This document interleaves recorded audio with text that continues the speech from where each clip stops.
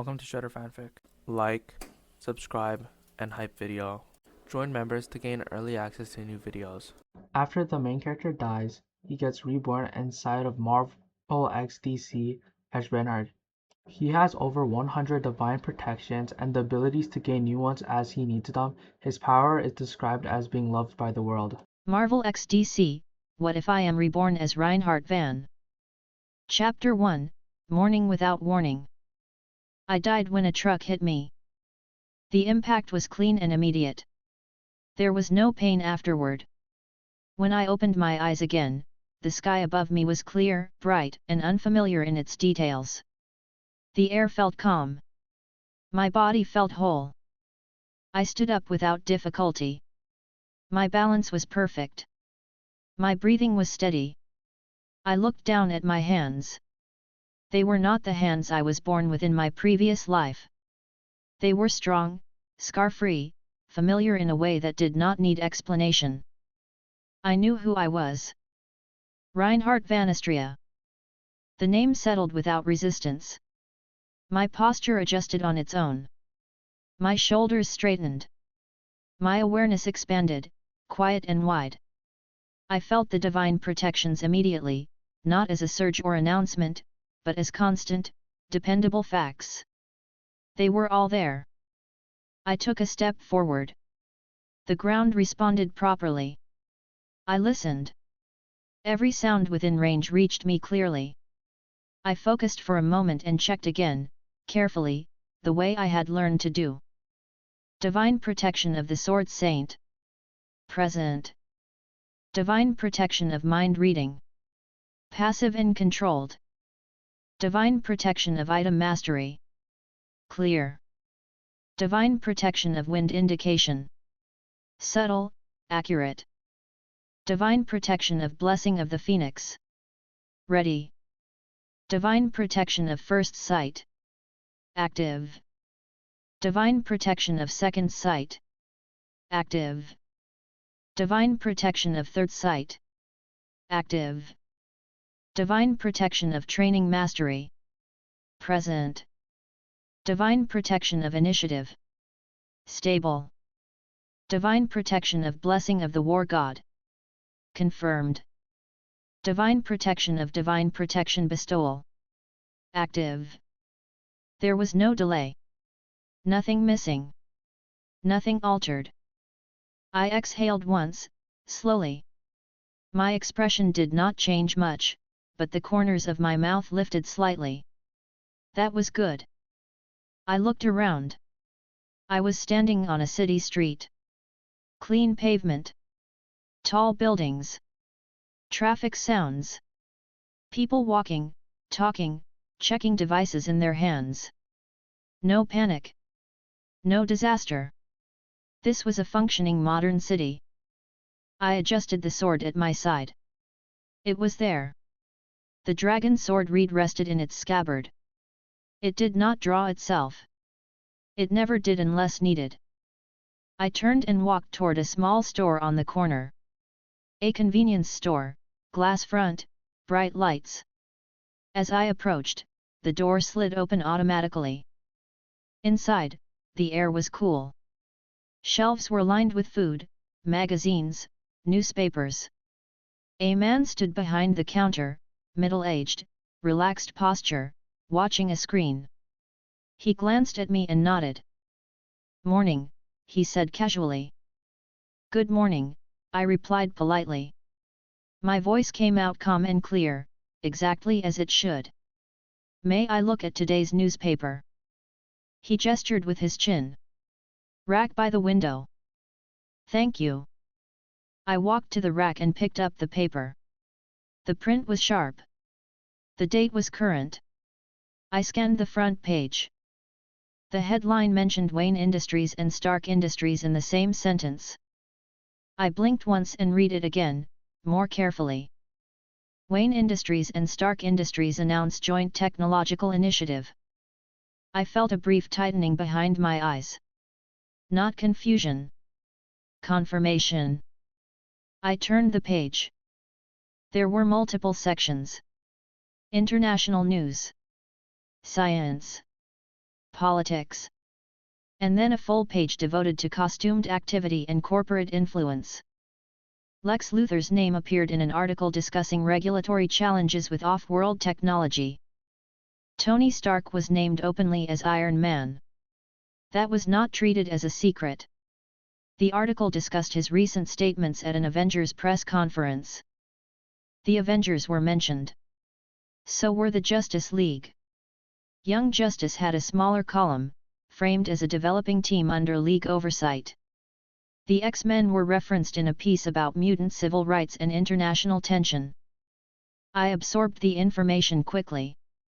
My face remained composed. Inside, my thoughts moved at a steady pace. This was a merged world. Marvel and DC. Shared space. Shared timeline. I turned another page. There was speculation about Batman. The article listed possibilities. Wealthy figures. Military contractors. Retired intelligence assets. None of them were Bruce Wayne. Bruce Wayne's name did not appear anywhere in the speculation. Wayne Industries was presented as a public-facing corporation with a board and executive structure, but Bruce Wayne himself was described as a reclusive heir with minimal public presence. The world did not know. That aligned with what I knew. I nodded faintly and folded the paper under my arm. I walked back to the counter and placed some cash down. "I'll take this," I said. The clerk rang it up without comment. He glanced briefly at the sword, then back at me. His expression suggested curiosity, but no alarm. "Cosplay?" he asked lightly. I smiled politely. "No." He accepted that answer without pressing. I stepped back outside. The door slid shut behind me. I paused on the sidewalk and unfolded the paper again, rereading certain sections to confirm details. The threats in this world were numerous. Alien invasions. Ancient gods. Supervillains with resources beyond nations. Metahumans. Mutants. Sorcerers. Cosmic entities. I knew all of it. I remembered the original plots. Every major event. Every turning point. My lips pressed together briefly. Not from worry. From focus. I folded the newspaper neatly and tucked it under my arm. Then I started walking. I did not know this city's name yet, but that was not important. What mattered was preparation. After leaving the shop, I decided to train. It was a simple decision. A necessary one. In either world alone, threats were endless.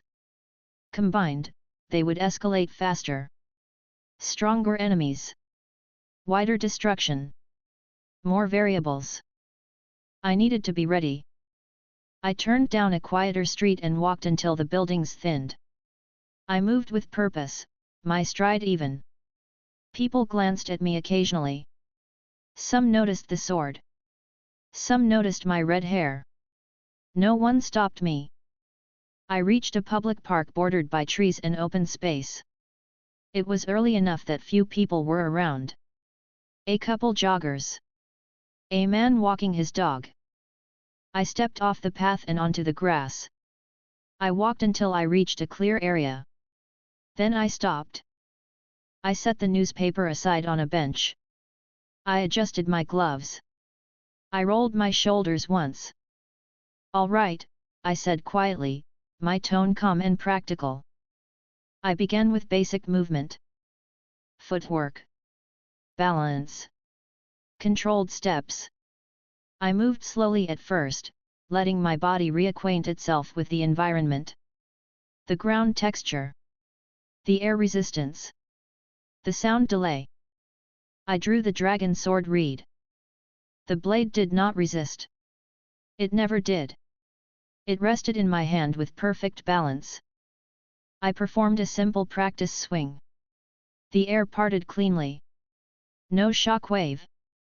No unnecessary force. I nodded slightly. I continued. Horizontal cuts. Vertical cuts. Controlled thrusts. Each movement precise. Each return to stance smooth. I paid attention to my surroundings, adjusting angles to avoid stray force. The divine protection of training mastery guided every correction instantly. My body adjusted before mistakes could form. I increased speed gradually. The air began to move more noticeably. Leaves shifted. The joggers slowed, watching from a distance. One of them stopped entirely, staring. I maintained discipline. I did not let power leak. I sheathed the sword after several minutes and moved into unarmed drills. Punches. Kicks. Blocks. Transitions. My breathing remained steady. A faint smile crossed my face when I felt the ease of it. Not pride. Comfort. After that, I focused inward. I checked my divine protections again. All stable. All responsive. I extended my awareness, lightly. I sensed the environment. Life. Motion. Potential threats. None immediate. Good. I lowered my arms and exhaled. That will do for now, I said softly. I retrieved the newspaper and sat on the bench. I reread the sections about current events, aligning them with my memory. I noted discrepancies. Timing differences. Public knowledge levels. Batman remained unknown. That meant certain events had not happened yet. Or had happened differently. Tony Stark was public. The Avengers were active. The Justice League was established. I would need to be careful. I stood again and adjusted my cloak. I looked toward the skyline. I will prepare, I said, my voice steady. That is enough. I began walking again, leaving the park behind, my steps unhurried. Chapter 2, Steel and Silence. I felt it before I heard it. The disturbance was distant, far beyond the normal range of sound, but it pressed against my awareness with clarity. Metal tearing. Energy discharge. Multiple presences moving at high speed. Hostile intent focused in one direction. My steps slowed. I stopped in the middle of the sidewalk. That is not small, I thought calmly. The divine protection of wind indication adjusted instantly. Direction confirmed. Distance confirmed. The scale of the conflict registered as significant. Enough that delay would cause damage. I did not hesitate. I shifted my stance slightly, grounded my balance, and activated teleportation. The world folded without resistance. There was no strain, no delay. I arrived. The air was heavy with dust and ozone. Concrete fragments lay scattered across a wide industrial zone. A warehouse wall had been torn open, steel beams twisted outward as if peeled back. Several vehicles lay overturned, their frames bent and crushed. In the center of it all floated Magneto. He hovered several meters above the ground, arms slightly spread, his red and purple armor intact and clean despite the destruction around him. His helmet was on. His posture was rigid and confident. Metal debris circled him in a controlled orbit. Below him, the X-Men were engaged. I identified them immediately. Cyclops stood near the front, visor glowing faintly as he tracked Magneto's movement. Storm hovered off to the side, her expression tight, wind and pressure gathering around her hands. Wolverine crouched low near a damaged truck, claws extended, his breathing heavy but controlled. Jean Grey stood back, focus intense, telekinetic barriers flickering as they absorbed flying debris. Nearby, I sensed others. Bruce Banner stood at the edge of the combat zone, partially shielded by a collapsed concrete slab. He was not transformed. His heart rate was elevated but controlled. He watched Magneto closely, jaw tight, hands clenched, clearly holding himself back. Members of Young Justice were present as well. I saw Nightwing coordinating with quick hand signals. Superboy stood near him, feet dug into the ground, bracing against magnetic shockwaves. Miss Martian hovered slightly above them, her focus divided between shielding civilians and monitoring Magneto's mind. Artemis took cover with her bow ready, eyes sharp. This is already too crowded, I thought evenly. Magneto raised one hand. Several steel beams ripped free from the warehouse structure and shot toward the X-Men at high speed. Cyclops shouted, "Incoming!" Jean reacted instantly, pushing back with telekinesis, but the force was heavy. Storm redirected wind to slow the beams. One still broke through, slamming into the ground near Wolverine and throwing debris outward. That was enough. I stepped forward. The ground beneath my feet cracked lightly as I moved, but I did not rush. I walked into the open space between Magneto and the others. Several heads turned toward me at once. Nightwing's eyes narrowed. Cyclops shifted his stance slightly, visor angling toward me. Storm's gaze flicked over me quickly, assessing. Magneto noticed me last. His helmet tilted down. The metal orbit around him adjusted subtly. "Another would-be hero," Magneto said coldly. His voice carried easily. "Leave. This does not concern you." I stopped 10 meters away and looked up at him. My expression was calm. My posture straight. "It does concern me," I said evenly. "You are causing unnecessary damage." There was no raised voice. No challenge in my tone. Just a statement. Magneto's mouth tightened slightly. "You have no idea what is necessary," he replied. "Stand aside." I shook my head once. Slowly. "No," I said. A brief pause followed. I felt several reactions at once. Cyclops glanced at Jean, then back at me, clearly questioning. Nightwing's hand lifted slightly, signaling his team to hold.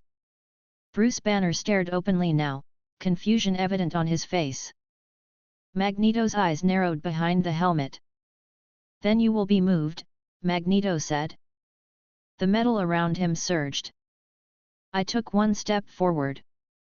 The dragon sword reed remained sheathed. I did not draw it yet. I raised my right hand slightly, palm open. The incoming metal froze. Not bent. Not deflected. It stopped completely, hanging in the air between us. Magneto's control met resistance. His posture stiffened. His focus sharpened immediately. "What are you?" he demanded. "I am Reinhard van Istria," I said calmly. "And this ends here." I closed my fingers slightly. The suspended metal dropped straight down, embedding harmlessly into the ground without momentum. Dust puffed outward. A few quiet sounds broke out behind me. "Did he just?" Superboy muttered. Storm's eyes widened a fraction. Jean's focus sharpened, her attention fully on me now. Magneto descended slightly, lowering his altitude. "You interfere with forces you do not understand," Magneto said. "I command metal itself." I nodded faintly. "I know." I took another step forward. The magnetic pressure increased. I felt it push against my armor, my sword, every piece of metal on my person. It did nothing. The divine protections compensated automatically. The force dispersed without effort. Magneto's expression changed. The confidence cracked just enough to be visible. Bruce Banner swallowed hard. "That's not normal," he said quietly. I continued walking. Magneto raised both hands now. The ground trembled as deeper metal structures responded. Reinforcement bars ripped free from concrete beneath my feet. I did not stop. The bars twisted toward me, attempting to bind. I lifted my hand and tapped the air lightly. The force collapsed. The metal fell apart mid-motion, bending and snapping as if stripped of cohesion. Magneto dropped to the ground, boots hitting concrete with force. He stood tall, cape settling behind him. "This is your last warning," Magneto said sharply. "I understand," I replied. "You are still wrong." I drew the dragon sword reed. The blade emerged smoothly, catching the light. The air shifted instantly. Pressure radiated outward in a controlled wave. Several heroes took an involuntary step back. Nightwing's breath caught. "Okay," he said quietly. "That's a sword." I held it loosely at my side, point angled downward. "I do not wish to injure you," I said to Magneto. "Stand down." Magneto laughed once, sharp and humorless. He thrust his hands forward. Everything metal surged at once. Vehicles, beams, fragments, twisted wreckage, all of it rushed toward me from every direction. I stepped forward and swung. The motion was precise. Minimal. The result was immediate. The metal parted cleanly, split and redirected without explosion or shockwave. The pieces fell harmlessly around me, embedding into the ground in neat lines. The silence afterward was heavy.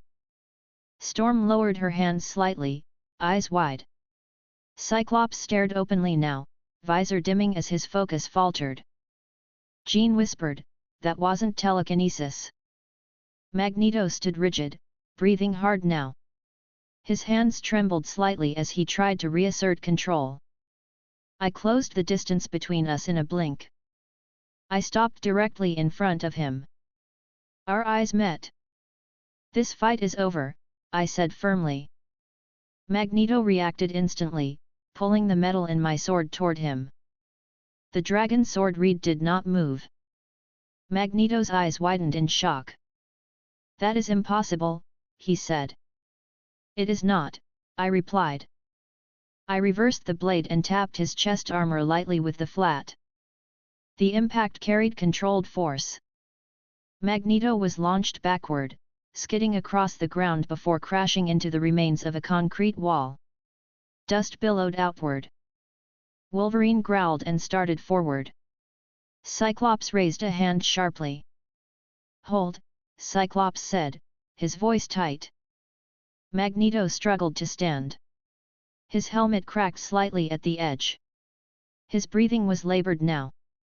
I walked toward him again, unhurried. "You have lost," I said.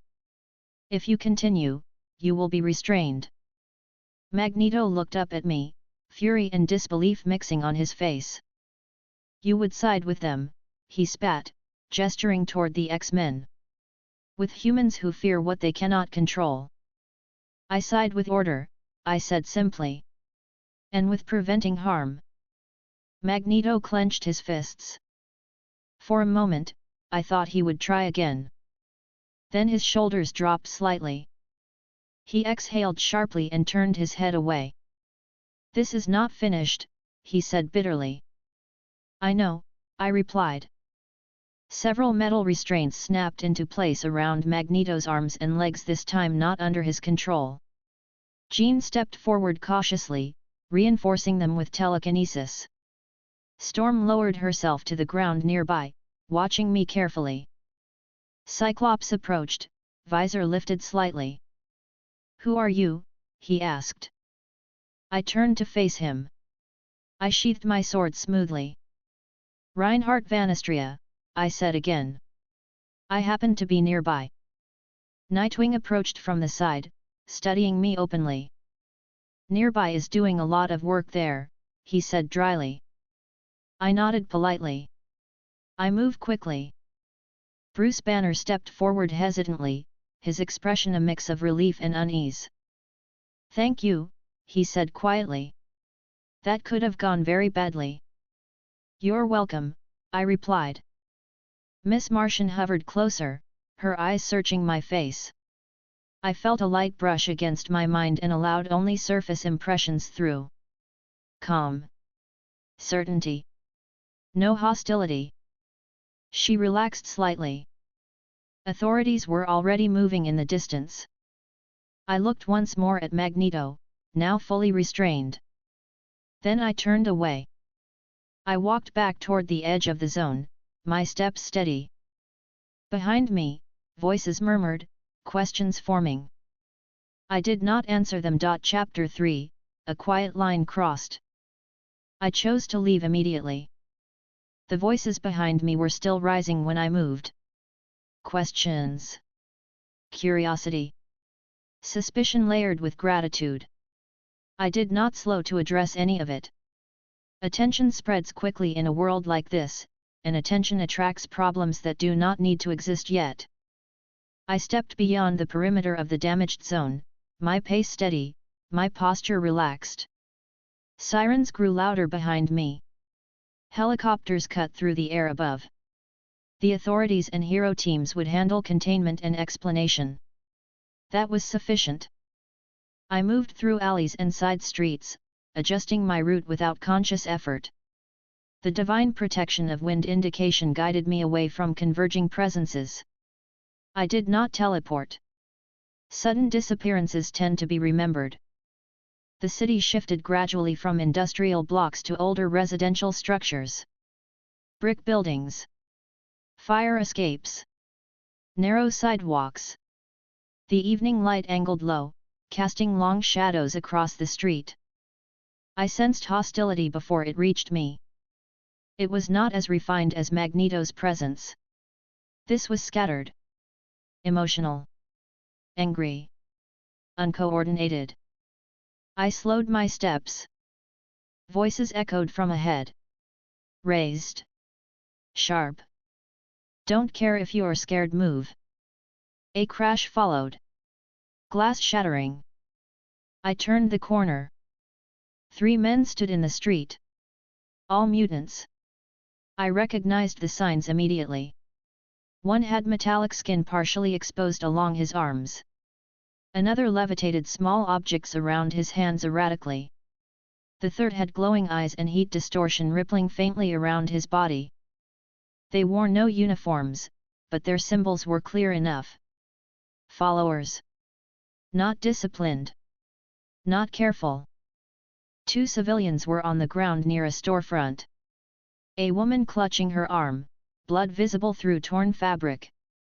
A man trying to shield her, his face pale. "Hey," the man with glowing eyes said sharply when he saw me. "Keep walking." I stopped. The metal-skinned mutant scoffed. "Another one of them." I looked at the injured woman. Her breathing was uneven. Fear was obvious on her face. My expression tightened slightly.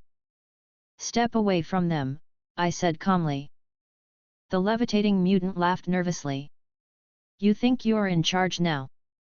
I took one step forward. The air pressure shifted subtly. They felt it. Their movements faltered for a fraction of a second. "You already made your choice," I said evenly. "Leave." The man with glowing eyes raised his hands. Flames flickered. "No," he snapped. "We're done running." He launched the fire toward me. I drew my sword. The motion was clean. One swing. The fire split and dispersed instantly. The heat vanished. The shockwave knocked all 3 mutants off their feet. They scrambled to recover. The metal-skinned one charged, fists raised. I stepped forward and swung once more. He fell. He did not move again. The levitating mutant screamed and tried to flee, lifting himself awkwardly into the air. I closed the distance and cut. He fell beside the first. The last mutant froze, eyes wide. The flames around his hands sputtered. "You don't get it," he said shakily. "They hate us." I looked at him directly. "I know," I said. I moved. The blade flashed once. Silence returned to the street.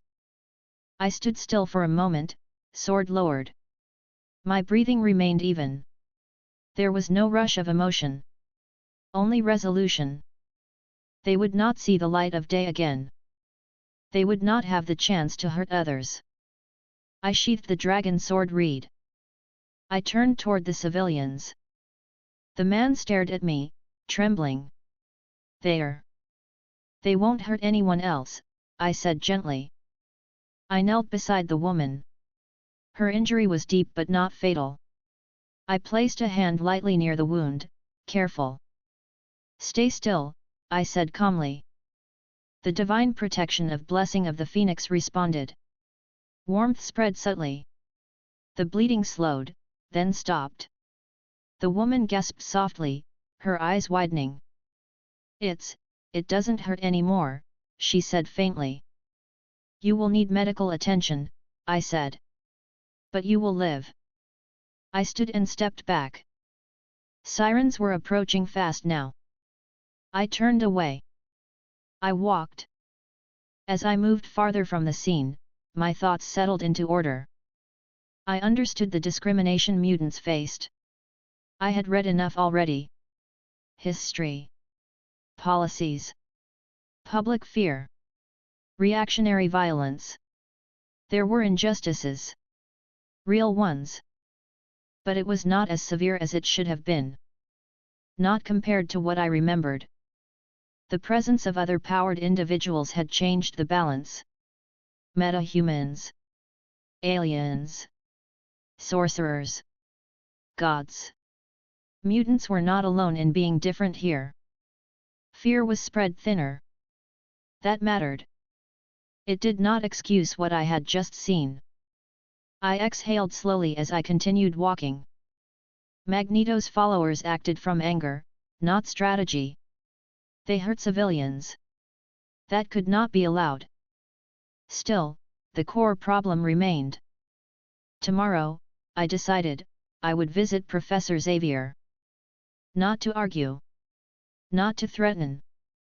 To find a way to help mutants without allowing chaos to spread. That would require discussion. Structure. Cooperation. I adjusted my gloves and stepped into the evening crowd, my presence blending into the flow of the city. Chapter 4, A Table and a Shadow. I arrived at Westchester County without spectacle. The grounds were quiet. Manicured lawns. Tall trees. A large, old building that carried itself with calm purpose. The school did not feel like a fortress, but it was one. I knew its defenses. Psychic layers. Subtle alarms. Minds watching without being obvious. I walked up the drive openly. I did not hide my presence. Before I reached the front doors, I felt him. Professor Charles Xavier's attention brushed against me with care and restraint. He did not intrude. He assessed. He measured. The doors opened before I needed to touch them. I stepped inside. The interior was warm and orderly. Wooden floors. Soft lighting. The distant sound of voices deeper in the building. Students. Training. Daily life continuing as it always did. Charles Xavier waited in the central study. He sat in his wheelchair near the window, hands folded loosely in his lap. His expression was calm, polite, but alert. His eyes met mine directly. Reinhard van Istria, he said evenly. You do not attempt to hide. No, I replied. There is no reason to. He gestured toward the chair across from him. Please. Sit. I sat. For a moment, neither of us spoke. His mind brushed mine again, carefully. I allowed surface impressions. Order. Resolve. No hostility. He inclined his head slightly. You intervened yesterday. Yes, I said. You defeated Eric. I stopped him. Charles nodded once. There is a difference. He will see it as defeat. That is his choice, I replied. A faint tension crossed his face. He did not argue. You also killed members of his faction, Charles said quietly. Yes, I said. He studied me closely now. Not judgmental. Concerned. They harmed civilians, I continued. They would have continued. I understand, Charles said. His voice remained steady, but his fingers tightened slightly on the armrest. Understanding does not make it easier. I did not come to debate that, I said calmly. Then why are you here? He asked. I leaned back slightly, posture relaxed. To offer an option, I said. Charles raised an eyebrow faintly. Go on. You train mutants, I said. You protect them. You teach restraint. That is good. He nodded. It is necessary. It is also not enough, I said. He did not interrupt. I continued evenly, without emphasis. Mutants remain separate. Hidden. Observed as a problem rather than participants. That will not change without exposure. Charles folded his hands together more tightly. Exposure has cost lives. Yes, I said. Uncontrolled exposure. I met his eyes.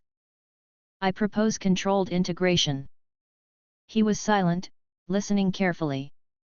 Send some of your students, I said. Not many. 1 or 2 at a time. To established hero organizations. He leaned back slightly. Which ones? The Justice League, I said. The Avengers. Young Justice. The Titans. His lips pressed together briefly. They would be representatives, I continued. Not symbols. Not weapons. Heroes. Working alongside humans, aliens, and others. Charles exhaled slowly. You believe that would change public opinion? Yes, I said. Public opinion is not rational, he replied. I know, I said. That is why it must be guided. He looked at me carefully. Guided how? Propaganda, I said plainly. He flinched slightly at the word. Public messaging, I clarified. Stories. Coverage. Interviews. Emphasis. I kept my tone practical. Mutants are not an unknown threat. They are familiar allies.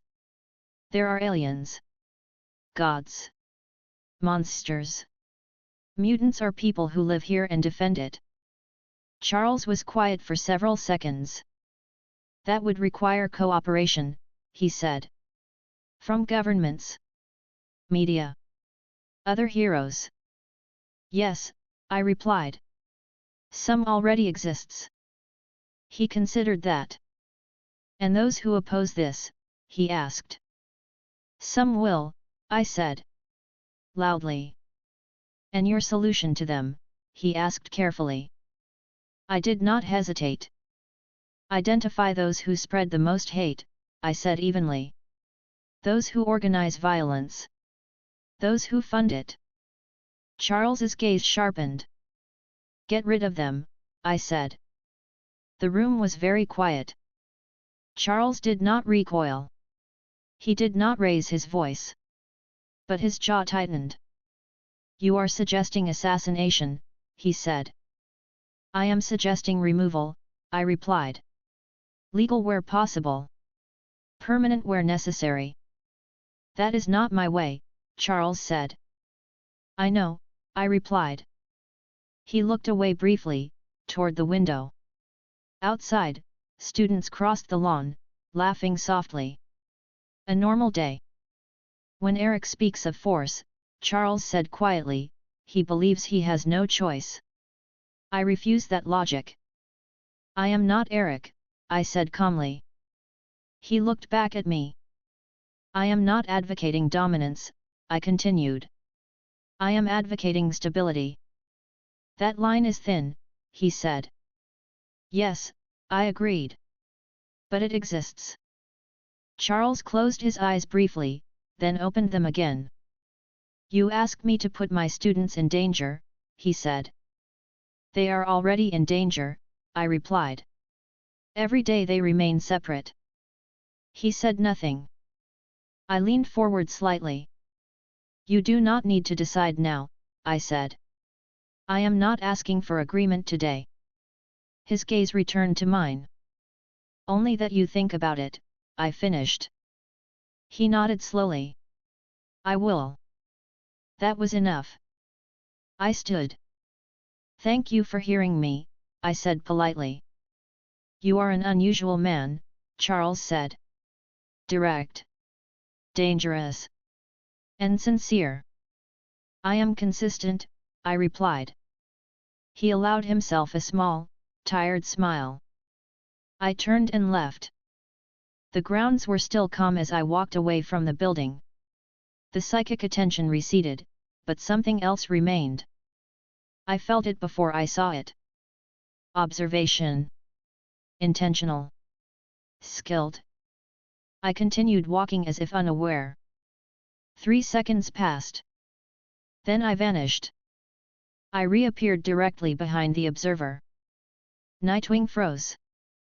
He was standing on a tree branch overlooking the drive, eskrima sticks half drawn. His shoulders tensed immediately, but he did not swing. Okay, he said carefully. That's unsettling. Good afternoon, I said calmly. He exhaled and relaxed slightly, then turned to face me. His expression was sharp, curious, and controlled. You always do that, he asked. Only when necessary, I replied. He tilted his head. You visited the professor? Yes. You didn't announce it? No. That's a habit you should work on, he said dryly. I disagree, I replied. He snorted softly, then studied me more seriously. You killed Magneto's people, he said. Yes. Some of the teams aren't thrilled, he added. That is acceptable, I said. Nightwing crossed his arms. You don't seem worried about opinions. I prioritize outcomes, I replied. He watched me for a moment, then nodded slightly. You're not wrong about some things, he said. But you move fast. I move at the speed required, I replied. He sighed quietly. You're going to make waves. Waves already exist, I said. I did not create them.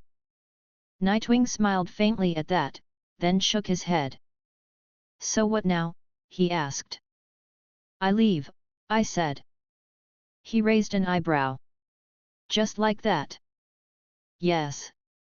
He studied my face, then stepped back on the branch. Try not to disappear every time someone wants answers, he said. I will consider it, I replied politely. I nodded once and stepped back. The world folded. Chapter 5, A Normal Week, briefly. 1 week passed. In that time, I built a life that did not draw attention. A name. Records. A modest apartment within commuting distance. Clothes that blended in. A schedule that looked ordinary on paper. I enrolled in Midtown School of Science and Technology under a fabricated but airtight identity. Transfer student. Foreign background. Minimal questions. The school was loud, crowded, energetic in the way only teenagers could manage. Conversations overlapped constantly. Laughter. Complaints. Plans for tests and clubs and after-school work. It was efficient camouflage.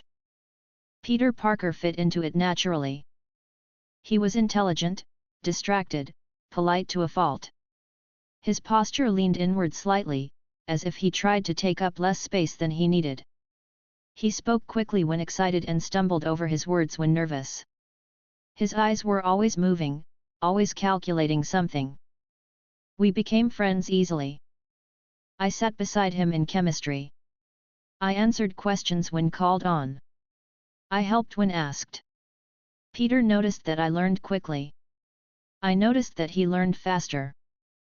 At lunch, he talked about photography, about Aunt May, about how hard it was to balance everything. He did not explain what everything meant, but he did not need to. I listened. I did not push. Today felt ordinary when it started. Classes moved at their usual pace. Teachers lectured. Students half paid attention. The bell rang between periods. I walked with Peter through the hallway, our bags slung over our shoulders. He was mid-sentence, talking quietly. So if the enzyme destabilizes at higher temperatures, then theoretically. He stopped. I felt it at the same moment he did. A disturbance. Vibrations through the building. A sharp spike of fear. Something heavy moving fast. Students screamed somewhere down the hall. The lights flickered. Peter's eyes widened. He swallowed and looked at me. A bathroom, he said quickly, already backing away. Be right back. Take your time, I said calmly. He nodded too fast and disappeared into the crowd. I continued walking. Chaos spread quickly. Teachers shouted. Students ran. Lockers rattled as something slammed into them from below. I turned the corner and saw it. Dr. Kurt Connors, fully transformed. The lizard towered over the hallway, claws tearing through walls as if they were paper. His tail smashed into lockers, sending metal doors flying. Students fled in all directions. I stepped to the side, out of the main flow, and watched. Moments later, Spider-Man dropped from the ceiling. He moved with familiar speed, webbing shooting toward the lizard's arms. He shouted something light, trying to keep the creature's attention away from the fleeing students. I remained where I was. This was Peter's fight. Until it wasn't. The air changed. A sharp, mechanical whine cut through the noise. A pumpkin-shaped explosive bounced along the floor and detonated near the far end of the hall. The blast threw debris outward, shattering windows. Green smoke filled the space. Green Goblin descended on his glider through the broken glass, laughing loudly. Oh, come on! Spider-Man shouted. This is a school. The Goblin cackled. Public spaces are my favorite. Students were gone now. Teachers too. The hallway was empty except for the four of us. I sighed quietly. Unfortunate timing, I said to myself. The Goblin launched another bomb. Spider-Man dodged, flipping over it. The lizard roared and swiped at him from the other side. Peter was fast. Very fast. But this was not sustainable. I stepped forward. The Goblin noticed me first. Well, hello there, he said cheerfully. You lost, kid. I did not respond. I drew my sword. The sound was clear and sharp.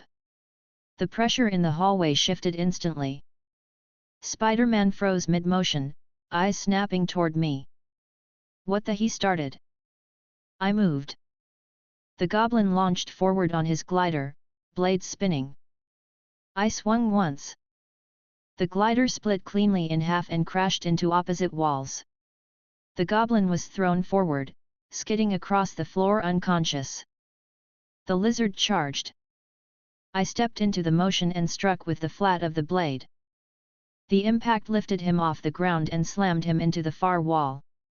Concrete cracked. He slid down and did not rise. Silence returned abruptly. Dust settled. Spider-Man stared at me, chest heaving.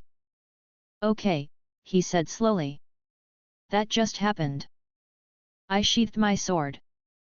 You should change back, I said calmly. Before someone returns. He blinked.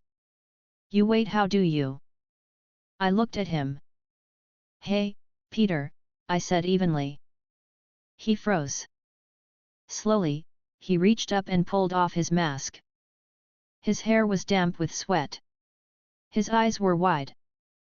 You knew, he said quietly. Yes, I replied. He stared at me for a moment longer, then exhaled sharply and laughed under his breath, a mix of nerves and excitement. Of course you did, he said. Of course you did. He pulled off the rest of the suit quickly, stuffing it into his bag with practiced efficiency. Okay, he said, slinging the bag over his shoulder. We are definitely talking about this. Yes, I said. We stepped over the unconscious villains. Peter glanced back once. They'll be fine, right? They will wake up, I said. Later. That's good, he said. We exited the hallway just as alarms continued to blare. Students were gathering in the courtyard, confused and frightened. We blended into them easily. Peter walked close beside me, leaning in slightly. That was insane, he whispered rapidly. You cut the glider in half. In half. Who are you? Reinhard, I replied quietly. No, I mean like what are you, he asked, eyes bright with excitement. I am someone who can help, I said. He nodded quickly. Okay. Okay. That works. So you knew about me. Do you know about never mind, bad question. I allowed a small smile. He noticed and grinned back. This is so cool, he whispered. I mean terrifying but also really cool. I nodded once. We continued walking with the crowd, voices and sirens filling the air. Chapter 6, Boundaries and Blue Notebooks. The rest of the day unfolded with the kind of disorder a school tries to pretend it can manage. Teachers gathered students in the gym and courtyard. Administrators shouted instructions into handheld radios they did not seem trained to use. A few police officers arrived, then more, then people in better equipment who moved with quieter certainty. The story shifted in real time, changing each time it passed from one student to another. I stayed where I was supposed to stay. I looked concerned at the right moments. I kept my posture neutral. I spoke only when spoken to.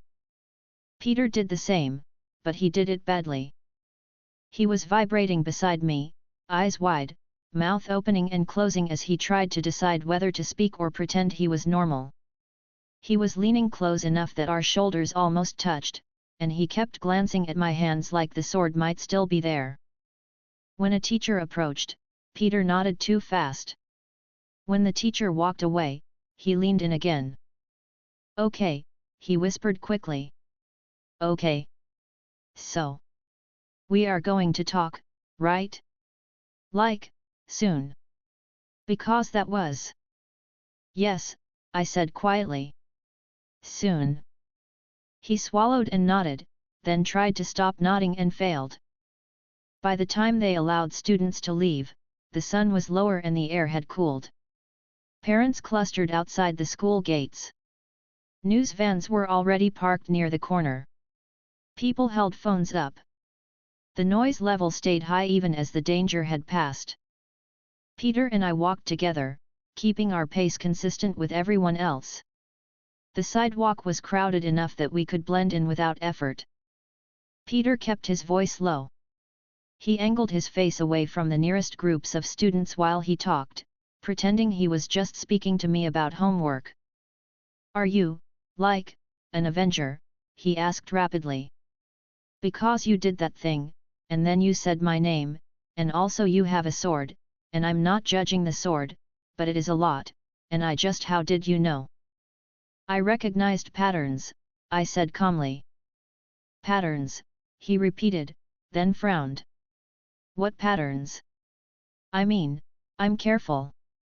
Mostly. I'm not perfect, but. You are careful, I said. You are also predictable. His eyes widened. Predictable? That sounds bad. It is not, I replied. It means I can plan around you. Peter stared ahead for a few steps, processing that. His cheeks were slightly flushed.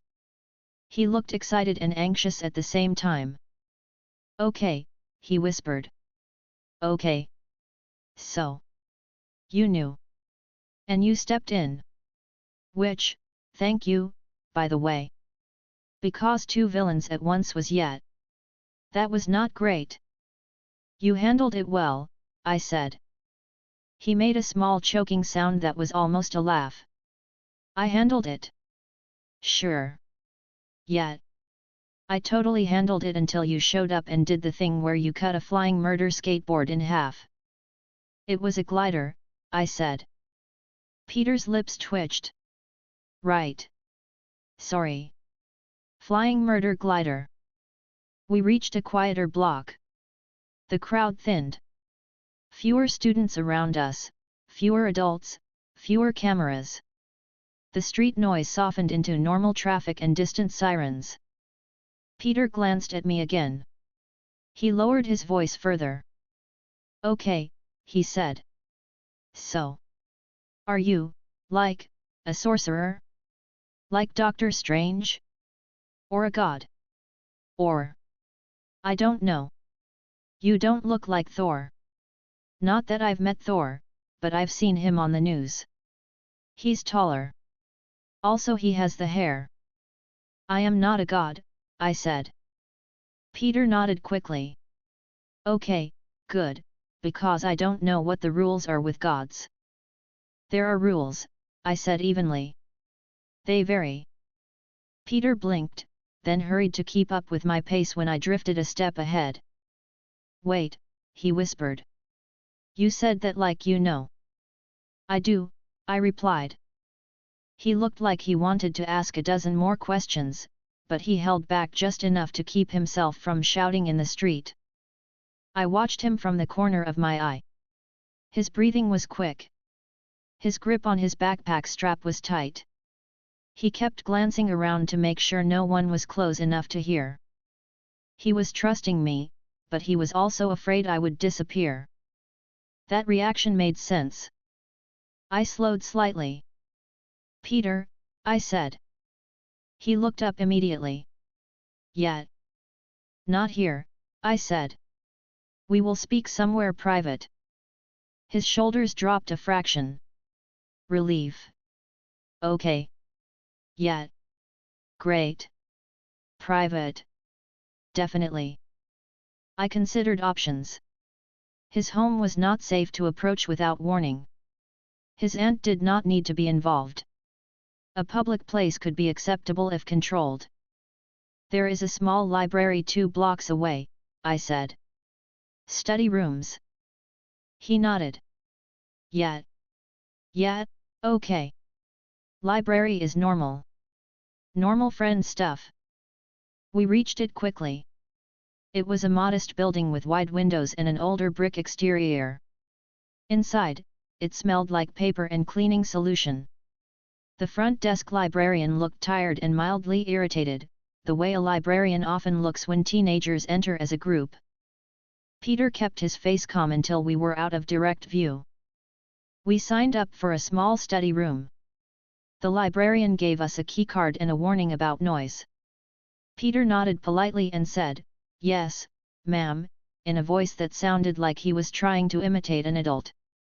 We entered the room and shut the door. The room was simple. A table. 4 chairs. A whiteboard. No windows. Quiet ventilation hum. Peter immediately dropped his backpack onto the chair beside him and unzipped it halfway, then stopped and zipped it again as if he had remembered that I already knew. He sat, then stood, then sat again. I remained standing for a moment, listening to confirm we were alone. I sensed no immediate presence nearby. No hostile intent. No surveillance that mattered. I sat across from him.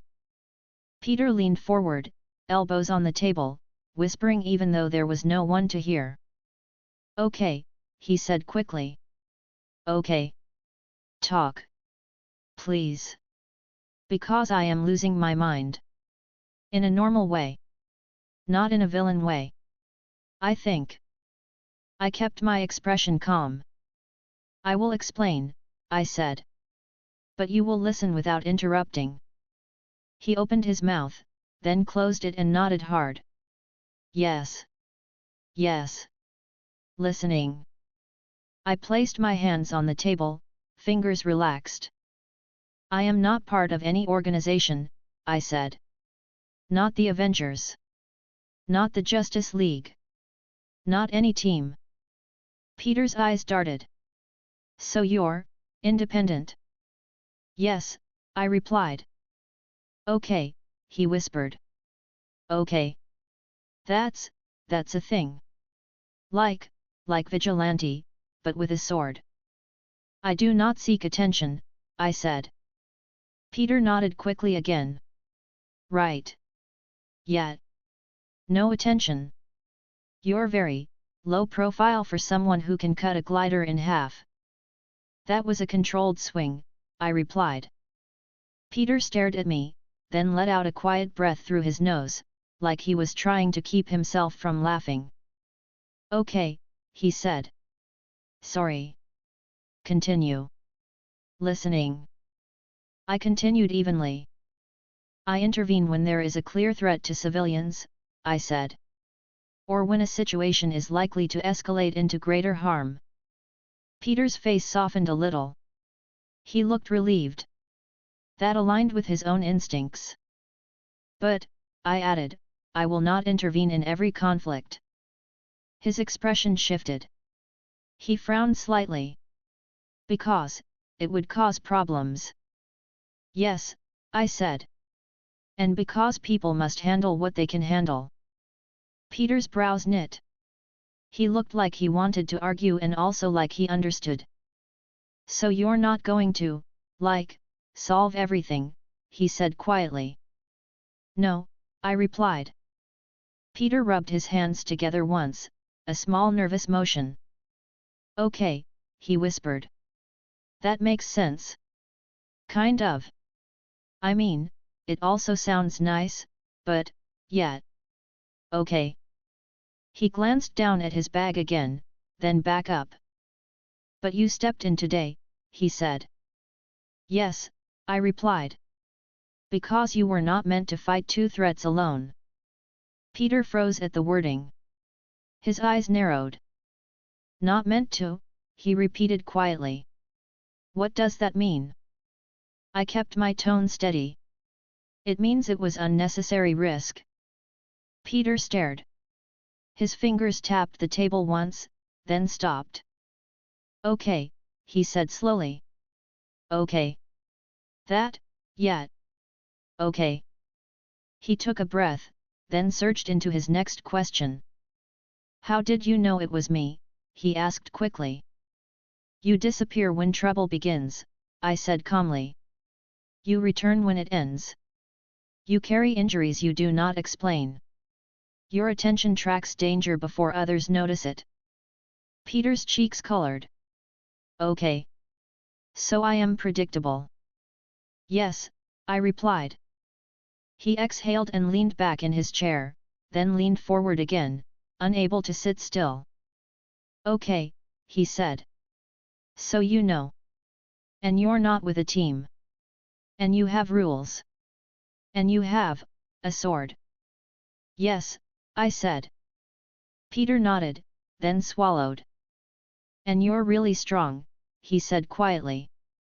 Yes, I replied. He stared at me for a long moment. Are you, a mutant? He asked cautiously.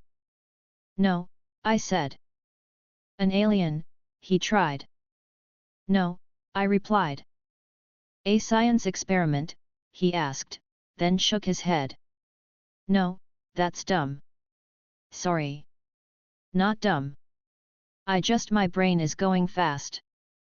I understand, I said.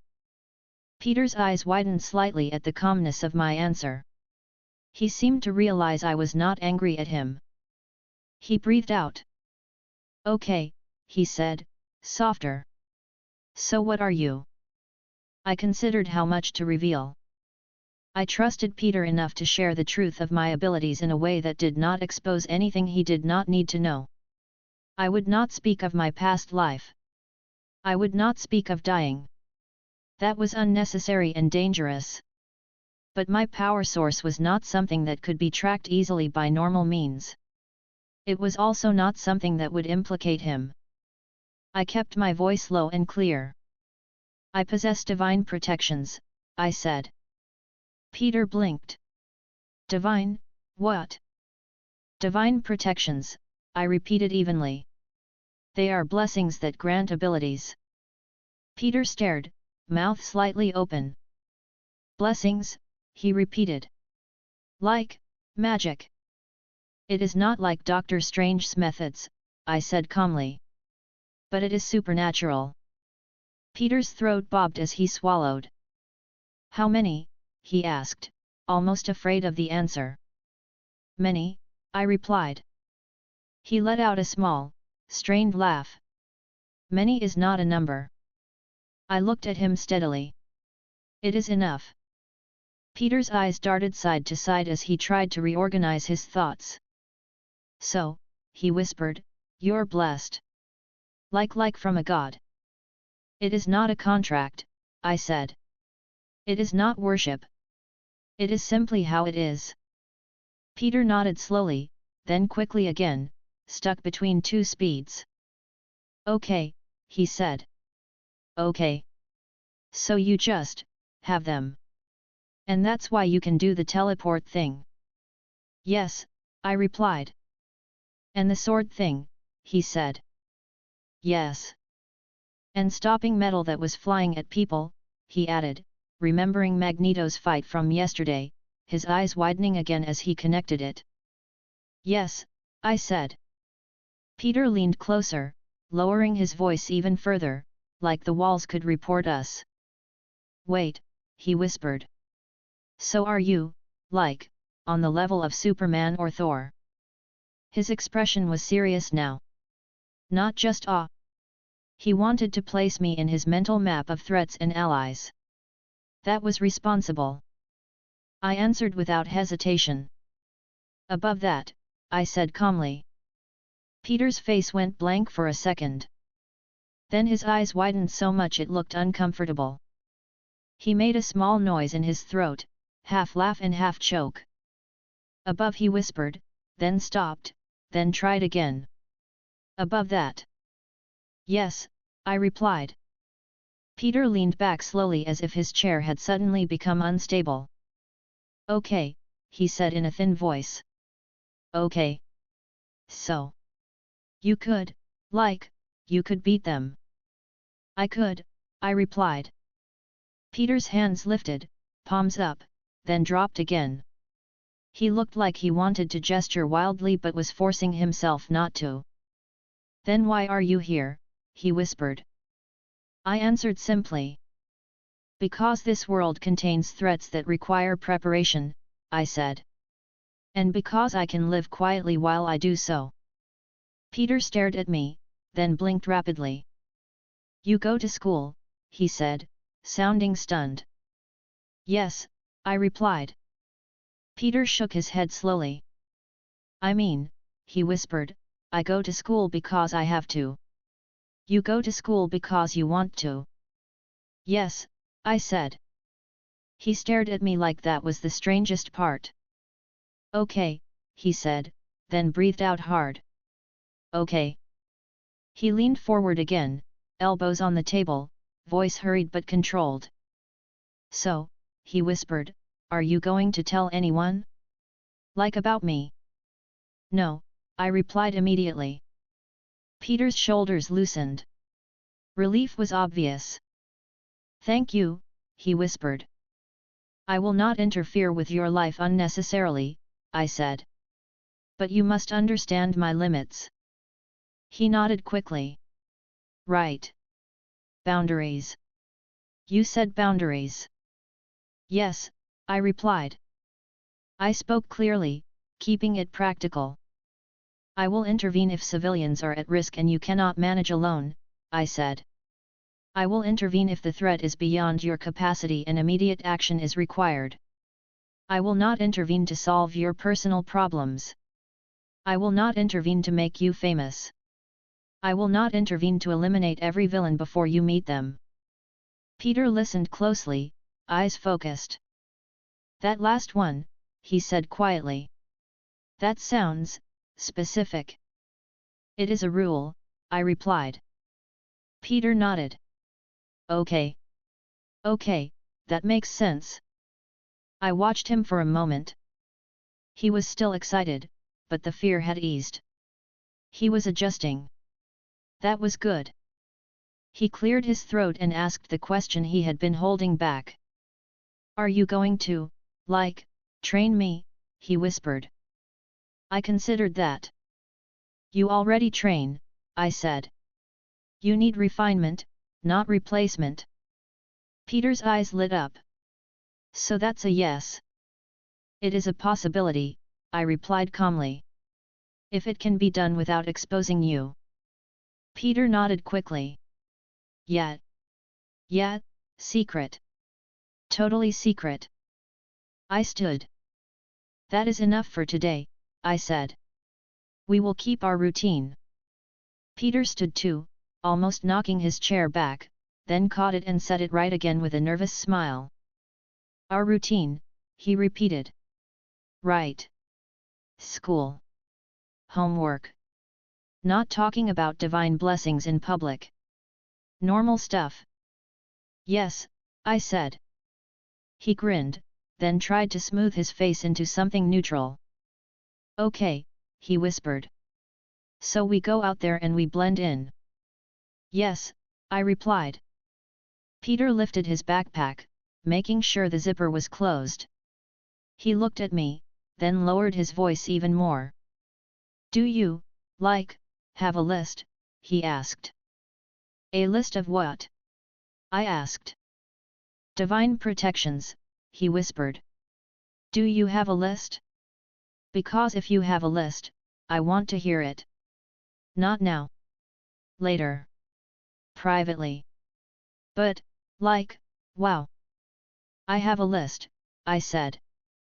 Peter's eyes widened again. He nodded rapidly. Okay. Later. Later. Not now.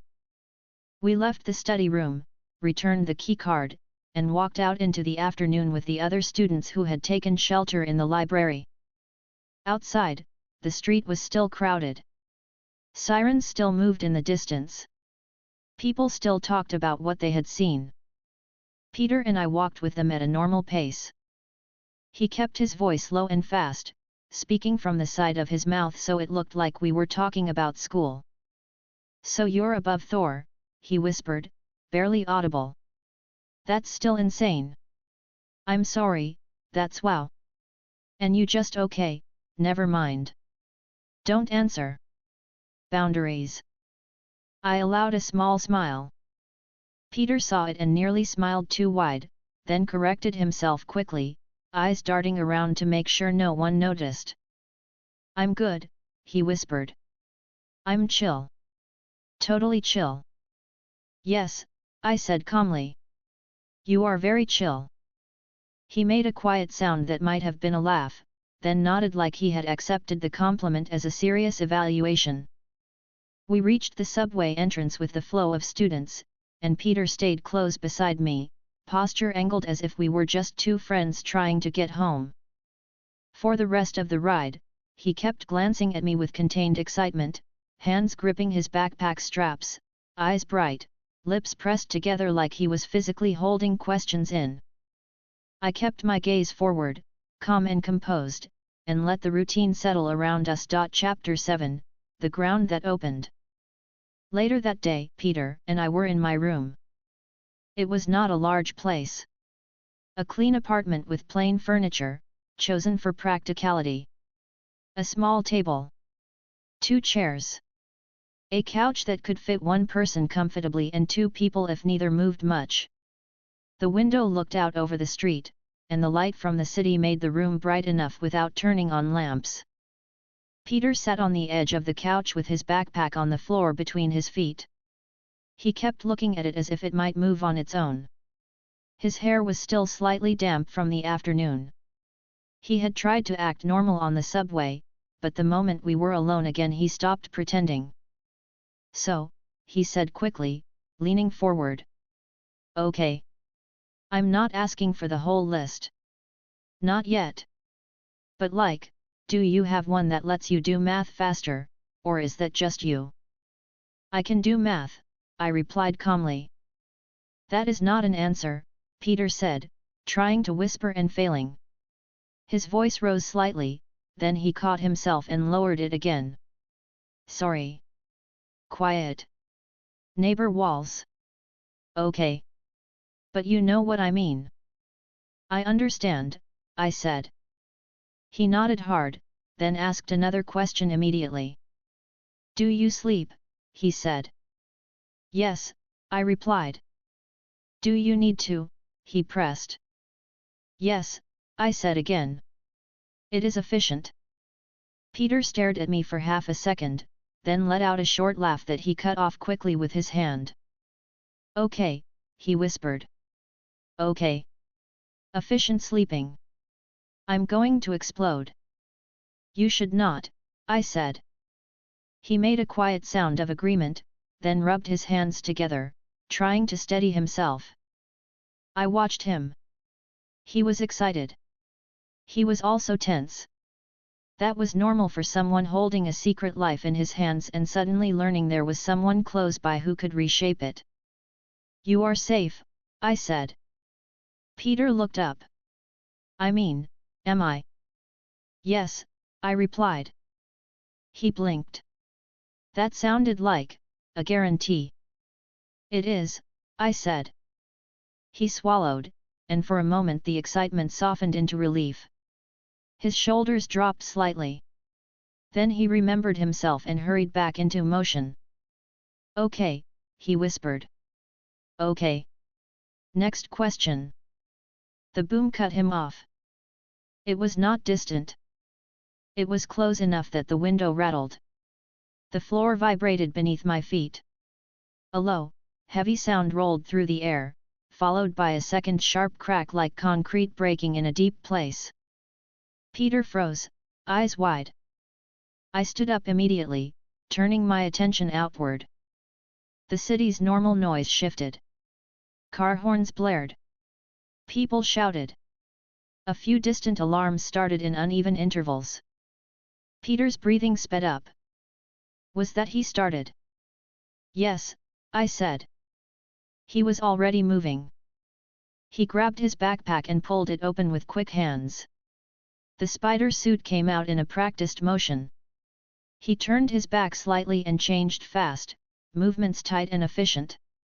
His earlier awkwardness vanished. This was what he understood. I remained calm and checked the direction. The divine protection of wind indication confirmed it instantly. The disturbance originated several blocks away. The presence that followed it was not human. It was heavy, dense, and hostile. Even contained underground, it pressed against the area like pressure from a sealed container. Peter zipped his bag and slung it over his shoulder. Okay, he whispered. We go. We go now. Yes, I replied. He tugged his mask down as we reached the door, then paused with his hand on the knob and looked at me. You're coming as, you, he said quietly. As me, I replied. He nodded once, fast. Okay. Cool. Cool. We left the apartment and moved quickly through the building, down the stairwell rather than the elevator. Peter moved with restless energy, bouncing slightly on the balls of his feet. I moved at a steady pace that matched him without effort. Outside, the street was already reacting. People leaned out of windows. Others rushed toward intersections to see what had happened, while the more cautious ran away from the direction of the sound. Peter and I stayed close together, cutting down side streets. Do we call someone? Peter asked, voice low. Someone is already coming, I said. How do you know? He asked. I can feel them, I replied. Peter swallowed. Right. Divine stuff. Okay. We reached the next avenue, and the scale of it became clear. The pavement ahead was broken open. Not cracked. Open. A massive hole had formed in the street, wide enough that several buses could have fallen in side by side.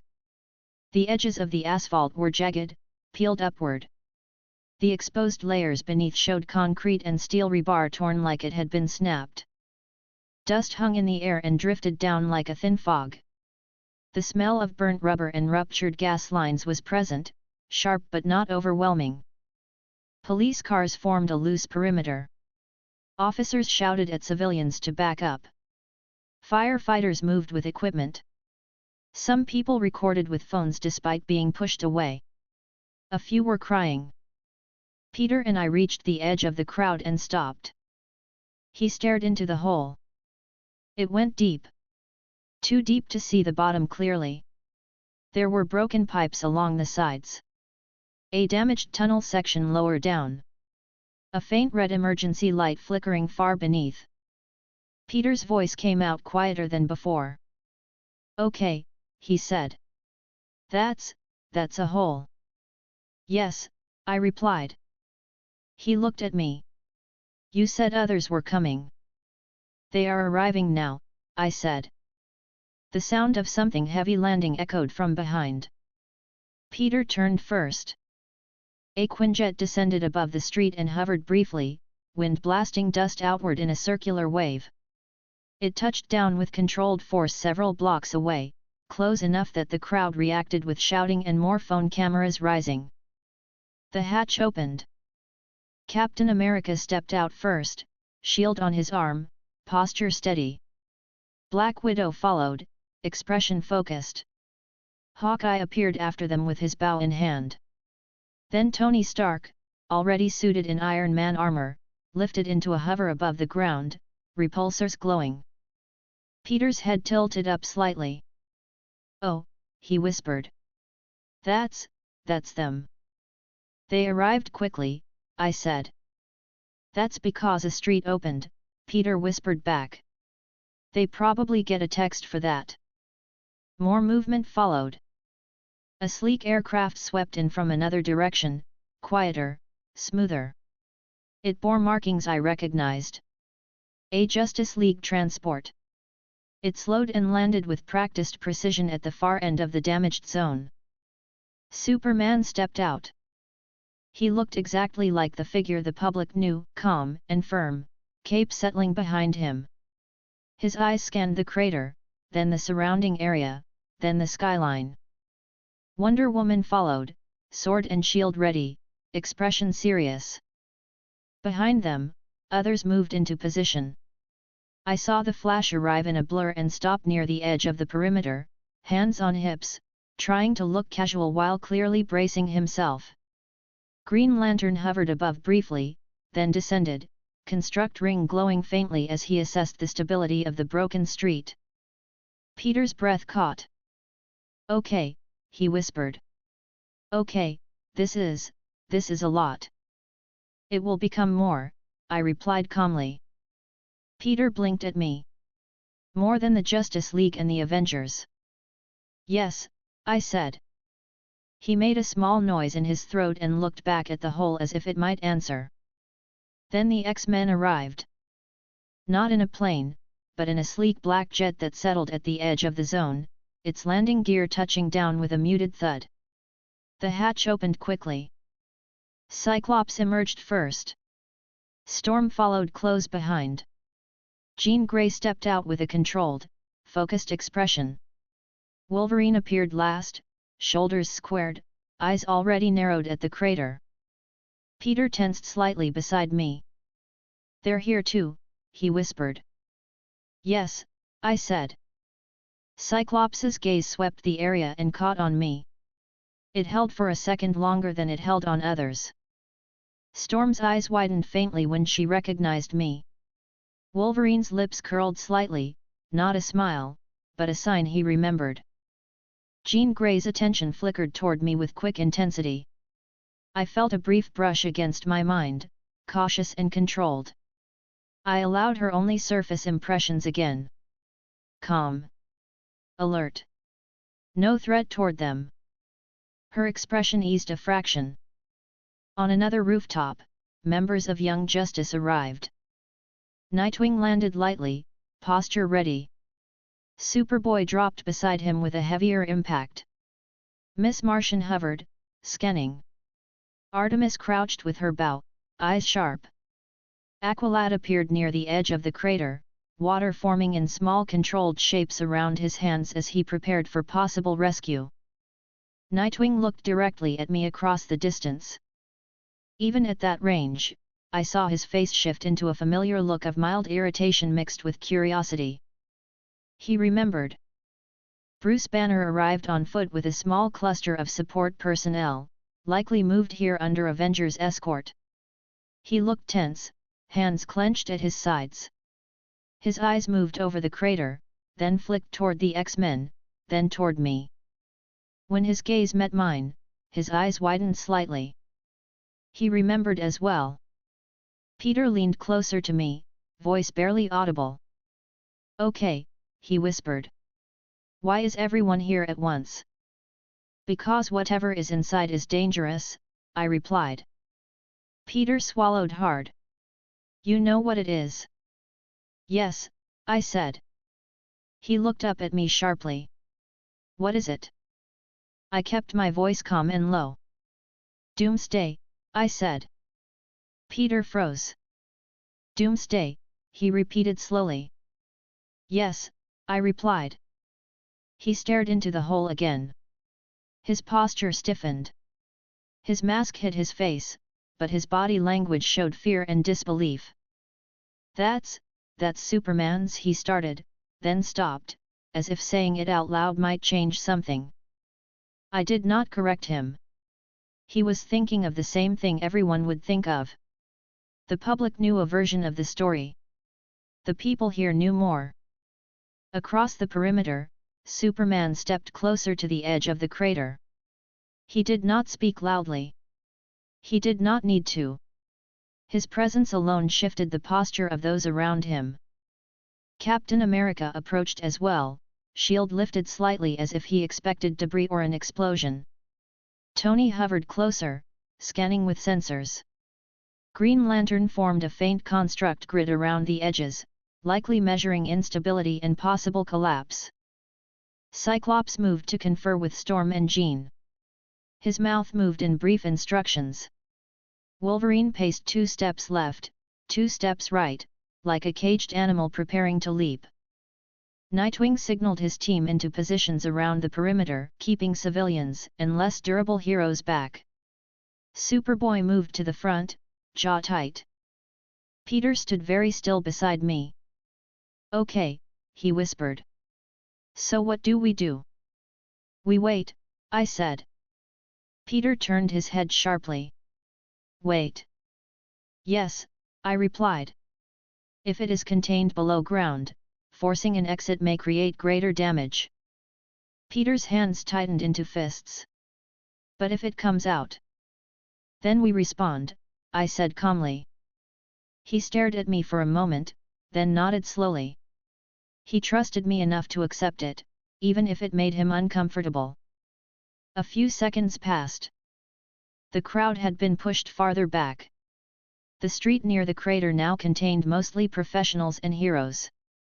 Rescue teams held at the perimeter, prepared to move in once the situation allowed. I stepped forward slightly, enough that I was closer to the front line but still not directly at the edge. Several eyes turned toward me. Captain America noticed me and narrowed his eyes, trying to place me. Tony Stark hovered, faceplate angled toward me as his systems likely ran identification checks. Cyclops' attention stayed on me. Nightwing's gaze remained steady. Bruce Banner took a step closer, staying behind Captain America's line. "Hey," Banner said cautiously, voice strained.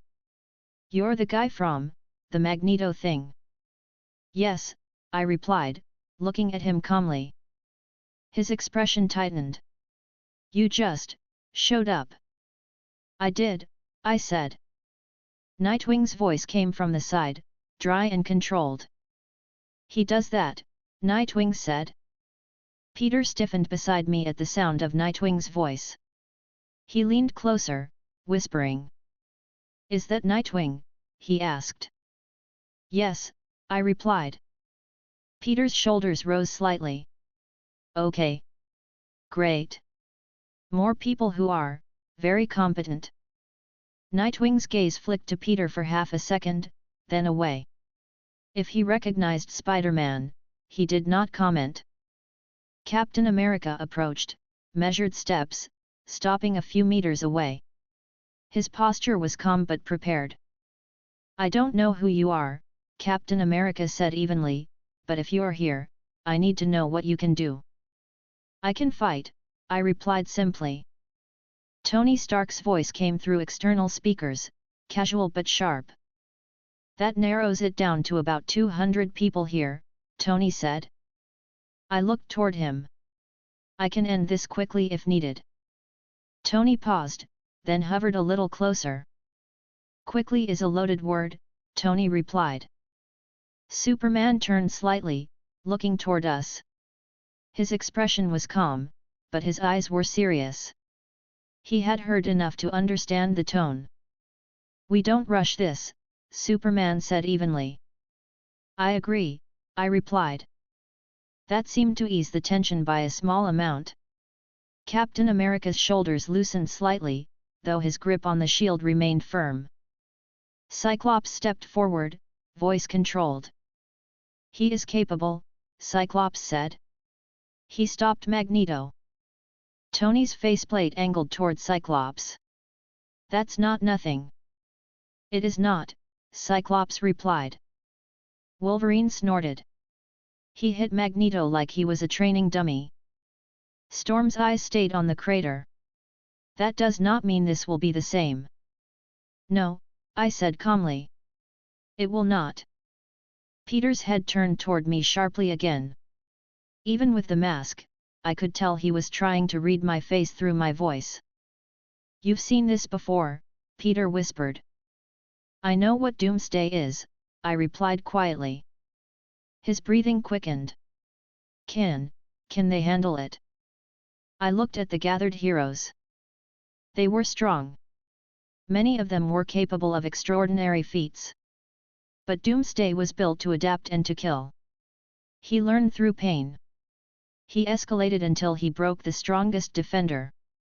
It would be violent if allowed to unfold fully. I can handle it, I said quietly to Peter.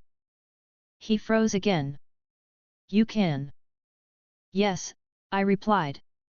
But I will not move without reason. Peter nodded quickly, then forced himself to stillness. A heavy vibration rolled up from the crater. Everyone felt it. The ground trembled. Dust shook loose from broken asphalt. A low sound rose from below, not a roar yet, but a deep, dense movement like something massive shifting in a confined space. Superman stepped to the edge, peering down, eyes glowing faintly as he used his senses. Green Lantern's construct brightened. Flash crouched slightly, ready to move. Wonder Woman lifted her shield. Captain America raised his shield as well, stance widening. Tony Stark's armor shifted into a more aggressive hover position, repulsors adjusting. Storm's hands lifted, electricity gathering faintly around her fingers. Jean's eyes narrowed, telekinetic pressure building like invisible walls ready to form. Cyclops' visor brightened. Nightwing raised one hand and made a short gesture. Young Justice tightened formation. Titans arrived on the far side now as well, moving into position with their own discipline. I saw Starfire hover near the perimeter, her expression alert. Raven stood still, cloak motionless, eyes fixed on the hole. Beast Boy shifted into a larger form briefly, then returned to human, waiting for the moment to commit. Peter whispered, almost too quietly to hear. Oh my God, he said. I remained composed. The vibration intensified. A cracking sound echoed upward as something struck the rock and concrete beneath. Then another. The edge of the crater broke further as the underground structure shifted. A chunk of asphalt fell inward, vanishing into the darkness. Superman's voice remained calm. "Everyone hold," he said evenly. Captain America echoed, voice firm. "Do not engage until we see it," he ordered. I watched, my hand resting loosely near my sword's hilt but not drawing it. Peter stood beside me, trembling slightly despite his attempt at control. His excitement from earlier was gone. This was not a school hallway. This was the kind of threat that could level blocks in minutes. The sound from below grew louder. Doomsday was moving. Everyone waited. All eyes stayed on the hole. Chapter 8, The Choice Not Taken.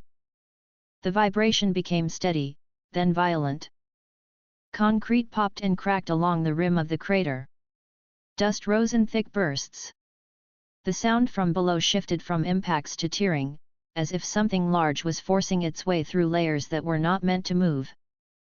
I stayed still.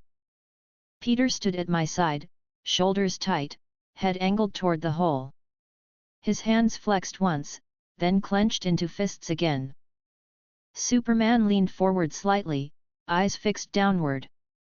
Wonder Woman's grip tightened on her shield. Captain America widened his stance. Iron Man rose a few meters higher, repulsors humming.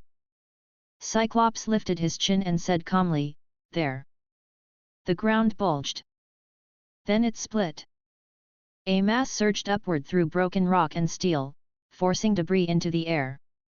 A thick arm with bone spikes punched through first, followed by a shoulder and a head that rose into the light with a heavy, aggressive motion. Doomsday climbed out. He was larger than any normal human, larger than most of the heroes near the front line. Gray, rough skin. Jagged bone protrusions across his shoulders, elbows, back, and head. His eyes were small and furious. His breathing was loud. He looked at the nearest figures and moved as if the decision to kill had already been made. The first roar shook the street. Several people in the crowd screamed again even from behind the perimeter. Police lines pulled back. Firefighters retreated to safer angles. Superman moved first. He accelerated forward with controlled speed, fist raised, and hit Doomsday in the chest. The impact echoed. Doomsday slid back half a step, then dug his feet into the street and swung an arm. Superman took the blow across his shoulder and braced, cape snapping. He did not fall. The exchange was fast and heavy, and the moment Superman engaged, the rest followed. Wonder Woman charged in with her shield up, striking Doomsday's side with a driving shove. She pivoted and swung her sword toward the creature's arm, aiming to disable without hesitation. Doomsday twisted, taking the sword strike against bone plating. Sparks jumped. The blade bit shallow. Wonder Woman's eyes narrowed, and she adjusted immediately, changing angle rather than forcing the same cut again. Captain America shouted, "Keep civilians back. Contain the perimeter." Avengers moved in. Iron Man fired a controlled burst of repulsors, striking Doomsday's torso and pushing him back from the crater edge. Hawkeye loosed an arrow that detonated near Doomsday's feet, throwing dust and fragments up to disrupt footing. Black Widow moved laterally, scanning for an opening and keeping her distance. The Flash blurred in, landing several quick strikes and retreating before Doomsday could track him cleanly. Green Lantern formed thick constructs bands and blocks attempting to pin Doomsday's arms.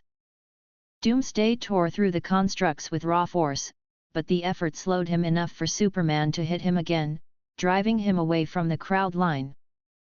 The X-Men joined in with discipline. Cyclops fired a narrow optic blast at Doomsday's shoulder to redirect him. Storm lifted wind and pressure, trying to keep debris from becoming shrapnel. Jean Grey layered telekinetic barriers between the fight and the nearest buildings. Wolverine lunged, claws extended, aiming for tendons and eyes. Doomsday's arm whipped out and caught Wolverine midair, slamming him into the street with a single motion. Wolverine snarled and pushed up immediately, already healing, already coming back. Young Justice tightened their formation the way Nightwing had taught them. Nightwing stayed just outside the creature's reach, coordinating in short commands. Superboy, keep him facing you, don't get grabbed. Mgan, shields up for the civilians. Artemis, do not shoot unless you have a clear lane. Calder, water on the gas lines, now. Superboy moved in and struck Doomsday's ribs with both fists. The hit made a heavy sound but did not slow Doomsday much. Doomsday turned and punched Superboy hard enough to launch him backward into a damaged car. Superboy groaned, then climbed out, jaw clenched. Miss Martian hovered higher, arms extended, projecting psychic pressure and telekinetic support in controlled bursts. She did not try to dominate Doomsday's mind. She reinforced teammates, supported shields, and watched for collapse. Aqualad moved to ruptured pipes, shaping water into thick streams that cooled and controlled small fires that had started along the crater's edge. Titans joined from the far side. Starfire fired controlled bursts of energy at Doomsday's upper body. Raven stood still at first, eyes fixed, then raised her hands slightly and created dark energy bindings that tried to hold Doomsday in place for a moment. Doomsday surged and broke them, but his movement stuttered just long enough for Superman to reposition. Beast Boy shifted into a large form and tried to grapple Doomsday's leg. Doomsday kicked him away. The fight was already spreading, pushing deeper into the street as teams tried to keep Doomsday away from buildings and civilians. I remained where I was, a few steps behind the front line. Peter looked at me sharply. "You're not moving," he whispered. "No," I replied. He hesitated, then asked, still low, "Why?" I watched Doomsday's movements carefully. Every hit. Every reaction. Every adjustment. The pattern was familiar to me from what I knew, but this world could vary. "I am measuring," I said calmly. Peter's head tilted slightly. "Measuring what?" "Adaptation," I replied. His breathing changed. He understood enough to be uncomfortable. "You think it can adapt to you?" he whispered. "Yes," I said. He swallowed hard. "But you said you could handle it." "I can," I replied. "That does not mean I should rush." Peter's hands tightened again. He shifted his weight from one foot to the other. "But everyone is," he started. "I see," I said evenly. He looked toward the fight again. His posture showed restraint, but he wanted to move. He was Spider-Man. He did not like standing still when people were in danger. I kept my voice calm. "You can assist with rescue," I said. "Not direct engagement." Peter looked at me like that was both a relief and an insult. "Rescue," he repeated quietly. Yeah, I can do rescue. I do rescue." "You do it well," I said. He nodded, then looked toward a damaged building facade where glass had cracked and a piece of signage hung loose. "Okay," Peter whispered. "Okay. I'll do that." He darted off, staying low and fast, moving toward a group of civilians being guided away by police who were struggling with debris. I kept watching. Doomsday's focus remained on the strongest targets. Superman. Wonder Woman. Superboy when he presented himself. Doomsday's movements were not intelligent in a human way, but they were effective. He targeted what hurt him. Superman took another blow to the torso and slid back. He recovered instantly, eyes steady, expression serious. Captain America moved alongside him briefly, speaking without raising his voice. "We keep him contained," Captain America said firmly. "No one goes solo." Superman nodded once. "Agreed." Tony hovered overhead and said, "I'm reading energy output spikes every time he gets hit hard." Like he's adjusting. Bruce Banner stood behind the main line, tense. He had arrived with support but was now stepping closer, eyes fixed on Doomsday with growing alarm. His voice came out tight. "That thing is not like the others," Banner said. "No," Natasha replied curtly, staying low as she repositioned. "It's worse." Banner's hands trembled slightly. He looked at Captain America. "Steve," Banner said, voice strained. "If it gets into a populated area." "I know," Captain America replied. Banner swallowed hard. He looked again toward the creature, then toward the civilians. He was fighting himself already. Doomsday grabbed Green Lantern's construct and ripped it aside, then surged forward and slammed a fist into the street. The impact sent a shock through the ground. Several heroes staggered. Dust and fragments blasted outward. Jean Grey reacted instantly, telekinetic barrier flaring, blocking debris from reaching the nearby crowd. Storm lifted a gust and pushed dust away from the police lines so they could see and move. Cyclops fired another blast, more force this time, catching Doomsday in the face and knocking him back a step. Wolverine seized the moment, leaping in and slashing across Doomsday's calf. Doomsday roared and swung down. Wolverine ducked, claws still out, and came in again.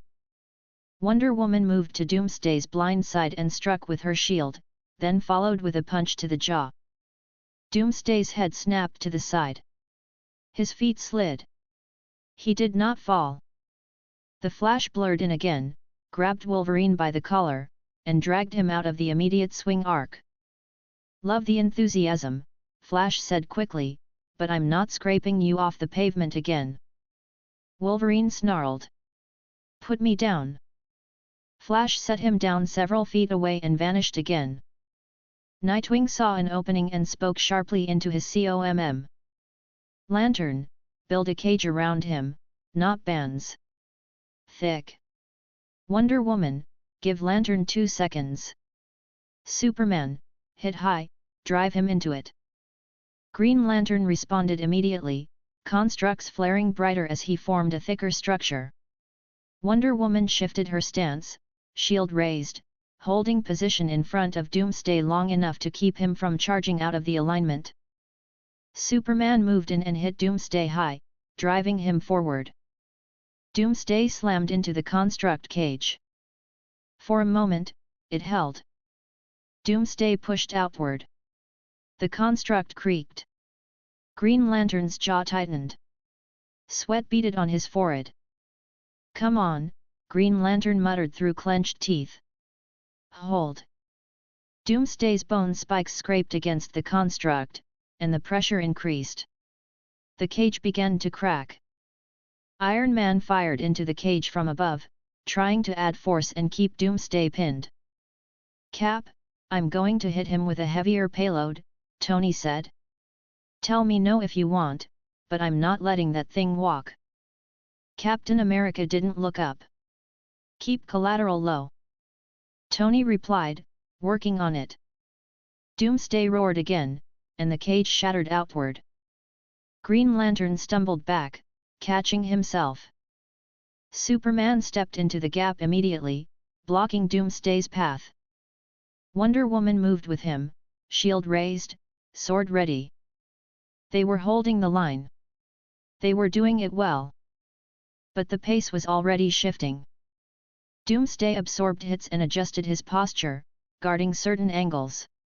It was subtle, but it was there. He was learning what hurt him. "That is why I will not strike yet," I thought evenly. If Doomsday learned to bypass my divine protections, the risk would be unacceptable. The protections were not armor in the normal sense, but they created conditions that favored me. They corrected. They prevented certain outcomes. They gave me an advantage that, if adapted against, might create a worse situation later. Better safe than sorry. If I had to, I would act. But not yet. A few steps away, Bruce Banner's restraint broke. Doomsday struck Superman hard enough to send him skidding backward into the remains of a bus. The bus frame crumpled. Superman pushed out immediately, but the impact was significant. Captain America turned his head toward Banner, seeing the change in his posture. "Banner," he said sharply, warning. Banner's breathing became harsh. He clenched his fists tighter. "I can't," Banner said, voice strained. "I can't watch this thing." Then the transformation took him. The Hulk emerged with a roar that matched Doomsday's volume, but carried a different tone. Anger. Protective instinct. Rage with direction. Hulk charged. He slammed into Doomsday, driving him back several meters. The street cracked under their combined weight. Hulk grabbed Doomsday's shoulders and head-butted him. Doomsday staggered and then grabbed Hulk's arm, twisting and striking. Hulk grunted, then hit harder. The presence of Hulk changed the immediate balance. Doomsday now had another target that could take punishment and deliver it. Superman rejoined, striking in tandem with Hulk. Wonder Woman repositioned to keep them from being flanked. Captain America shouted to the perimeter teams, "Keep evacuation moving. Fire crews, stay back until the line stabilizes." Peter returned to my side briefly, landing lightly, breathing quick. "I got a couple people out," he whispered. "There's a teacher trapped under." "Show me," I said calmly. He pointed, and I followed him several steps to the side, where a section of collapsed concrete and metal signage had pinned a teacher's leg. Firefighters were trying to move it but lacked leverage. I approached, crouched, and lifted the slab with one hand, applying controlled force. The teacher gasped and pulled free. Firefighters rushed in immediately to stabilize him. "Thank you," one firefighter said quickly. I nodded once. "Move him." Peter looked at me with wide eyes behind his mask. "Okay," he whispered. "That was, yet." "Continue rescue," I said. He nodded and darted away again. I returned my attention to the main fight. Doomsday had now taken multiple hits from Kryptonian strength, Amazon strength, and Hulk strength. He was not slowing. If anything, his aggression increased as he learned. Iron Man deployed a heavier blast, hitting Doomsday's upper body. The energy forced Doomsday's head back, and for a second the creature paused. Jean seized the moment, telekinetic force wrapping around Doomsday's limbs, trying to lock him. Storm added pressure with wind, pushing debris away and controlling sight lines. Cyclops fired again, tighter beam, aiming at the joint of Doomsday's shoulder to limit arm movement. Nightwing and Black Widow coordinated around the edge, calling out gaps and hazards, keeping less durable fighters from getting killed by stray swings. Starfire fired at Doomsday's back, trying to turn him away from the central group. Raven moved slightly, eyes narrowed, hands raised again, binding energy forming, but she was cautious not to exhaust herself too early. Doomsday broke Jean's telekinetic hold with a surge of brute force and slammed Hulk across the street. Hulk rolled, roared, and stood again, shaking off damage that would have ended anything human. Superman flew in and grabbed Doomsday around the torso, lifting him just enough to change his footing. Wonder Woman struck the creature's exposed side with her sword again, this time at a different angle. The blade bit deeper, and dark blood showed briefly. Doomsday roared and swung backward. Wonder Woman blocked with her shield, skidding a step. Doomsday turned and charged toward the nearest cluster of heroes. It was moving toward the X-Men line and Young Justice's edge position. Nightwing shouted, "Fall back 2 steps. Keep him centered." Superboy stepped in again to meet Doomsday head-on. He hit Doomsday in the chest with both fists, trying to stop the charge. Doomsday's fist hit Superboy's face and launched him again. Superboy hit the ground hard. Miss Martian started to move toward him, but Nightwing snapped, "Stay up, M'Gan." If you drop shields, civilians die. She froze, then obeyed, hands trembling slightly as she kept her field steady. I watched the exchange and felt my expression tighten briefly. They were fighting well. They were also fighting the kind of opponent that did not care about teamwork. Captain America saw the drift in the fight and stepped into a clearer leadership role, voice cutting through the noise. All heavy hitters on the same side, he ordered. Do not let it isolate anyone. Ranged, suppress and redirect. Psychic support, focus on protection, not control. Cyclops nodded sharply, accepting the direction without pride. Tony replied, copy that. Superman did not speak, but he adjusted his position immediately, intercepting Doomsday's path again. Hulk charged back in, roaring, trying to pin Doomsday from the other side. The line stabilized again for a moment. I remained still, hand near my sword, eyes tracking every shift. Peter returned again, breathing hard. Okay, he whispered, I did rescue, I'm still doing rescue, but that thing is going to kill someone. I know, I replied. Peter stared at me. Are you really not going to? Not yet, I said calmly. His shoulders rose with frustration, then dropped as he forced himself to accept it. He nodded. Okay, he whispered. Okay. I trust you. This is. I've never seen everyone here at once. There will be more times, I said.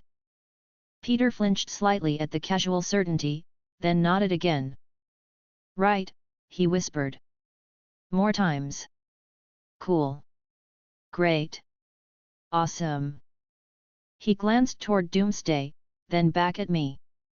If you have to, Peter said quietly, you will, right? Yes, I replied. That answer steadied him. He nodded once and ran back toward the perimeter where more civilians were being moved out. I stayed focused. Doomsday was learning. And everyone else was pushing harder, trying to finish it before it adapted too far. I watched for the moment when restraint would stop being the safest choice. Chapter 9, One cut, one result. The fight had become a pattern. Doomsday surged, the strongest met it, the line bent, then corrected. Each time the line corrected, someone paid for it with bruises, broken pavement, and near misses. The distance between the battle and the civilians stayed controlled only because Captain America and Nightwing were forcing discipline into a situation that did not want discipline.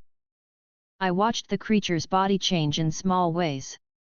Not visibly dramatic, but enough for me to register. The angle of its shoulders shifted when Wonder Woman struck from a certain side. The way it set its feet changed after Superman tried to lift it. It began to turn its head earlier when the Flash moved, as if anticipating speed before the impact landed. It was learning through contact. That was the problem. And then the next moment arrived, the moment where restraint stopped being the safest choice. Doomsday seized Hulk by the shoulder and swung him toward the line like a weapon. Hulk hit the street hard, rolling, and the force of the impact cracked the pavement in a widening ring. That alone was not the dangerous part. The dangerous part was what followed.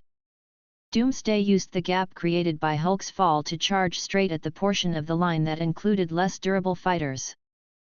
Nightwing shouted, "Back! Back now!" Miss Martian's shields flared brighter as she tried to hold the perimeter steady. Artemis pulled back, moving quickly but carefully, eyes still on the creature. Aqualad moved away from the crater edge, water forming into a thick barrier to slow debris.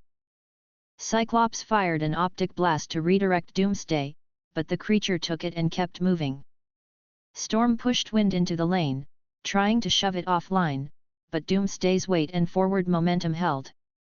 Wolverine leapt in, trying to slow it, and Doomsday backhanded him aside. Wolverine skidded across the street and slammed into the side of a crushed car. Doomsday's next step would bring it close enough to the weaker line that one wild swing could kill someone. Even if the strongest intercepted, the margin was shrinking. I drew a slow breath. Enough. I could not allow it to continue adjusting. I could not allow more contact. If I was going to act, I had to end it immediately. One attack. No exchange. No testing. No time. My hand closed around the hilt of the dragon sword reed. The motion was calm. My mind was calm.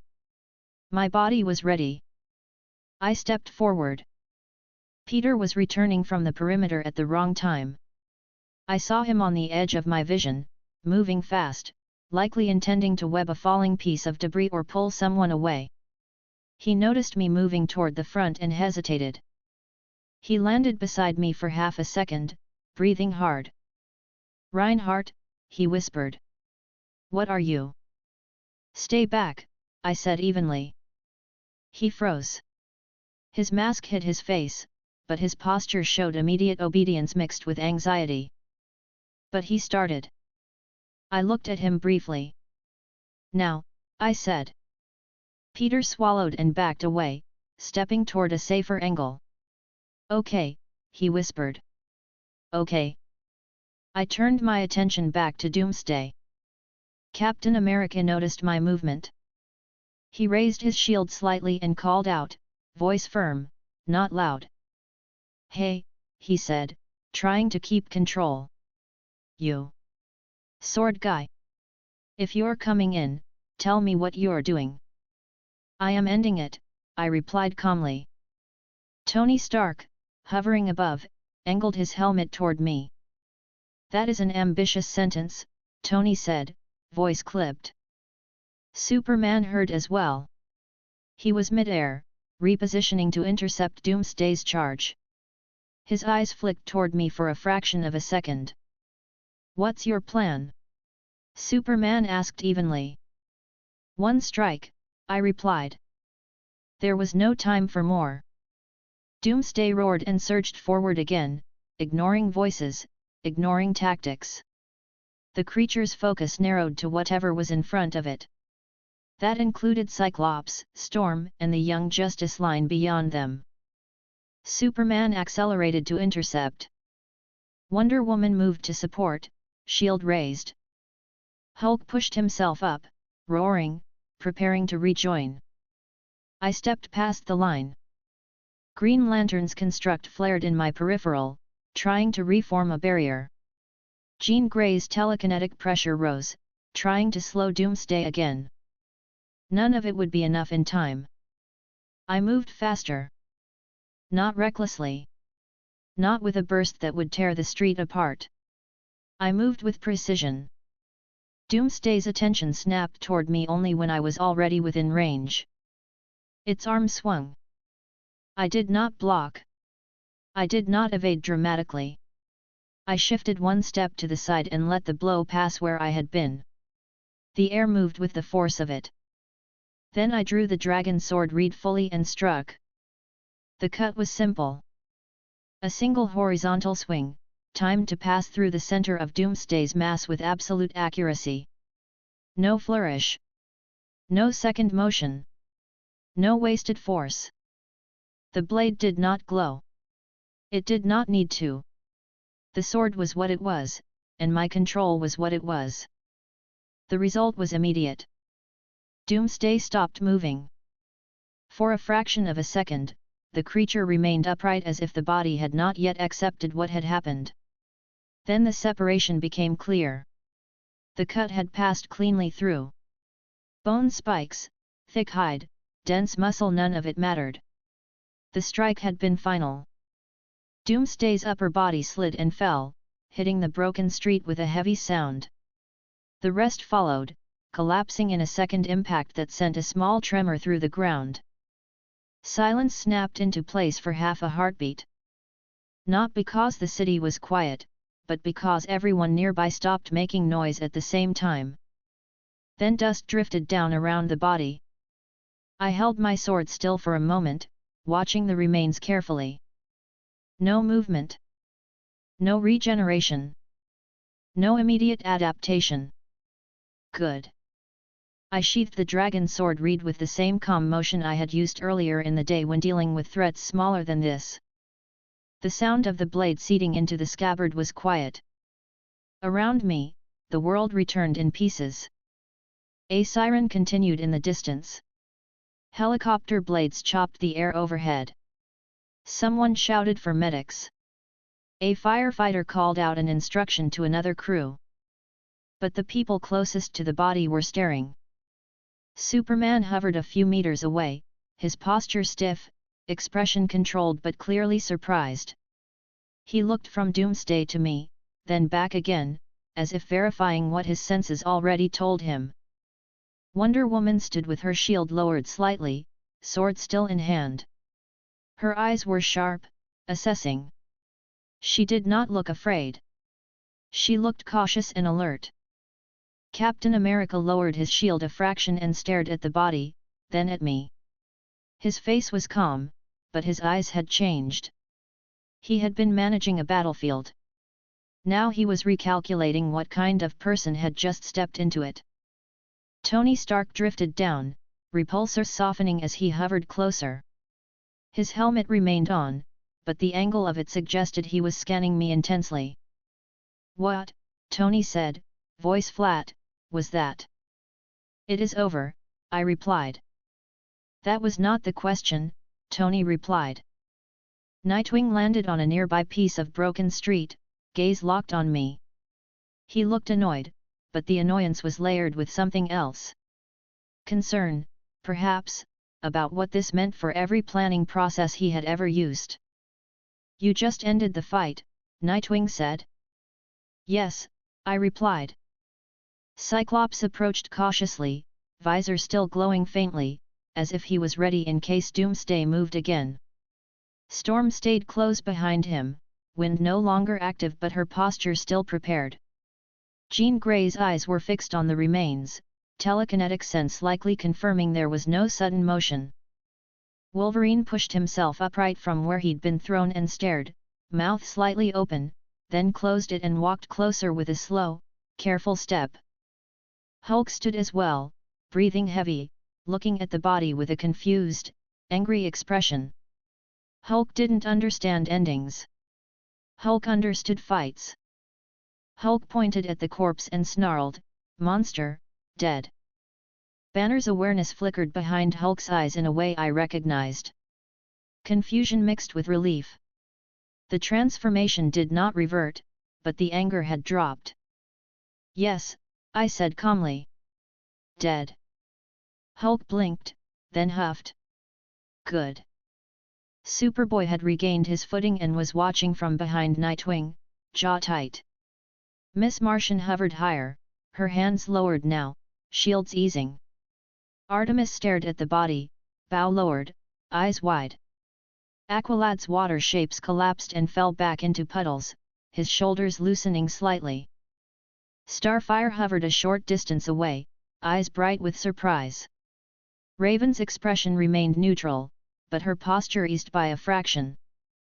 Captain America stepped closer, stopping at a respectful distance. He spoke in the steady tone he used when trying to keep a situation from spinning. "Name," he said simply. "I told you earlier," I replied. "Reinhard van Istria." Captain America's brow furrowed slightly. "That doesn't tell me what you are." "I am a swordsman," I said. Tony's voice came quickly. "That's a very modest job title." "It is accurate," I replied. Superman landed gently on the broken street, boots settling with controlled weight. He kept his voice calm. "Reinhardt," Superman said, "thank you for stopping him." "You're welcome," I replied. Superman studied me. He did not look threatened. He looked careful. "How did you do it?" he asked. "One strike," I replied. Superman nodded once, as if he accepted the answer as technically true but incomplete. Wonder Woman stepped closer. Her voice was even, direct.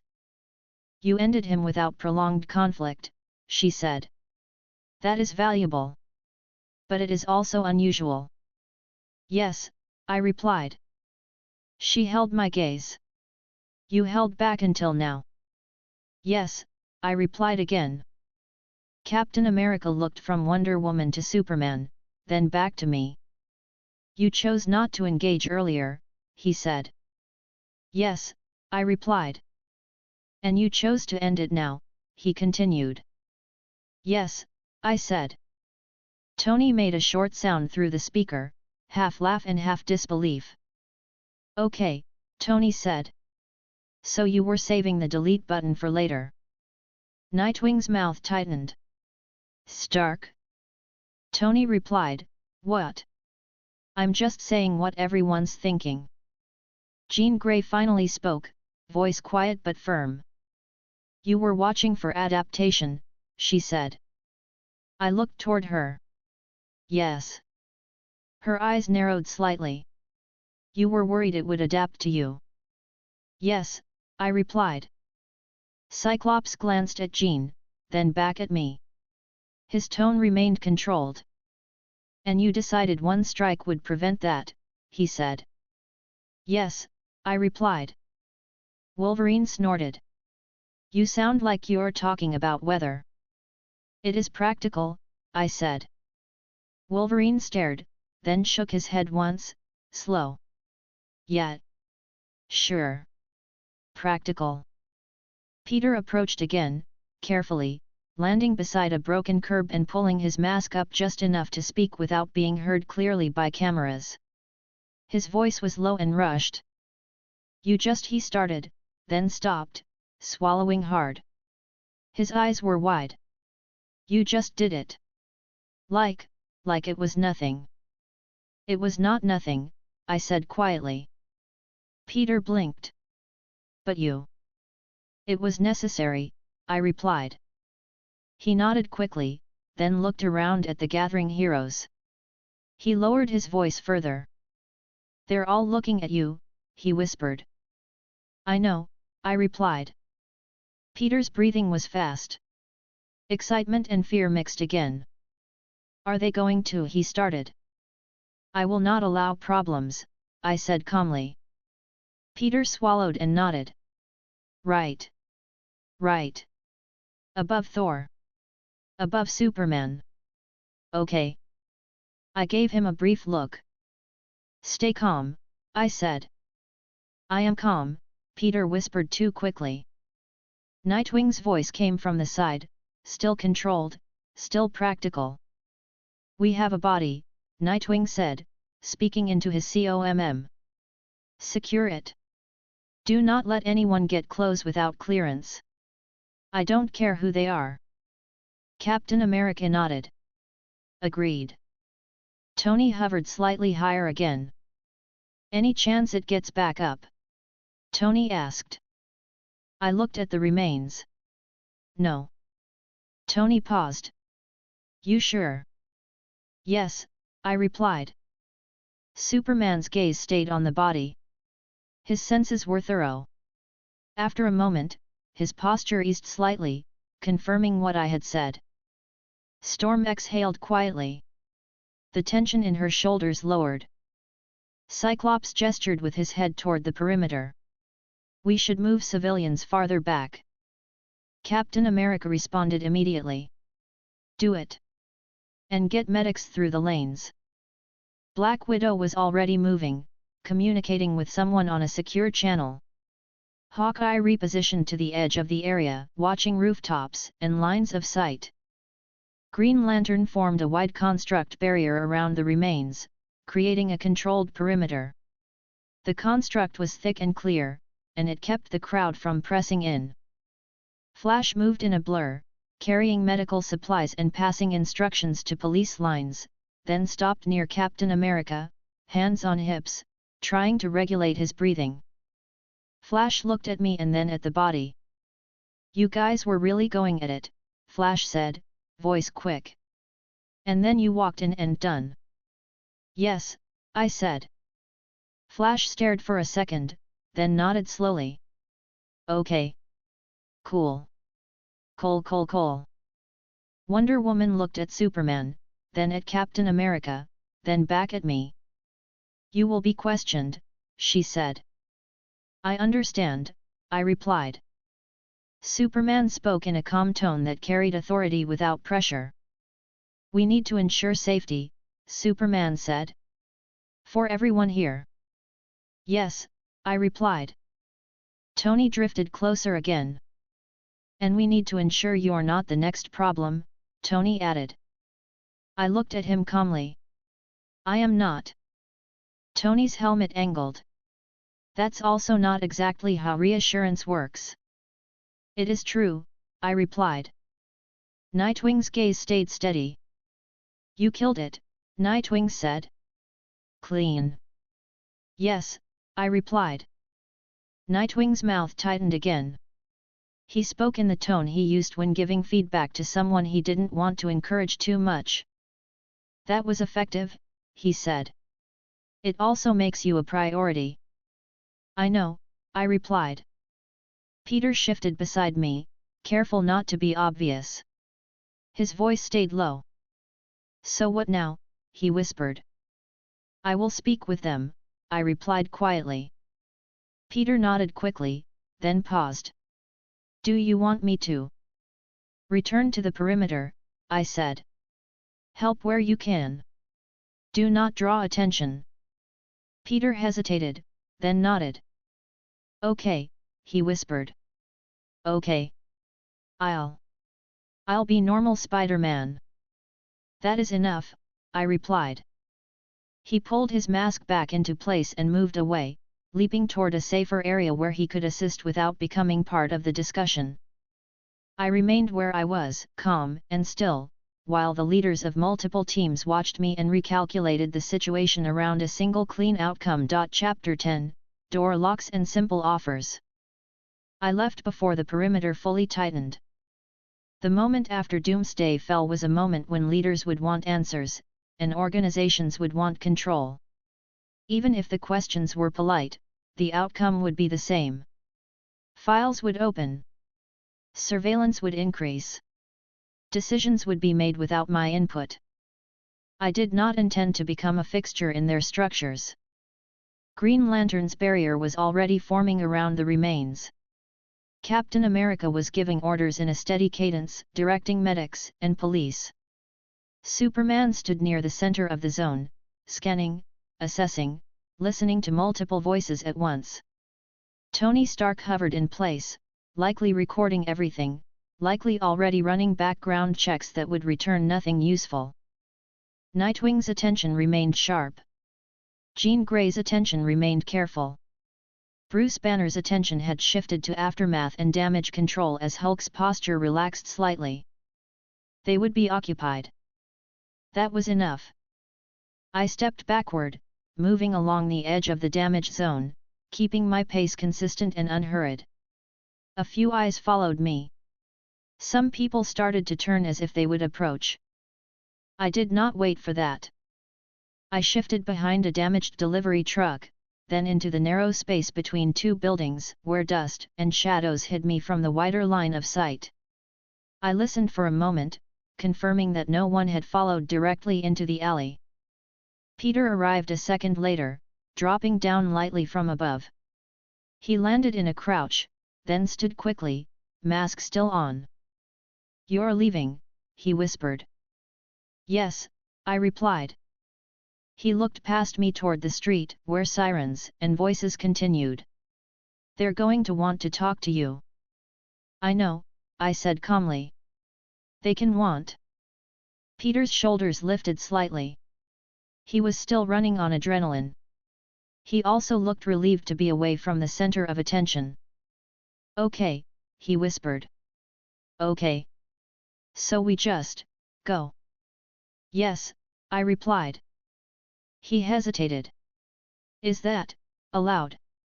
I glanced at him. I am not under their authority. Peter blinked behind the mask. Right. Right, yeah. That makes sense. I stepped further into the alley and moved toward a quieter side street. Peter followed, staying close, head turning quickly as if expecting a drone to appear. We moved through the city with discipline. I avoided cameras where possible. I avoided police lines. I avoided the usual routes that news crews would chase. Peter changed on the way, quickly and carefully, slipping into a stairwell and removing his mask and outer suit layer, stuffing it into his bag. When he came out, he was Peter again, hood up, shoulders slightly hunched, trying to look like a student who had been pushed out by an emergency and was now walking home like everyone else. His hands still shook a little. "You really just ended it," he said quietly as we walked. "Yes," I replied. He swallowed and glanced at me. "You did it in one hit." "Yes," I said again. Peter's mouth opened, then closed. He tried to speak, then stopped. His thoughts were moving too fast. "You were right," he said finally, voice low. "About not letting it adapt." "Yes," I replied. He nodded quickly, then grimaced. "But also, everyone saw that." "Yes," I said. Peter exhaled hard through his nose. "Okay. So, what happens now?" "They will look for me," I said. Peter's eyes widened. "Like, a lot?" "Yes," I replied. He swallowed again. "Are they going to find you?" "They will not," I said. Peter stared at me. That sounded like another guarantee. "It is," I replied. He made a quiet sound that might have been agreement or might have been him trying not to panic. He kept walking, adjusting his bag strap with one hand. We reached my building without incident. The lobby was quiet.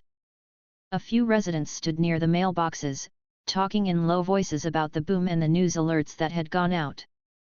Peter and I did not join the conversation. We took the stairs. Peter climbed quickly, like he always did when he wanted to burn nervous energy.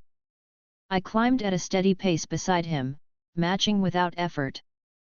Inside my apartment, the quiet settled around us immediately. Peter dropped his bag by the couch and ran a hand through his hair. His face was flushed. His eyes were bright with a mix of excitement and stress. He started talking again the moment he felt safe. "Okay," he said quickly. "Okay. So I'm not going to tell anyone. Obviously. I'm not stupid. But also, do you know how many people were there?" "Like, all of them." "All of them. Captain America was there. Superman was there. Like actually there. And then you." He stopped, swallowing. "And then you did that," he finished, voice smaller. "Yes," I replied. Peter looked around my apartment like he needed something to focus on. He grabbed a glass from the kitchen area, then stopped and looked at me as if asking permission. "You may," I said. He nodded and poured himself water. He drank it too quickly, then coughed lightly and set the glass down with care. "Sorry," he muttered. "There is nothing to apologize for," I said calmly. He nodded, then paced 2 steps, then stopped. "So," he said, trying to sound casual and failing, "they're going to look for you. And you're just going to keep going to school tomorrow?" "Yes," I replied. Peter stared. "That's insane." "It is normal," I said. "It is not normal," he said, then shook his head and corrected himself. "Okay. It's normal for you. It's not normal for," he gestured vaguely at the world. "This." I sat down, posture relaxed. "Sit," I said. Peter sat immediately, like he was glad to have an instruction. He leaned forward, elbows on his knees, fingers interlaced, then uninterlaced them and rubbed his palms once. "Are you worried they'll connect you to me?" he asked quietly. "No," I replied. "I did not arrive with you. I did not speak your name there. Your face was covered." Peter's shoulders eased a fraction. "Okay. Good. And you were doing rescue, I added. That will be noticed. But that is not unusual for Spider-Man. Peter blinked. Wait. That will be noticed. Yes, I said. He groaned softly and leaned back against the couch. I was trying to help, he said, voice strained. You did help, I replied. He exhaled. Okay. Okay. Still. Cameras. Everyone has cameras. Yes, I said. Peter stared at the ceiling for a moment, then looked back at me. So what do I do? He asked. Continue, I replied. Your routine. School. Home. Patrol only when necessary. Do not change behavior abruptly. Peter nodded slowly. Right. Don't make it obvious that I'm stressed. Yes, I said. He gave a small laugh, then cut it off. I'm always stressed. That helps, I replied calmly. Peter blinked, then smiled despite himself. Okay, he said quietly. Okay. I can do that.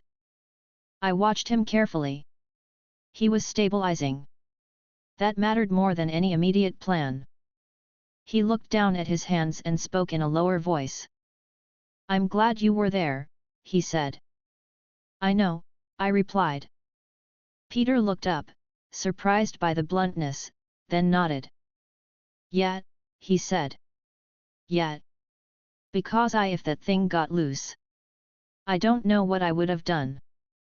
You did not need to, I replied. Peter swallowed hard again and nodded, eyes flicking away for a moment. A few seconds passed in quiet. Then I stood and walked to the small cabinet where I kept cash and documents. I opened it, removed a prepared envelope, and returned. Peter noticed immediately. What's that? He asked, cautious. Money, I said calmly. His eyes widened. Why? I held it out.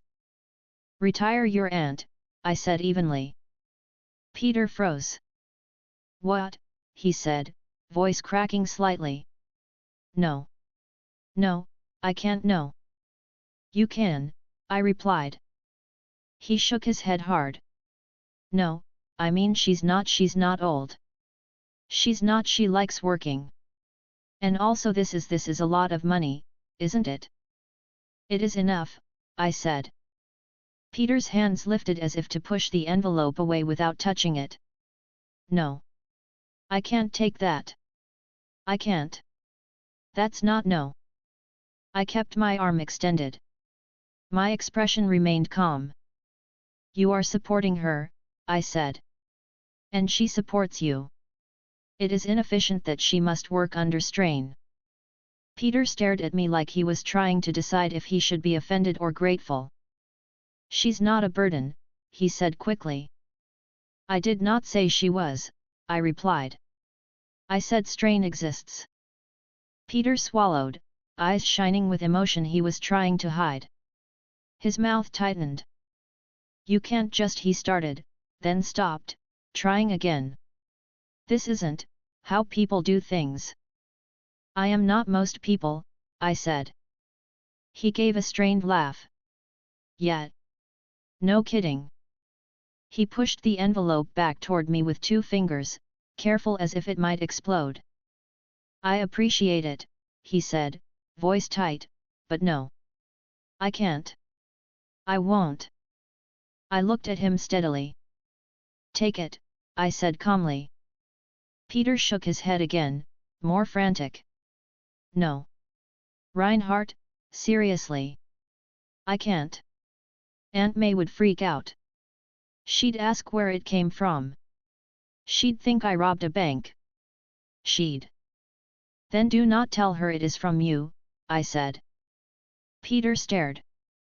That's worse. It is practical, I replied. It's not, he said quickly. It's like lying with extra steps.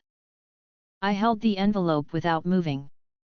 Peter rubbed his forehead with one hand, eyes squeezed shut for a moment. "Why are you doing this?" he asked quietly. "Because it helps," I replied. Peter looked up. "You barely know her." "I know what she represents to you," I said evenly.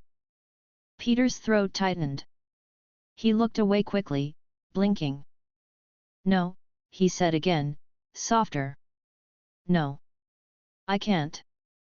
I considered his refusal for a moment.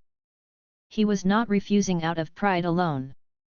He was refusing because accepting would create new risks. New questions. New guilt. New stress on his aunt. That was reasonable. So I adjusted. I lowered the envelope slightly and spoke in the same calm tone. "Then another method," I said. Peter looked back. "What?" "I will hire her," I said. Peter blinked. "Hire her, for what?" "To cook," I replied. "Lunch and dinner." Peter stared at me like he had misheard. "To cook," he repeated slowly. "Yes," I said. "She can be paid for work that is safe and local. The money can be explained. It reduces strain. It benefits both of us." Peter's mouth opened, then closed. He looked down at the envelope, then back at me. "That's," he paused, thinking hard. "That's still a lot." "It is simpler," I said. Peter rubbed his hands together again, nervous habit returning. "She'd ask why," he said. "She will be told the truth," I replied. "That I want meals prepared and I will pay fairly." Peter stared. "You're just going to tell her?" "Yes," I said. He made a small noise of disbelief. "Okay. That's better. She likes cooking. She'd like being helpful. She'd still get suspicious." "She is intelligent," I said. "But she is also kind." Peter swallowed again and nodded slowly. I can try," he said. "You will," I replied. Peter looked up sharply at the certainty, then sighed. "Okay," he said. "Okay, I will try."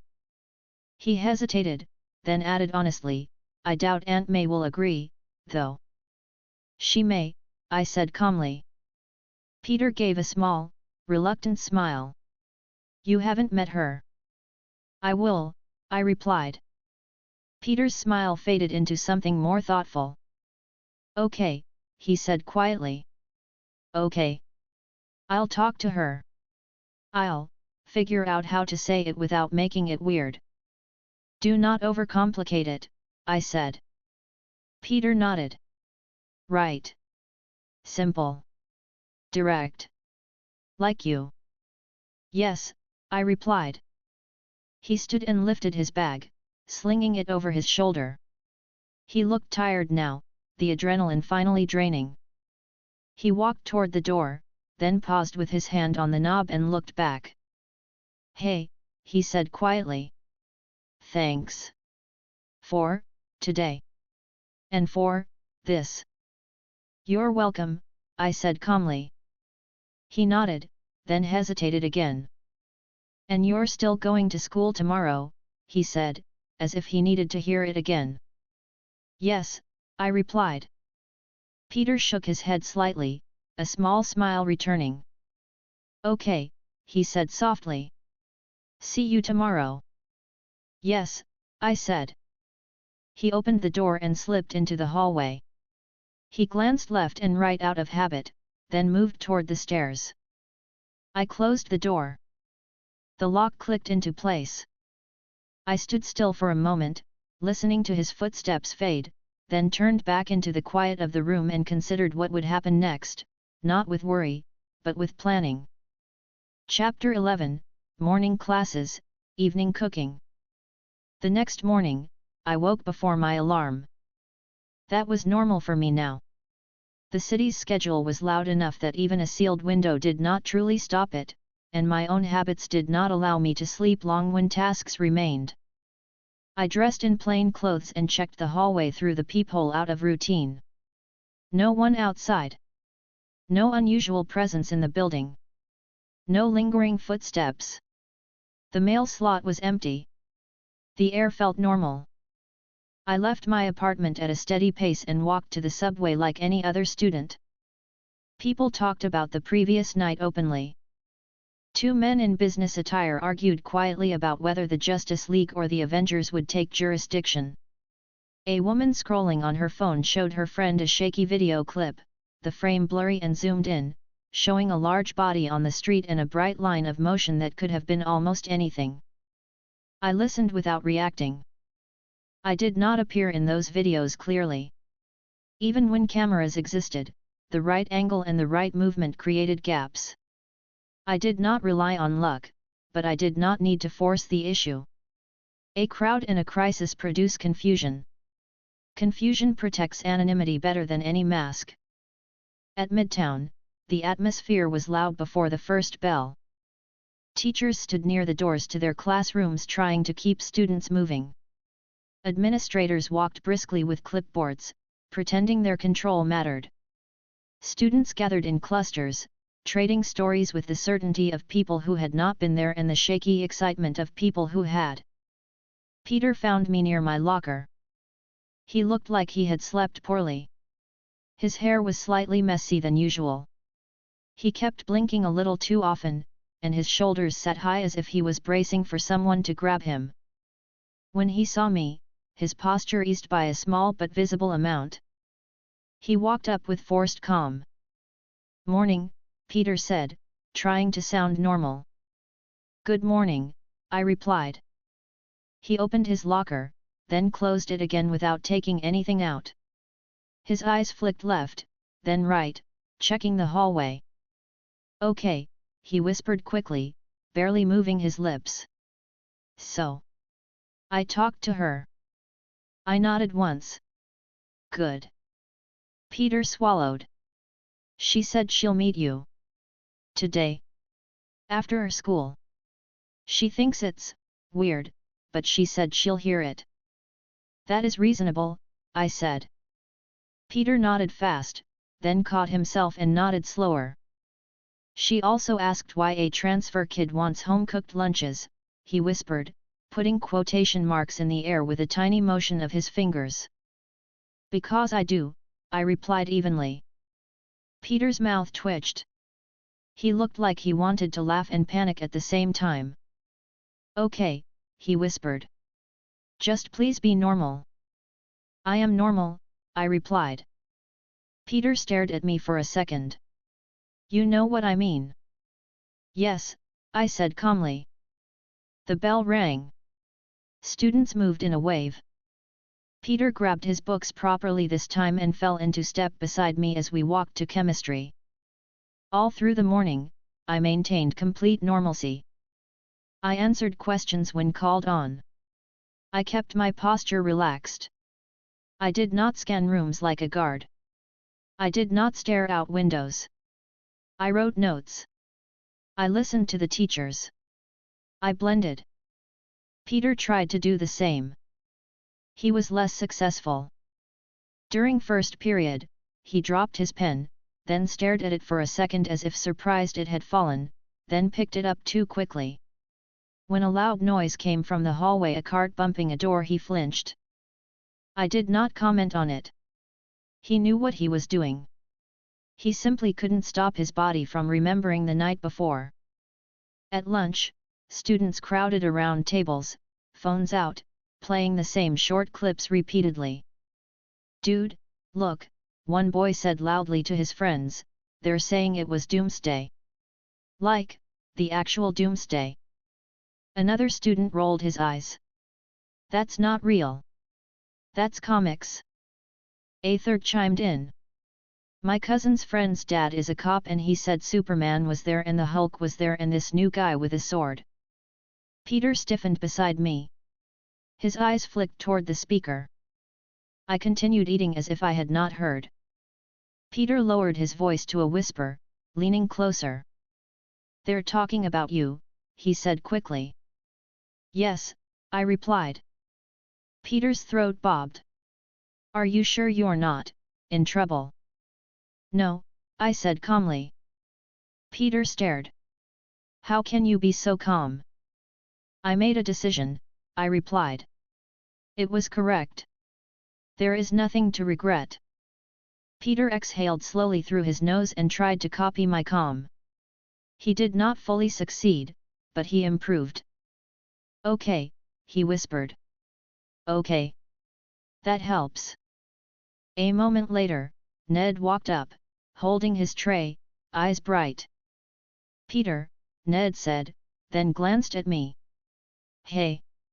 You guys see the videos? It's everywhere."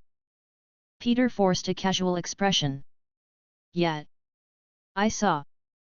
Ned leaned in, lowering his voice, as if secrecy made the gossip more valuable. "Dude, they're saying Spider-Man was there," Ned whispered. "Like, actually.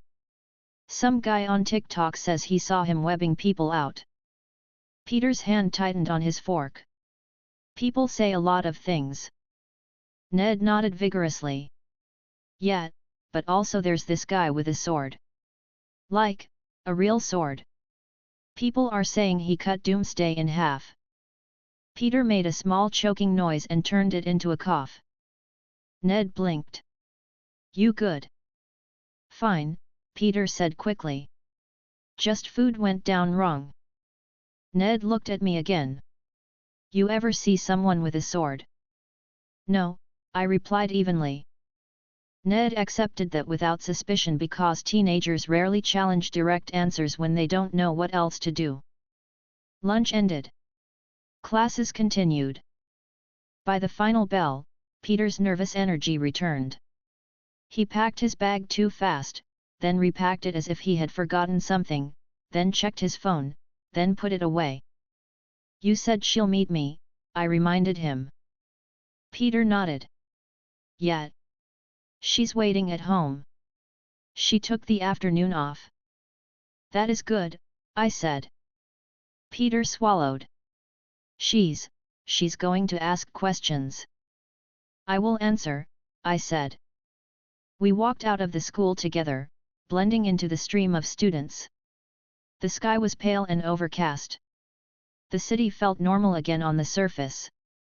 Underneath, there was a slight tension that hadn't been there before, the kind that appears when people remember that disasters can happen at any time. Peter led me to his neighborhood, keeping his pace brisk. "You're sure this is a good idea?" he asked quietly as we walked. "Yes," I replied. Peter's mouth tightened. "Okay. Because if she thinks you're..." "I will be respectful," I said. He nodded once. "Right. Respectful. Great. That's good." We reached the apartment building. Peter buzzed us in and climbed the stairs quickly. When we reached the door, he paused with his hand hovering near the knob. He looked at me, expression serious. "Please," he said quietly, "no weird divine stuff." "I am not going to use powers in your aunt's living room," I replied. Peter blinked. "Right. Right, okay. That's not what I meant. I just talk normal." "I will," I said calmly. He exhaled and opened the door. "Aunt May." Peter called. "In here," Aunt May replied. Her voice was warm and steady, carrying from the small kitchen area. We stepped inside. The apartment smelled like clean laundry and something lightly cooked, maybe onions or garlic from earlier. It was tidy in the way a small space becomes when someone takes pride in it. Photos were visible on a shelf. Bills and mail stacked neatly near the counter. Aunt May emerged from the kitchen with a dish towel in her hands. She was smaller than Peter and carried herself with calm confidence. Her face softened immediately when she saw him, then her eyes moved to me. Her expression became polite and curious, with a cautious edge. "Hi," Aunt May said kindly. "You must be Reinhard." Yes, I said. I stepped forward slightly and offered a respectful nod. Thank you for meeting with me, ma'am. Peter's shoulders dropped a little. He seemed relieved I had not done anything strange. Aunt May smiled, but her eyes stayed sharp. Ma'am makes me feel ancient. May is fine. May, I said smoothly. Peter stood near the door, watching both of us like he expected a collision. Aunt May gestured toward the couch. Please, sit. Peter, you look like you haven't eaten since breakfast. I ate, Peter said quickly, then glanced toward me. We ate. Aunt May gave him a look that suggested she did not fully believe him but would not start that conversation right now. We sat. Aunt May sat opposite us in a chair that had seen years of use but was clean and well kept. She folded the towel in her lap. So, she said politely, Peter tells me you have a proposal. Peter made a small noise. It's not like criminal. Aunt May glanced at him, then back at me. I assumed it wasn't, but I appreciate the clarification. Peter flushed and looked down. I kept my posture relaxed. I want to hire you, I said calmly. Aunt May blinked. Hire me? Yes, I replied. For what? She asked. To cook meals, I said evenly. Lunch and dinner. Aunt May stared at me for a moment as if expecting a joke to reveal itself. Peter shifted beside me. See? I told you it sounds weird. Aunt May raised one hand slightly toward him without looking, a quiet signal to stop. She focused on me again. You're a student, she said. You go to school with Peter. Yes, I replied. And you want me to cook you lunch and dinner, she repeated. Yes, I said. Aunt May's expression tightened slightly, not angry, but skeptical. Why? She asked simply. Because I prefer home-cooked meals, I replied. And because I want to pay you fairly for your time. Aunt May watched me closely. Most teenagers don't pay for home cooking. They buy takeout. Or they burn pasta and pretend it's fine.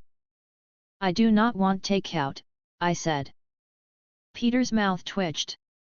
He looked like he wanted to laugh and stop himself at the same time. Aunt May leaned back slightly, still studying me. Peter also said you offered him money, she said, voice calm but direct. Peter's head snapped up. I didn't. Aunt May gave him another look. He stopped. I nodded once. Yes. Aunt May's eyes narrowed slightly. Why would you do that? I answered without hesitation. Because he is supporting you, I said evenly. And you support him. I wanted to reduce strain. Aunt May's face softened a fraction at the word strain, but her suspicion did not vanish. I don't know you, she said gently. And I don't accept large gifts from people I don't know. I understand, I replied. Peter exhaled softly, relieved she had said it that way rather than angrily. That is why I adjusted the offer, I continued. This is work. You will be paid for your effort. Aunt May tilted her head. How much? I named a number that was fair and generous without being absurd. Peter's eyes widened. Reinhard. Aunt May's eyebrows rose. She looked at me with clear disbelief. That's too much, she said. It is appropriate, I replied calmly. Lunch and dinner. Planning, shopping, cooking, and time. Aunt May shook her head slightly. You're a teenager. Where is this money coming from? Peter went stiff beside me. I kept my voice steady. I have independent means, I said. It is legal. Aunt May's gaze sharpened. Independent means. What does that mean? It means I can pay, I replied, still calm. Peter jumped in quickly, voice nervous. He's a transfer student, Peter said. Like, from, abroad. He has family stuff. Aunt May turned her eyes to Peter. Peter. Peter fell silent. Aunt May looked back to me, her tone still kind but firmer. Reinhard, she said, I don't need details about your private life. But I do need to know I'm not getting involved in something dangerous or dishonest. I am not asking you to do anything dangerous or dishonest, I replied. Aunt May held my gaze. Why me? She asked. Why not a service? Because I trust Peter, I said simply. And he trusts you. Peter's face flushed. He looked down quickly, then back up, clearly moved and embarrassed at the same time. Aunt May's expression softened further. Her eyes flicked to Peter, then back to me. That's sweet, she said gently, but trust isn't a paycheck. I agree, I replied. That is why this is work. If you do not want it, I will not insist. Peter looked at her quickly. Aunt May, it could help. Like just if you want. No pressure. Aunt May took a slow breath. She looked at Peter with a quiet, familiar seriousness.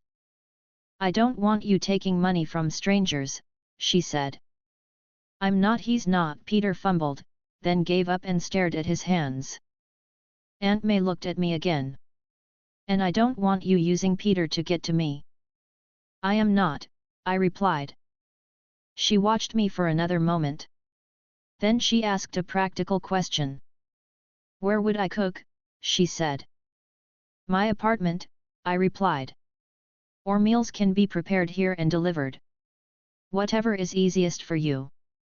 Aunt May shook her head slightly. I'm not delivering meals across the city twice a day.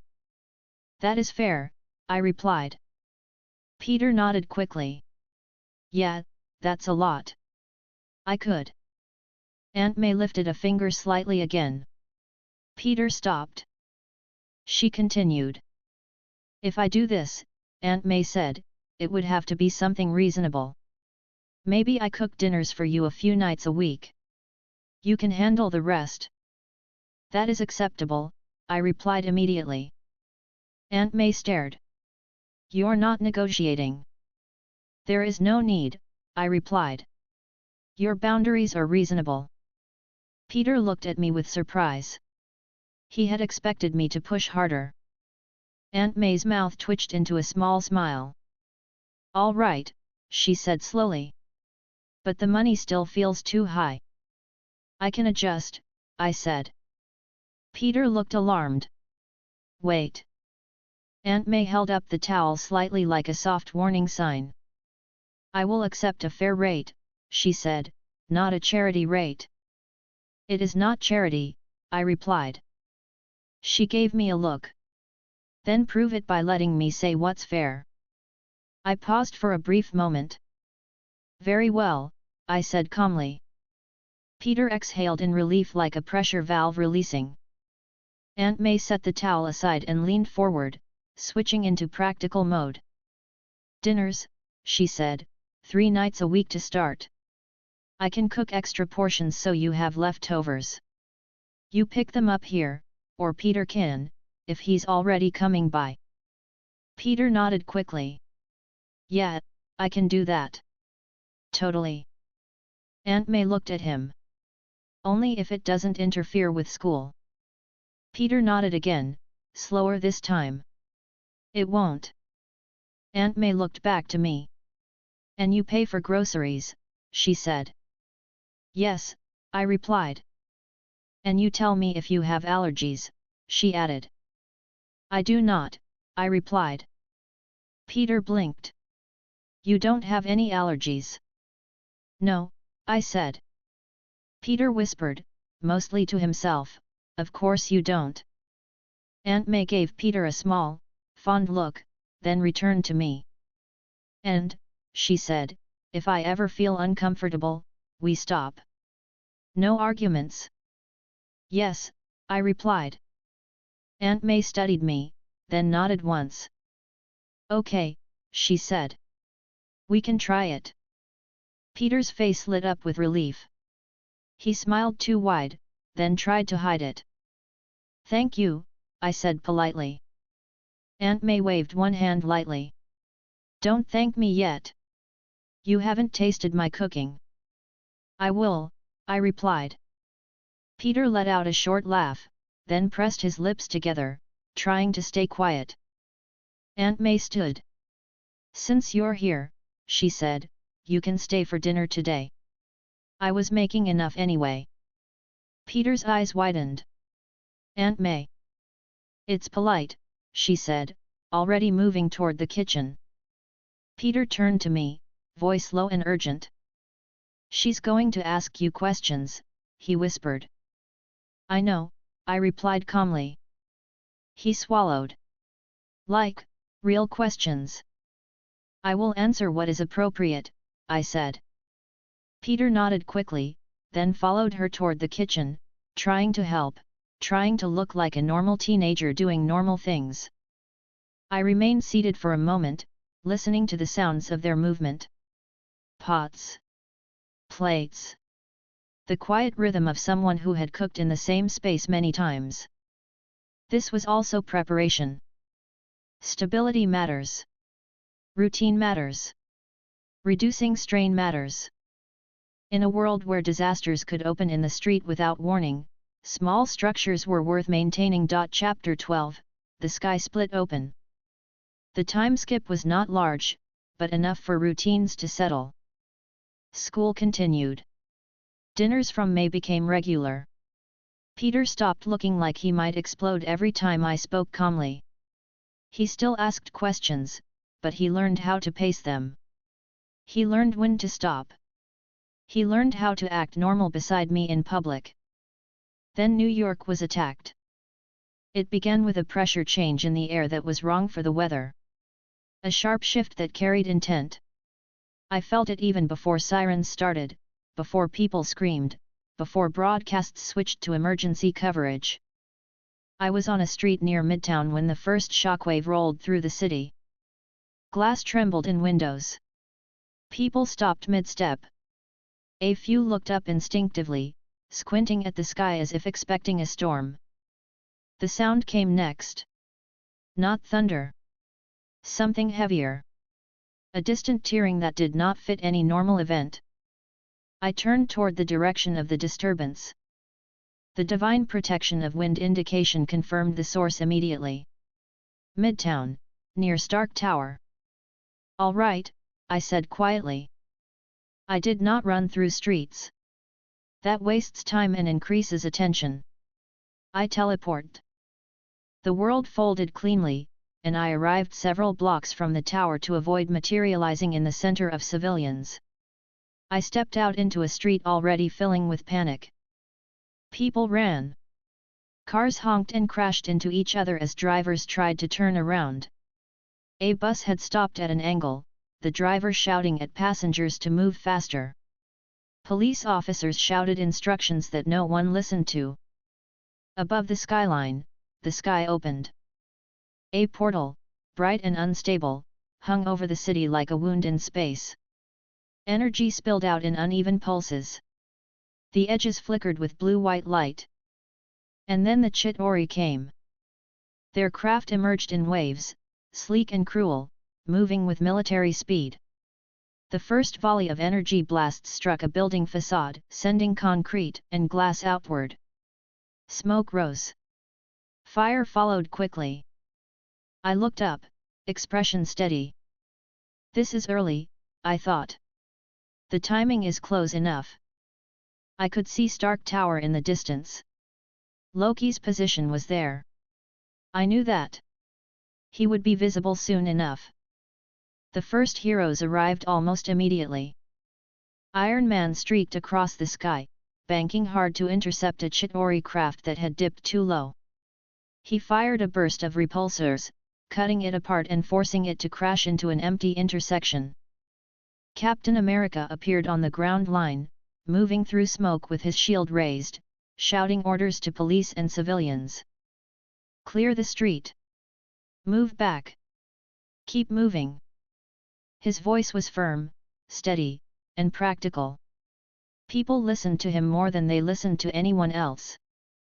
Black Widow and Hawkeye moved together, using cover and rooftops to reposition.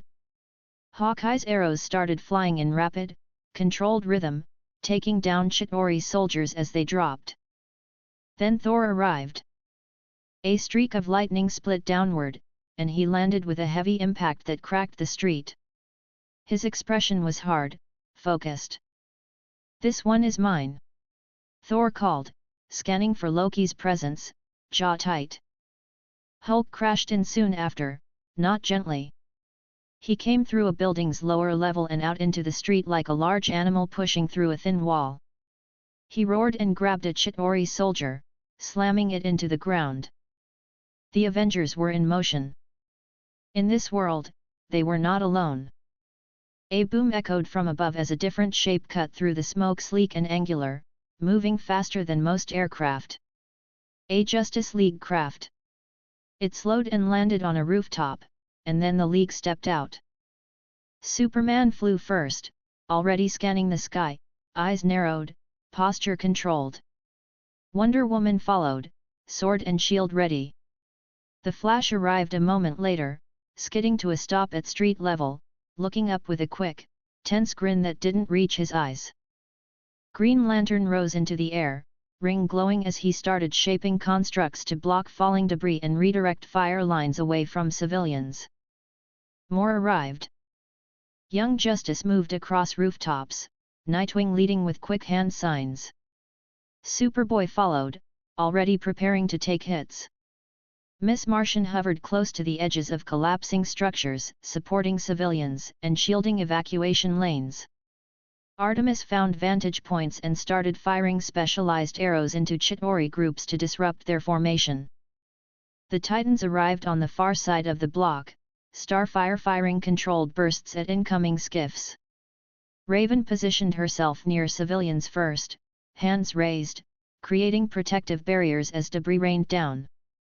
Beast Boy shifted into a large form and began pulling people away from wreckage. The X-Men appeared as well, using their jet for a fast drop near a wide avenue that had become a kill lane. Cyclops began directing fire with concise commands. Storm lifted wind to shove smoke away from trapped people and dampen flames. Jean Grey reinforced building supports long enough for civilians to escape. Wolverine moved in and out of the fight, targeting Chitauri soldiers with direct aggression and quick retreats. New York became a battlefield in minutes. I moved without hurry, but with constant purpose. My first priority was evacuation. I walked into the street where a group of civilians had frozen behind an overturned taxi. A mother held a child and stared upward, unable to move. A man beside her tried to pull her but kept looking back at the falling debris. "Move," I said calmly, voice clear. They looked at me. The sword at my side drew their eyes, and fear sharpened into a different kind of fear. I kept my tone even. "Follow me," I said. A Chitauri skiff dipped low and fired into the street. The blast struck near the taxi, sending fragments outward. I stepped forward and swung once. The energy blast split and dispersed. The fragments that had been thrown toward the civilians were cut away mid-flight, redirected harmlessly into the pavement. The mother gasped. The child cried out. "Now," I said firmly. They moved. I guided them down a side street where Green Lantern's construct wall created a temporary corridor.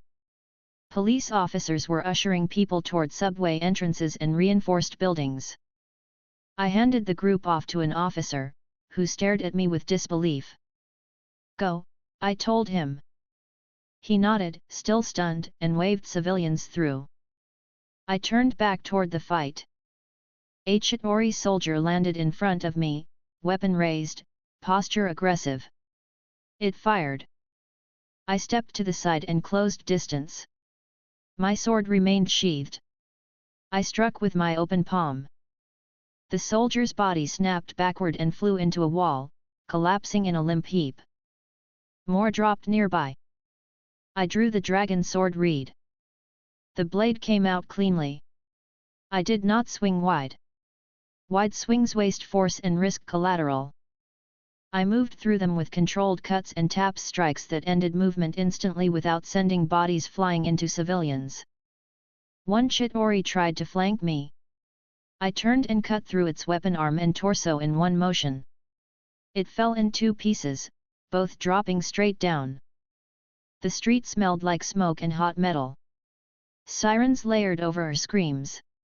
Glass fell steadily from broken windows. A familiar voice called out from above. "Hey! Sword guy!" I looked up. Nightwing stood on a fire escape, breathing steady despite the chaos. His mask hid most of his expression, but his posture showed he recognized me and had already placed me into his mental roster of useful but concerning. "You showed up," Nightwing called. "Yes," I replied. He nodded, then pointed sharply to the right. "We've got a civilian bottleneck on 7th. Chitauri keep pushing it. Can you clear a lane?" "I can," I replied. Nightwing's shoulders eased by a fraction. "Good. Don't," he stopped himself, likely about to say something like "don't do the Doomsday thing," then corrected into something more practical. "Don't bring buildings down." "I won't," I said. I teleport. I arrived at 7th Avenue, where the bottleneck was real. A building's lower front had collapsed, creating a choke point. Civilians were trying to move around it, but Chitauri fire was cutting across the street in bursts. Police were pinned behind vehicles, trying to return fire and failing. A Justice League medical team was trying to reach an injured group. They couldn't cross the open lane. Superman was overhead, fighting a Leviathan that had emerged through the portal, massive, armored, and moving like a living battering ram. He was occupied. Captain America was 3 blocks away, holding another lane. This lane needed immediate clearing. I stepped into the open. Chitauri fire snapped toward me. I swung twice. The first cut split the incoming blast. The second cut severed the skiff's wing structure, forcing it to spin and crash into an empty section of street away from civilians. I moved forward. Each step was measured. I cut down the Chitauri soldiers on the ground with quick, precise motions. They tried to retreat. They failed. In under a minute, the lane was clear. I turned toward the civilians. "Move now," I said loudly enough to be heard. They hesitated. Fear had locked them. Then a firefighter shouted, "Go! Go!" and they began to run through the corridor. A League medic team moved in, carrying a stretcher. One of them glanced at me and said quickly, "Thank you." I nodded once and stepped aside to allow flow. A familiar sound rose in the air, Iron Man's thrusters. He hovered down near me, faceplate angled. "Okay," Tony Stark said through external speakers, voice clipped. "It's you again." "Yes," I replied. Tony's helmet tilted. "I was hoping you'd stay a rumor." "I did not," I said. He hovered a little closer, scanning. "You're not on any channel," Tony said. "You're not in any database that matters. And you keep showing up in the worst situations." "I go where I am needed," I replied. Tony made a short sound. That is both reassuring and annoying. I looked past him toward the sky. More Chitauri were dropping in waves. Another Leviathan was emerging. Tony followed my gaze. "You got a plan?" he asked. "Yes," I said. Tony's faceplate angled. "Let me guess. One strike?" "No," I replied. "This is not Doomsday." Tony paused, then said, "That's weirdly comforting." A blast hit near us, throwing debris outward. Tony rose quickly to avoid damage. I stepped sideways and cut debris away before it struck the running civilians. Tony watched that and muttered, "Okay." Fine. Useful. He turned toward the sky and fired, then spoke quickly. Keep doing what you're doing, Tony said. Just try not to freak the public out more than necessary. I nodded once. He shot away toward the nearest skiff. I continued moving along the evacuation lanes, clearing Chitauri with minimal force, reinforcing civilian movement. When needed, I teleported to rooftops to cut down skiffs before they could fire into crowds. I did not destroy buildings. I did not launch shockwaves. I used the smallest force that achieved the result. Across the battlefield, heroes coordinated in overlapping patterns. Captain America shouted short commands, keeping police and volunteers moving. He stopped once to speak briefly with Nightwing when their lines overlapped, then separated again without argument. Nightwing's style was different, but effective. Neither wasted time asserting dominance. Cyclops and Captain America spoke quickly at one intersection, Cyclops offering a firing angle strategy, Captain America giving evacuation priorities. They adjusted without friction. Storm and Green Lantern coordinated wind and constructs to create smoke-free corridors. Jean Grey reinforced a collapsing building long enough for Flash and Spider-Man to pull trapped civilians out. I saw Spider-Man briefly, moving with frantic focus, webbing support beams into place, hauling people over broken concrete. He glanced in my direction once, then returned to rescue without coming closer. Peter was doing what I told him. That pleased me. Thor, meanwhile, was hunting Loki. I knew where Loki would be, near Stark Tower, near the portal device. I teleported closer. I arrived on a rooftop near Stark Tower, where the air felt sharper, heavier with energy. Chitauri skiffs circled the tower like insects. Iron Man and Superman were both in the air, intercepting as much as possible. On the rooftop itself, Black Widow moved with careful speed, using cover, firing into Chitauri that tried to land near her position. She saw me appear and raised her weapon instantly. Then she paused. "You," she said, voice flat. "Yes," I replied. Her eyes narrowed. "I don't know what you are." "I am not your enemy," I said. She watched me for a second, then lowered her weapon slightly, still cautious. "Good," she said. "Because we're busy." I nodded. "Where is Loki?" Natasha glanced toward the upper levels. "Inside. With the device. Thor's trying to get to him." I moved toward the access door. It was locked. I opened it without force, simply turning the mechanism with a small movement. The lock failed immediately.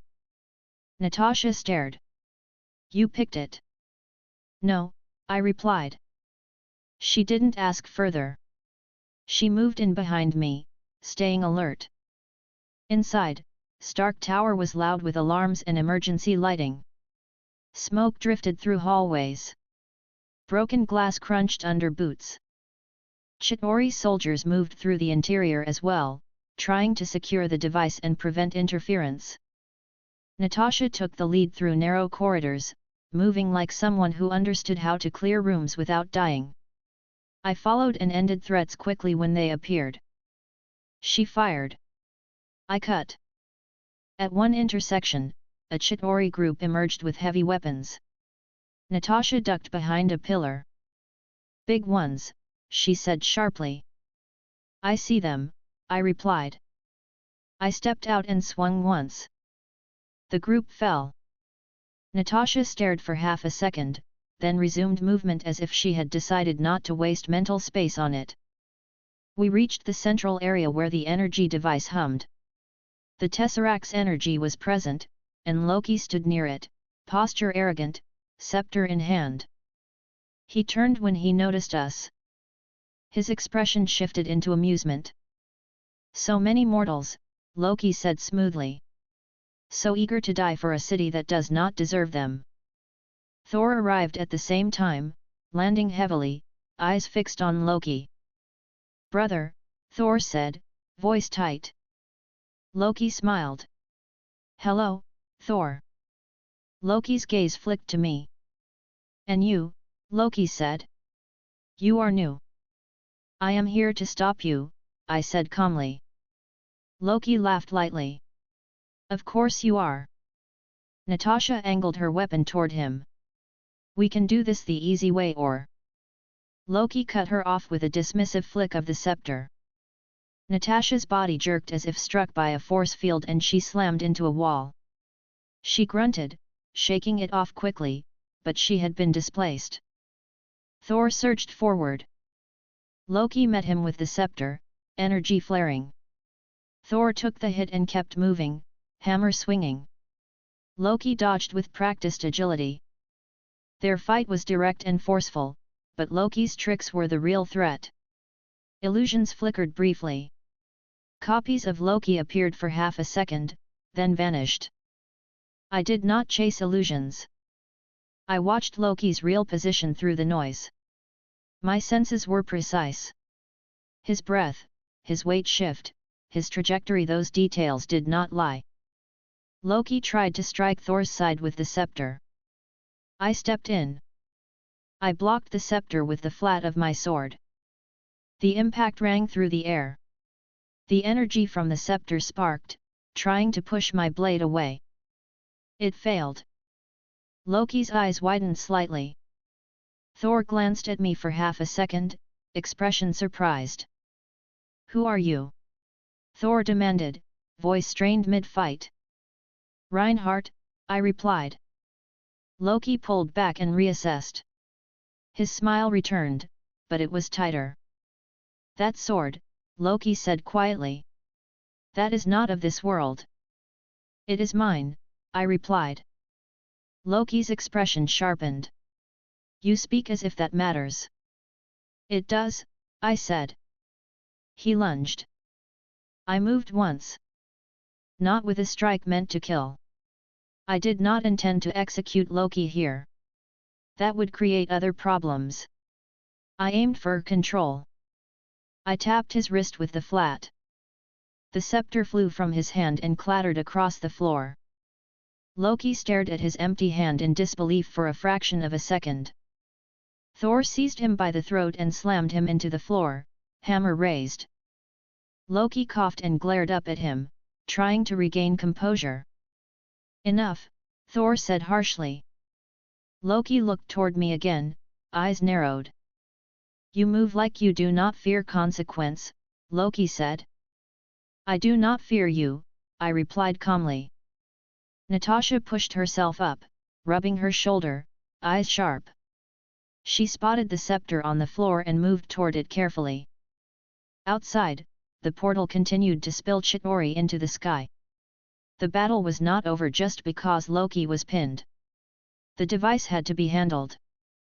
I looked toward the control mechanisms. I will assist in ending the invasion, I said. Thor's grip tightened on Loki. Do it. I moved toward the device area, scanning for immediate threats. Chitauri soldiers were pushing up through stairwells, trying to regain control of the room. I cut them down as they entered. Tony's voice crackled through a nearby COMM speaker that had been knocked loose. Anyone got eyes on Loki? Tony asked. Natasha answered, voice firm. He's contained. We need the portal shut. Tony replied, working on it. Superman's voice followed in a calmer tone. We're holding the sky. But it's increasing. Captain America's voice cut in. Ground teams, keep civilians moving. Keep them moving. Nightwing's voice appeared on another channel, fast and controlled. Young Justice, Titans, rotate the evac points. Don't stack them. The coordination was working. It was also strained. I focused on what I could do. I could remove Chitauri quickly. I could protect the device area. I could prevent Loki from regaining the scepter. I could create time for those who understood the machine to shut it down. That was enough. I moved through the room with controlled force, ending each Chitauri attempt to breach. I did not speak much. I did not need to. Behind me, Thor kept Loki pinned. Loki struggled, but Thor's strength held. Natasha stood near the scepter, watching it like it might bite. She glanced at me and said quietly, "They're going to recognize you more now." "Yes," I replied. Her mouth tightened. "You don't care." "I care," I said. "It is not my priority." She watched me for a moment, then returned her attention to the room. Outside, the roar of leviathans and the crack of energy weapons continued. The battle moved on multiple levels at once. I remained steady, and those around me adjusted to the fact that I was there. They recognized me. And they used me. Not as a leader, not as a symbol, but as an answer to threats that should not have been allowed to reach civilians. Chapter 13, Streets First, Sky Next. I left the tower interior as soon as the immediate situation stabilized. Thor had Loki pinned. Natasha had the scepter in sight. They were not alone. The room was controlled enough that my continued presence there was not the best use of time. Outside, people were still dying. That was the simple truth of it. A portal above the city meant street-level chaos would worsen every minute. The sky battle mattered, but the streets were where panic became casualties. I turned to Natasha once, briefly. "I am going to the streets," I said calmly. She nodded once, quick and sharp. "Don't get yourself on camera." "That is not my priority," I replied. Her mouth tightened. "It should be." "It is noted," I said. I moved. I did not sprint through hallways. I teleported to a position several blocks away, near an evacuation corridor I had cleared earlier. I arrived behind a line of damaged vehicles and smoke so I would not appear in open view. The street was worse than before. A skiff had crashed into an office building's lower floors, leaving twisted metal lodged in the structure. Fire climbed along broken windows.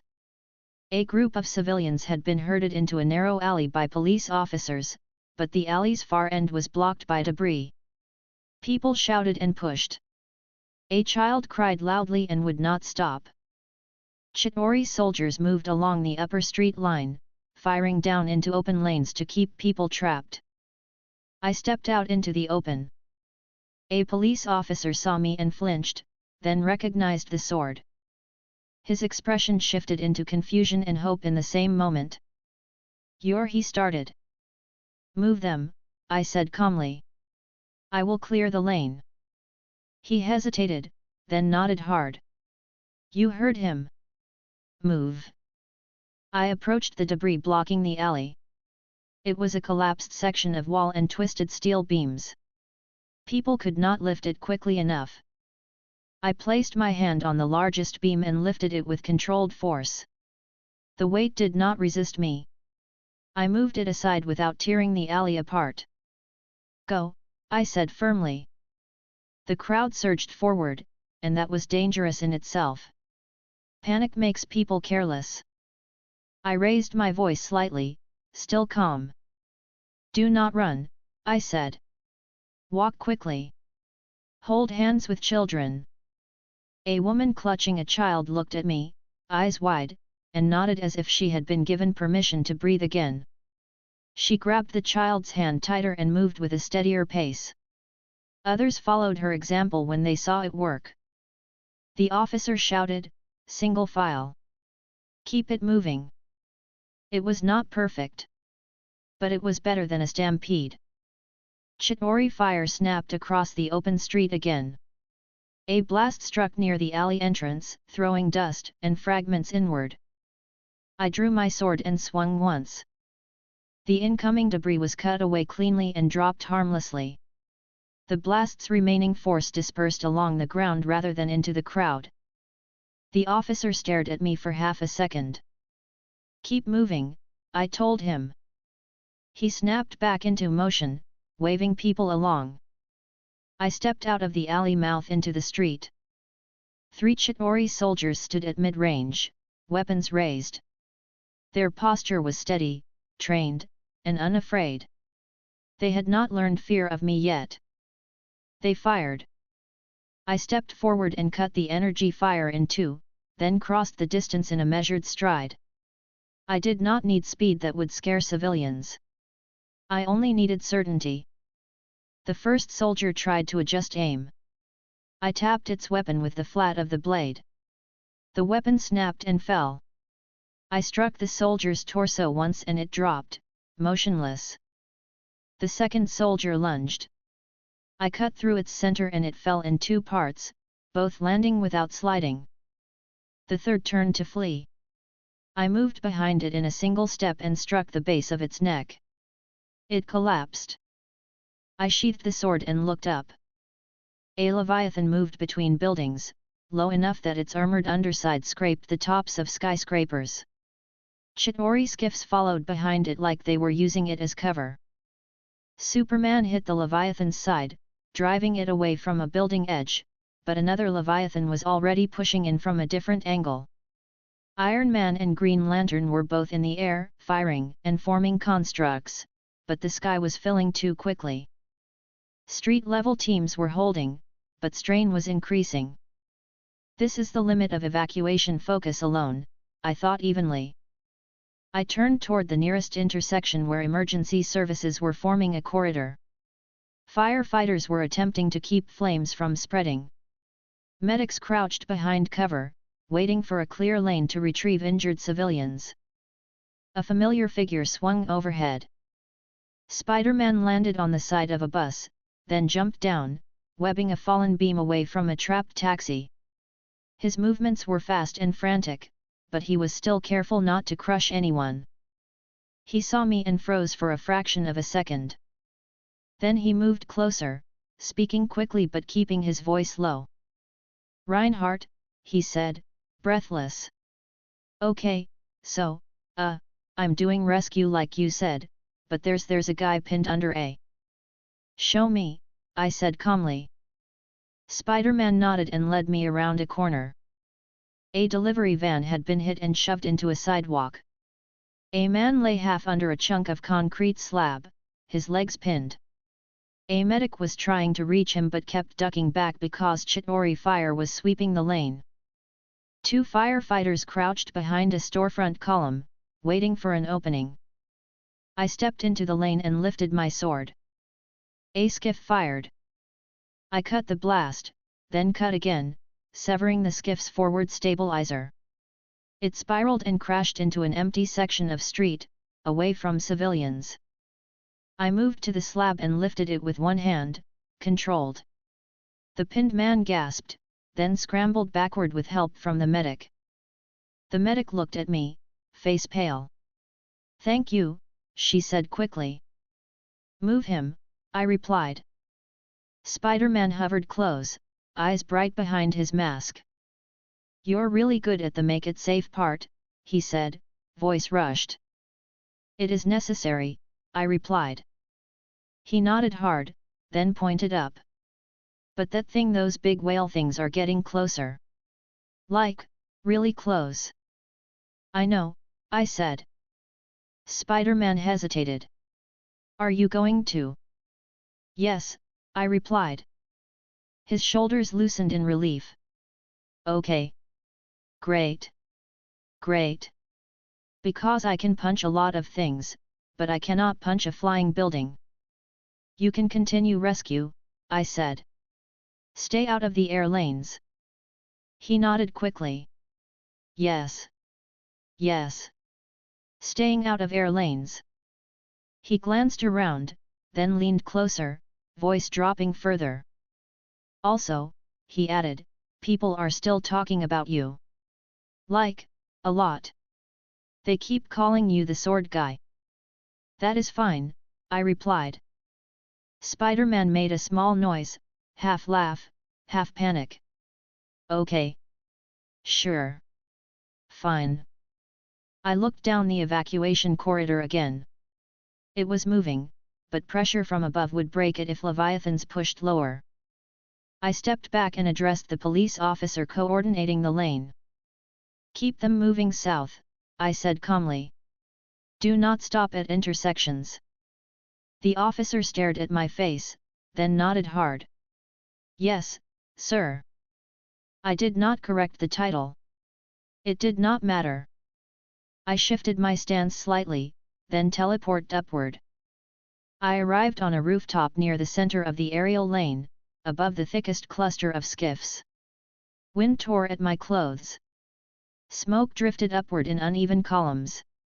The portal pulsed above, bright and loud, spilling out craft in waves. I could see the fight clearly from here. Superman was intercepting Leviathans at the points where they would cause the most structural collapse, pushing them away from the densest building clusters. He was not striking wildly. He was controlling trajectories. Green Lantern formed large constructs to block skiff volleys from reaching street-level crowds. Some constructs shattered under heavy fire, but he rebuilt quickly. Iron Man flew between targets in rapid bursts, firing constantly and shouting into comms. I could not hear most of his words at this distance, but I could see the urgency in the way he moved. Thor was in the sky now as well, lightning rippling around him as he hammered skiffs out of formation.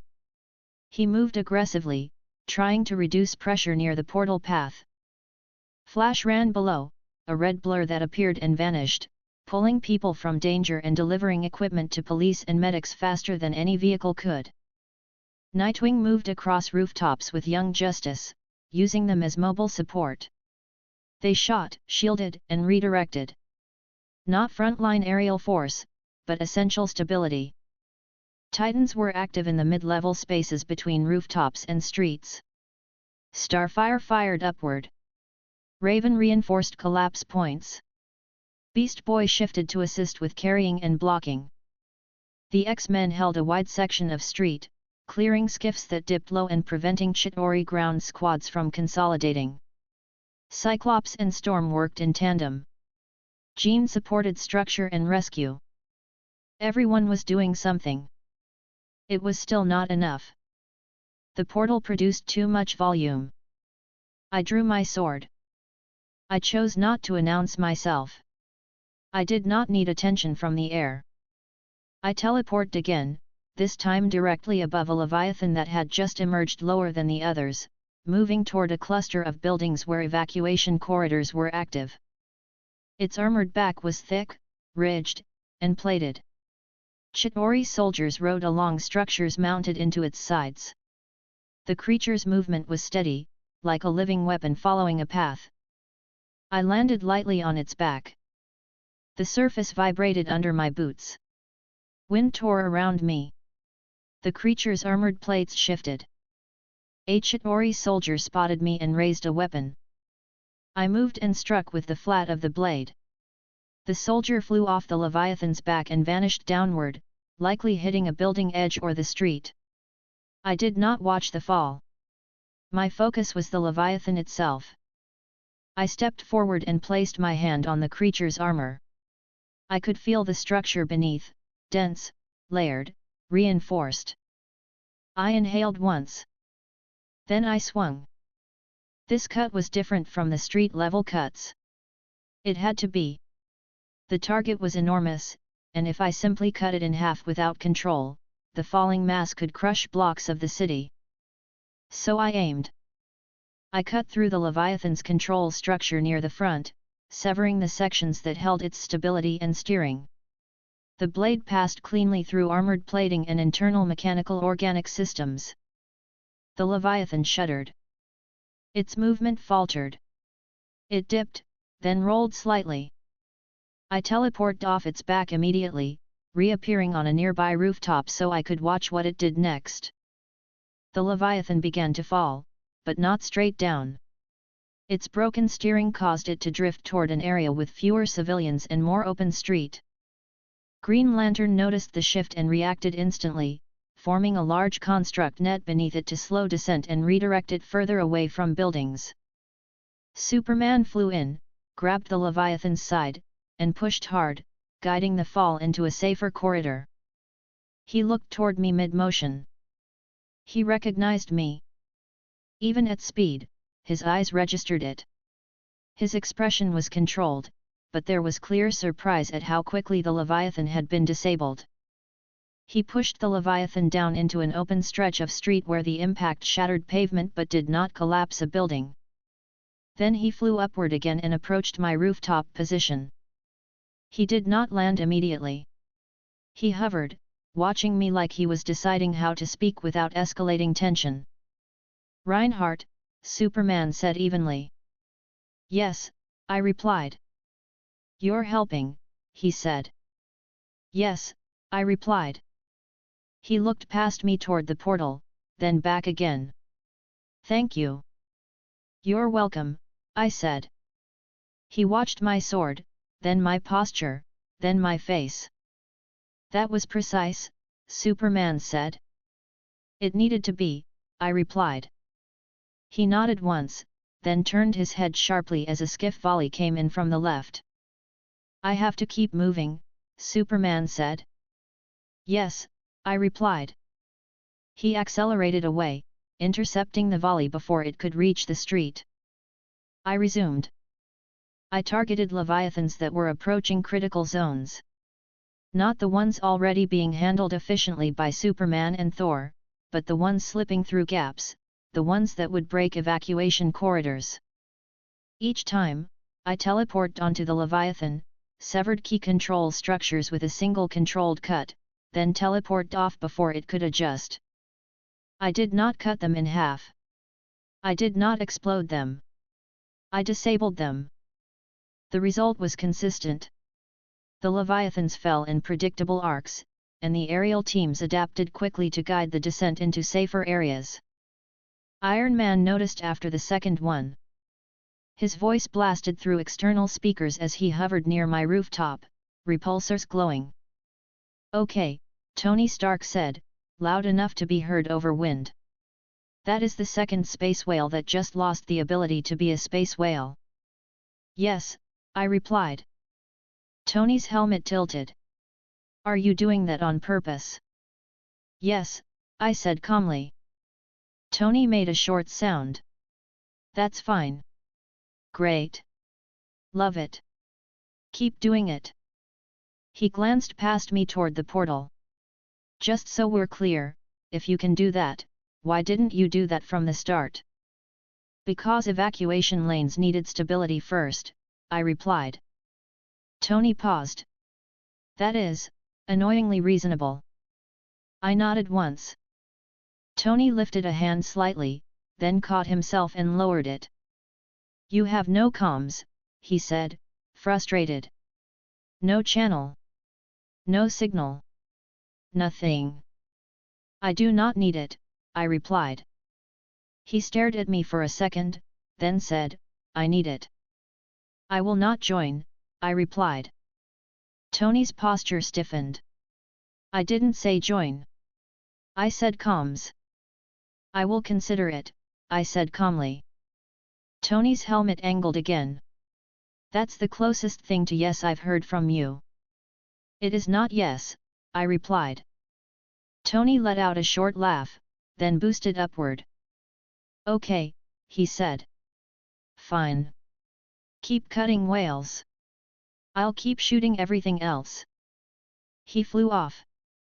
Below, I saw Spider-Man still moving civilians out of collapsed zones. He was fast and careful. He was also visibly overwhelmed by the scale, but he kept going. Nightwing spotted my pattern as well.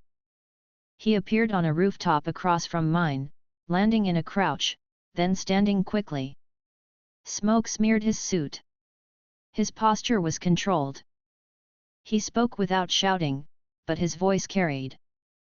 "You're taking down Leviathans," Nightwing called. "Yes," I replied. Nightwing nodded once. "Good. Keep the falls away from the bridges. We're moving civilians across." "I understand," I replied. Nightwing's eyes narrowed slightly. "Do you need directions?" "No," I said. He huffed. "Of course you don't." He lifted a hand and pointed anyway, a quick gesture toward the east. That one, he said. It's drifting toward a hospital zone. I see it, I replied. Nightwing watched me for half a second, then added, and try not to land it on anyone. I won't, I replied. Nightwing nodded, satisfied enough, then moved again, vanishing into rooftop motion. I teleported onto the Leviathan Nightwing had indicated. This one had different plating thicker in sections, with more visible mounted structures. It was likely a newer unit, adapted for heavy ground support. Its underside weapons were firing downward. I moved along its back, cutting down 2 Chitauri soldiers that turned toward me. One tried to jab with an energy spear. I stepped inside the line and struck its throat with the hilt. It dropped. I reached the forward control ridge. I swung once. The cut passed through armor and internal structure. The Leviathan's body jolted and began to roll. I teleported off immediately, reappearing above the street so I could guide the fall. Green Lantern was already responding, constructing a thick angled ramp of light to change the Leviathan's descent path. Superman arrived as well, pushing the mass away from the hospital zone. They were learning to anticipate my pattern, which improved speed and reduced collateral. That was good. The sky remained crowded. The portal continued to pulse. But the pressure eased slightly as more Leviathans fell and fewer skiffs had cover. Street-level evacuation lanes widened. Fire crews could move more freely. Medics could reach injured people faster. I returned to street level when needed, teleporting down to clear a ground squad that had slipped into a subway entrance, then back up to disable another Leviathan. At one point, I landed near Captain America briefly as he directed traffic around a collapsed intersection. He saw me and his expression tightened. He did not point a weapon. He did not shout. He simply spoke like a commander trying to keep order. "You," Captain America said firmly. "If you're going to move around like that, tell me where you're going." "I go where the pressure is," I replied calmly. He stared at me. "That's not specific." "It is accurate," I replied. Captain America's jaw tightened. He looked like he wanted to argue. Then a blast hit nearby, and he turned to raise his shield. "Get those people across," he shouted. I moved again. I kept helping. Quietly. Efficiently. Ending threats that would kill civilians. Disabling Leviathans before they could crush evacuation corridors. Cutting down skiffs when they dipped low enough to fire into crowds. I did not chase glory. I did not give speeches. I did not waste time. I only acted where the result mattered. Chapter 14, Clean Lanes, Closed Sky. I stayed in the sky until the pressure broke. That was the simplest way to describe it.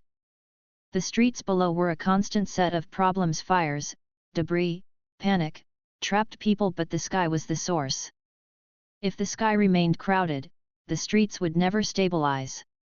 And if the streets never stabilized, people would die while teams argued about lanes and perimeter lines. I did not argue. I moved. A Leviathan drifted in from the portal with a wider escort than the last few. Skiffs clustered around it, using its bulk as a shield while they fired down in coordinated sweeps. The pattern was changing, likely adapting to the way earlier Leviathans had been disabled. Good. That meant my actions were being noticed. It also meant I needed to remain precise. I teleported onto the Leviathan's back again, landing low to reduce wind resistance. The surface vibrated under my boots. Its armored ridges were slick with soot and heat. Chitauri soldiers turned toward me immediately, their weapons lifting in practiced motion. I cut the first weapon in half, then struck the soldier's torso with the flat of the blade. It dropped, limp, sliding only a little before stopping against a ridge. The second soldier fired. I stepped to the side and cut the blast cleanly, then moved forward and ended it with one controlled strike. A third tried to rush me with a spear-like weapon. I caught the shaft with my left hand, pulled it off balance, and tapped the soldier's head with the hilt. It collapsed. I moved along the spine of the Leviathan toward the forward control structure. This one had additional plating denser segments around the front ridge. The cut would still work, but the angle had to be cleaner to avoid unnecessary fragmentation that might scatter heavy pieces into the street. I placed my feet, breathed once, and swung. The dragon sword reed passed through with a single smooth motion. The resistance was minimal. Armor and internal structure separated cleanly, and the Leviathan's forward segment lost stability immediately. Its body shuddered as if it had tried to correct and failed. I teleported off the Leviathan's back before it could roll too violently, reappearing in open air above a wide avenue. Below, Green Lantern was already forming an angled construct funnel, ready to guide the falling mass away from buildings. Superman surged in as well, hands out, pushing the Leviathan's descent toward the funnel. They were learning. That reduced collateral. That was what I wanted. A skiff tried to follow the falling Leviathan downward to continue firing into the avenue. Iron Man intercepted it with a hard bank and a repulsor burst that tore its side open. The skiff spun, clipped a building corner, and crashed into an empty intersection. Tony's voice blared through external speakers as he passed. "Keep dropping the whales, sword guy," he shouted. "We'll sweep the rest." I did not reply. He did not need reassurance. I focused on the next target. Two more Leviathans were emerging in staggered timing, one higher, one lower. The higher one was being met by Thor and Superman together. The lower one was drifting toward a bridge corridor where civilians were still being moved. I teleported to the lower one. Landing on its back again, I immediately saw the difference. This Leviathan had raised protrusions along its forward ridge, additional armored spikes and thicker plating around the control segment. It was not intelligent in a human sense, but someone was making adjustments. That meant the next cut had to be deeper and slightly shifted. Chitauri soldiers were more numerous on this one. 4 turned toward me at once. I moved forward and struck with controlled speed. I did not need a wide swing. I used small movements. One soldier fell with a severed torso. Another lost its head. A third stumbled as its weapon arm was cut away, then dropped when I struck it once at the chest. The fourth tried to leap away. I stepped and tapped its spine with the flat.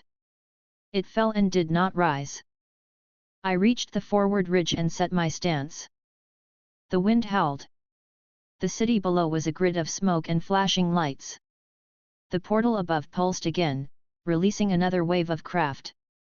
The sound of explosions was constant. I swung.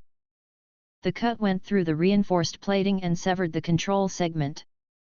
The Leviathan's body lurched sharply, and the motion forced several mounted structures to snap loose. They fell away in pieces, tumbling downward. I teleported off immediately and reappeared above the falling debris path. I swung twice, cutting the largest chunks into smaller pieces and redirecting them away from the bridge corridor. The smaller fragments still fell, but they would not collapse a section of bridge. Green Lantern noticed and expanded a construct shield under the bridge lane. The fragments hit the construct and shattered into harmless dust-like pieces. I nodded faintly. That was the aerial suppression I needed. Not just disabling, but preventing collateral. I scanned the skyline. The volume from the portal was still high, but the density of Leviathans was decreasing. Skiffs were still present in large numbers, but without Leviathan cover they were easier for the aerial teams to pick off. Good. That meant it was time to shift. Disabling targets in the sky mattered, but the portal was the source. As long as it stayed open, this would continue until someone made a mistake or a team ran out of endurance. I teleported back toward Stark Tower. I arrived on a rooftop near the tower, landing behind a low wall so I did not appear in front of clustered news cameras on a distant building. The tower's upper levels were lit by emergency systems, and smoke drifted out through damaged panels. The interior access point was still open from earlier. I moved down quickly. Inside, the situation had changed. The device area was more crowded now, with more defenders present. I saw Thor still holding Loki down, posture rigid and angry. Loki's expression remained composed, but his eyes tracked movement with quick calculation. Natasha stood near the scepter, keeping distance and attention. She looked tired but steady, her movements still precise. I also saw another presence. Tony Stark had entered the area briefly, likely coordinating the portal shutdown. He was not in full armor now, his face was visible, smudged with soot, expression sharp and irritated. Bruce Banner was not here. Captain America was not here. They were outside. That aligned with the way teams naturally split under pressure. Tony looked toward me as soon as I stepped in. "Okay," he said, voice clipped. "You again?" "Yes," I replied calmly. Natasha's eyes flicked to me and narrowed slightly, as if checking whether I had brought new problems. Thor's attention remained on Loki, but his eyes cut toward me for a moment. Loki's gaze settled on me longer. "You return," Loki said smoothly, as if we were in a quiet room rather than a battlefield. "I am here to help close the portal," I said evenly. Tony rubbed his forehead quickly and pointed toward the device controls. "We're working on it," Tony said. "But the issue is the sky is still full of murder." "I reduced it," I replied. Tony's mouth tightened. "Yeah, I noticed fewer whales." "Thanks." Natasha glanced toward the open window where the roar of the battle continued. "We need time," Natasha said. "You have time," I replied. Loki gave a small laugh. "You speak with certainty." "I speak with control," I said calmly. Thor's voice came out harsh. "Do not speak to him as if he is your equal," Thor said to Loki. Loki looked up at Thor with mild annoyance. "Brother, you are still holding me like a child." Thor tightened his grip. Loki hissed quietly, then composed himself again. Tony looked between them and sighed. "Okay," Tony said. "Love the family drama, really, but I need someone to tell me if the scepter is staying away from him." "It is," Natasha replied. Tony nodded, then looked at me again. "You," Tony said. "Can you keep the hallway clear? We keep getting ground troops trying to push in." "Yes," I replied. I moved without further discussion. I positioned myself in the corridor leading to the device room, where multiple entry points converged. The lights flickered. Smoke drifted low. The floor was scattered with glass and debris. Chitauri soldiers came in waves. Not huge, but constant. They were trying to regain control of the room and the device. The first wave came fast, 6 soldiers with energy weapons raised. I drew my sword and struck twice. 2 fell in pieces. 2 more lost weapons and dropped to the floor. The last 2 tried to retreat and fire from the hallway corner. I stepped forward and ended them with 2 clean cuts. The next wave arrived from a stairwell. I did not need to chase them down the stairs. I waited at the top, letting them come into range. When they emerged, I struck with controlled motion, ending them before they could spread into the building. A few tried different tactics, throwing explosive devices, firing from behind cover, attempting to flank through service corridors. I used teleportation in short bursts within the hallway to reposition behind them, ending the threat without drawn-out exchange. I kept collateral low. I did not cut walls unless needed. I did not strike with force that would collapse the floor. I did not let the fighting move back into the room. Behind me, the device hum deepened at times, likely responding to the ongoing portal strain. Tony's voice rose occasionally, sharp and irritated, speaking to someone through comms about trajectories and the nuke. I heard just enough to know the direction of events. The portal would not close gently. Not at this stage. That meant street level and aerial suppression still mattered while the plan executed. I maintained the corridor. After several minutes, the flow of Chitauri troops thinned. That likely meant their attention had shifted again, pushing outward rather than inward. They wanted to overwhelm the city rather than take this room. Tony stepped into the hallway briefly, looking past me at the bodies.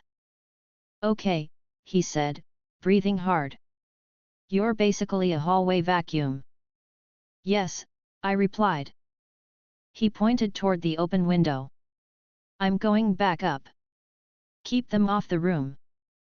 "I will," I said. He started to leave, then paused and looked back at me. "Just so we're clear," Tony said quickly, "after this, people are going to want to talk to you again." "Yes," I replied. Tony shook his head. "And you're going to do the thing where you vanish?" "Yes," I replied. He made a short sound of frustration. "Cool." He left. I returned to the corridor posture, listening for movement, watching for another wave. There was a gap. A moment where the building's internal noise lowered slightly, and the distant sound of battle outside became more prominent. That was when I thought of Peter. I had seen him earlier, doing rescue. That was good. But the longer this went, the more likely he would be overextended or trapped by collapse, especially with his instinct to help anyone he could see. I could not allow him to die under debris because he tried to be everywhere at once. I waited until the corridor remained quiet for several seconds, then teleported. I arrived at street level near an evacuation corridor I recognized from earlier. Smoke was thicker here. A building's corner had collapsed, and firefighters were working a ladder line to rescue people from upper floors. Chitauri troops were scattered, but less concentrated. The street battle had shifted as teams gained control over certain lanes. I scanned quickly. The divine protection of first sight and related senses made it efficient.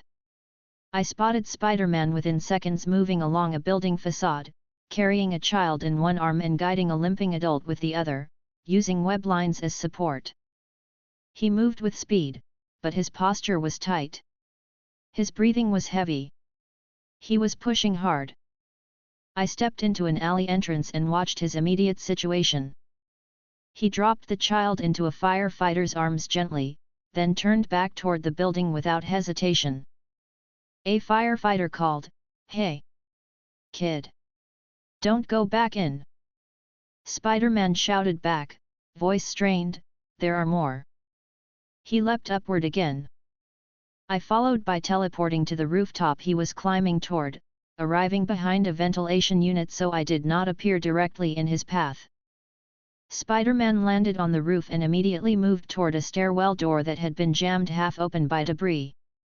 He tried to pull it open. It resisted. He tugged harder. The roof shook slightly from a nearby impact. Spider-Man froze, then looked out over the edge. A skiff had fired into the street below, and part of a nearby building facade had come loose. Spider-Man's head snapped toward it, ready to leap. I stepped forward. "Peter," I said quietly. He froze so hard it looked painful. He turned slowly, mask lenses widening slightly. "Reinhard," he whispered, breathless. Okay, you scared me. Don't do that." "You are tired," I said calmly. "I'm fine," he replied quickly. "You are not," I said. He started to protest, then stopped, breathing hard. "I'm just there are people," he whispered, voice tight. "I know," I replied. "You are still not going inside alone." Spider-Man's shoulders rose in frustration. "But I can get them out. I'm fast." "You are also one person," I said evenly. And the building is unstable. He glanced toward the stairwell door again, then toward the street, then back at me. Are you saying I should stop? He asked, voice strained. No, I replied. I am saying you should coordinate. Spider-Man hesitated. He did not like being told what to do. But he trusted me, and he was exhausted enough that he could hear reason. Okay, he said quietly. How? I gestured toward the street-level firefighters. You move people to them, I said. You do not go deeper than one level without support. You tell them where the trapped people are. You guide their entry. Spider-Man's head tilted. They're not as fast as me. No, I said. But they have equipment.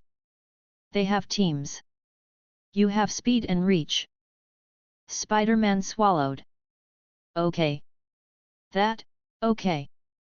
A blast shook the street again. Spider-Man flinched and looked toward the sound. I have to, he started. Wait, I said. He froze again, half-turned. I walked to the jammed door and placed my hand on the debris wedged in its frame. I lifted it cleanly and set it aside. The door opened properly. Spider-Man stared at my hand, then at the door. You could have done that this whole time, he said, voice half awe and half irritation. Yes, I replied. He shook his head. Okay. Great. So. Are we going down? No, I said calmly. You are going down one level only. You will locate trapped people. Then you come back up and tell the firefighters. Understood. Spider-Man hesitated, then nodded. Understood, he said. He moved through the doorway. I followed at a normal pace, listening. The stairwell was smoky but intact. We descended one level. The hallway was cracked, lights flickering, but still standing. Spider-Man moved ahead, checking rooms quickly, calling out softly. Hello? Anyone here? It's Spider-Man, I'm here to help. A weak voice responded from behind a partially collapsed wall. Here. Spider-Man moved toward it. He started to crawl into a gap. I reached out and caught his shoulder lightly. No, I said. He jerked, then looked back at me with frustration. I can fit, he whispered. And if it collapses, you will die there, I replied calmly. Spider-Man stared for a second, breathing hard, then nodded reluctantly. Okay, he whispered. Okay. So how do we? I stepped forward and assessed the collapse. A load-bearing support had cracked, but the main pressure point was a chunk of concrete holding a smaller section in place. I lifted the chunk with controlled force and set it aside. The gap widened enough for the trapped person to crawl out. A man, covered in dust, crawled forward and coughed. Spider-Man grabbed his arm and helped him stand. Okay, Spider-Man said quickly, trying to sound upbeat. We're getting you out. Just follow me. The man nodded weakly. We guided him back up to the roof and toward the edge where firefighters were stationed below with ladders and harnesses. Spider-Man shouted down, one adult male, breathing but hurt. Get him now. They responded immediately, raising a harness and pulling the man down with controlled speed. Spider-Man watched until the man was secured, then turned to me. Okay, he said, voice low. That worked. Yes, I replied. He swallowed. Thanks. You are welcome, I said. He looked out over the city. The battle was still active, but it was shifting. There were fewer Leviathans now. Fewer concentrated skiff runs. More heroes were able to focus on cleanup and consolidation. Is it ending? Spider-Man asked quietly. It will, I replied. Spider-Man looked at me sharply. How do you know? I can see the pattern, I said calmly. He nodded, accepting that without fully understanding it. Then he leaned closer, voice dropping. Are they still going to look for you after this? He asked. Yes, I replied. Spider-Man exhaled. Okay. And you're still going to school tomorrow? Yes, I said. He let out a short, breathless laugh. That is still insane. It is routine, I replied. Spider-Man's shoulders loosened slightly. He looked steadier now that he had a plan he could follow and boundaries he could accept. He glanced toward the building again. I'll coordinate with the firefighters, he said. Like you said. Good, I replied. I looked back toward Stark Tower's direction. The device needed to be shut. Loki needed to remain contained. The teams would handle the final push, but I could still support by preventing sudden collapses or Chitauri breaches. I placed my hand lightly on Spider-Man's shoulder once more. Be careful, I said. He nodded quickly. You too. I teleported away. I returned toward Stark Tower's area, not directly into the device room, but to a street-level corridor where Chitauri troops had begun attempting a final desperate push. I cut them down quickly, cleared the lane, and kept civilian movement flowing away from danger. Above, the portal still pulsed, but the sky was thinning. The end was approaching. Chapter 15, Corridors that Hold.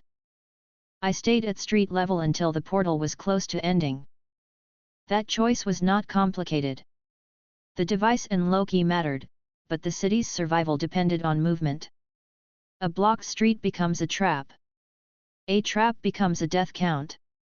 Evacuation corridors are boring compared to fighting in the sky, but boring is what keeps people alive. I moved through smoke and sirens with steady steps, sword sheathed most of the time. I did not need to draw it for every threat. Many Chitauri were already being handled by teams, and the strongest pressure had shifted upward. The danger now was scattered violence and collapsing structures catching civilians and responders at the worst times. A police line was forming near a broad avenue where 3 streets merged. The intersection was cluttered with abandoned cars and debris. A school bus sat at an angle with its hazard lights blinking uselessly. A fire truck had positioned itself to block incoming skiffs from having clear sight lines down the corridor. Captain America stood near the center, shield raised, directing people with short, clear commands. Keep moving, he called. Don't stop for phones. Keep moving. Medics to the left. Fire crews to the right. His voice cut through panic without needing to shout. People responded to it. Police officers responded to it. Even the heroes moving through the area adjusted to his rhythm. He saw me as soon as I arrived at the edge of the corridor. He didn't look surprised anymore. Not fully. He looked tired and tense and practical. You, he said, stepping close enough that we could speak without yelling. This corridor's holding, but we're getting hit from 2 angles. Can you stop those skiffs from getting line of sight down the avenue? Yes, I replied calmly. He nodded once. Good. And don't cut through the fire truck. I won't, I said. A small leak of amusement tried to appear in my expression. I kept it under control. It was not the time. I moved to the side of the avenue, where a collapsed storefront created partial cover. I looked up. 2 skiffs were circling low, trying to dip into a firing run. They were cautious now. They had learned that low runs meant sudden destruction. Still, they needed to pressure corridors to keep civilians trapped. I drew my sword. The first skiff fired. I stepped out from cover and swung once. The energy blast split and dispersed. I followed with a second cut, angled upward, severing the skiff's forward stabilizer. It pitched, spun, and crashed into an empty block where most people had already fled. The second skiff pulled higher and tried to angle around. I teleported onto a rooftop, arrived behind its path, and swung once more. The cut passed through the skiff's underside. It broke apart midair and fell in pieces. I teleported off again before debris could fall toward the corridor, reappearing above the empty block and cutting the largest fragment into smaller pieces so it would not crush a vehicle that still had trapped people inside. A firefighter shouted up, "Nice!" I did not respond. I returned to street level near Captain America. He was already sending people through. A young woman in a torn blouse stumbled, crying, looking back over her shoulder. "Keep going," Captain America told her firmly, tone steady. "You're doing great. Keep going." She nodded shakily and kept moving. A medic team moved a stretcher through the corridor. A police officer jogged alongside, scanning for debris. I watched the structural line of the buildings above the corridor. A cracked corner. A loose sign. A section of glass bulging outward. A small shift came from above an impact, likely from distant aerial fire. The sign came loose. It fell. It would have landed in the corridor. I stepped forward and caught it with my left hand, stopping it mid-drop. The weight was not an issue. I carried it to the side and set it down away from the evacuation line. A police officer stared at me as if his brain had stalled. "Continue," I told him calmly. He blinked and snapped back into motion. The corridor kept moving. For several minutes, it held. Chitauri ground squads tried to push into it from side streets.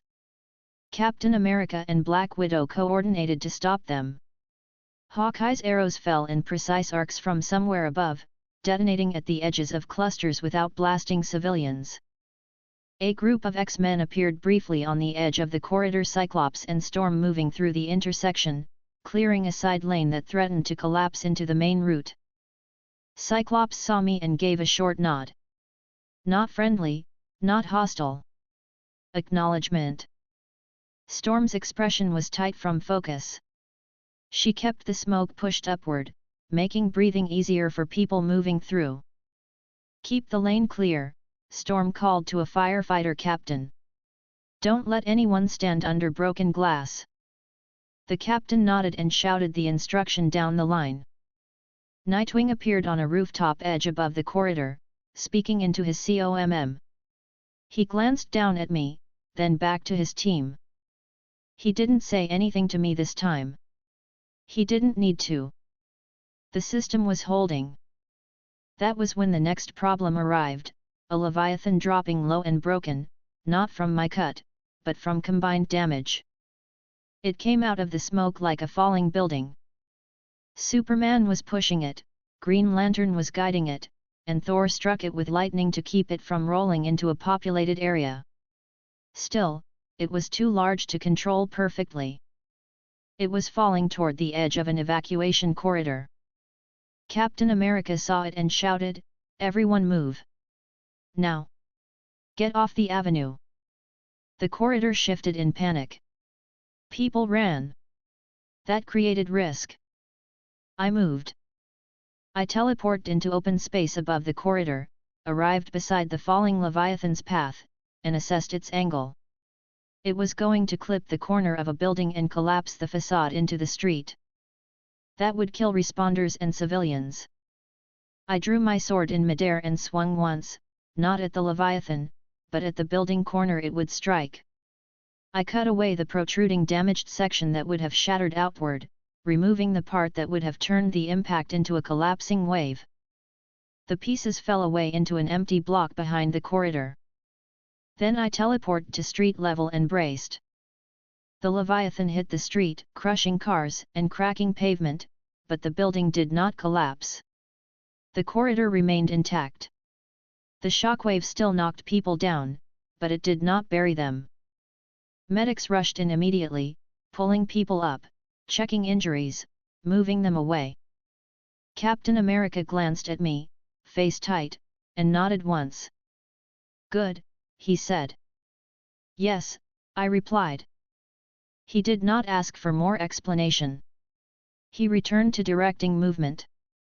The corridor resumed. That was the moment I felt the pattern shift again, the sky thinning sharply, the pressure of incoming fire changing, the sound of the portal's energy pulsing in a different rhythm. The end was close. I did not relax. The last minutes of an invasion are often the most dangerous. People assume it is ending and stop paying attention. Collapses happen late. Stray fire hits late. Panic spikes late when something sudden changes.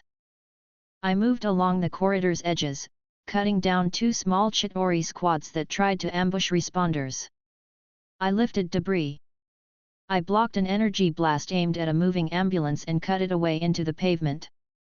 I did not speak much. When I did, it was only for direction. Go left. Keep moving. Do not stop. A woman with a bleeding head wound looked up at me, eyes wide. Are we going to die? She asked in a shaking voice. No, I said calmly. She stared, then nodded as if the answer itself forced her legs to work. She kept walking with the group. Minutes passed. The sound in the sky changed again. A sharp, intense roar of engines, something high-speed moving upward and inward. I knew what it was without needing to see it. The plan in motion. I looked toward Stark Tower. It was time to return. Street corridors were holding. Captain America had enough structure now. The leaders had established lanes. The biggest risk to civilians had shifted back to the portal device and Loki's containment. If something went wrong there, everything I had done on the streets would be wasted. I teleported. I arrived inside Stark Tower, 2 floors below the device room, in a corridor that was still littered with Chitauri bodies and broken glass. The air smelled like ozone and smoke. The lighting flickered. Footsteps echoed above. Voices. Tight and focused. I moved upward at a steady pace, sword sheathed, senses extended. 2 Chitauri soldiers appeared at the stairwell landing, weapons raised. I drew and struck twice. They fell without sound beyond the impact of their bodies. I continued. At the device room entrance, I paused and listened before stepping in. Thor's voice was low and harsh. Enough, he said again, likely to Loki.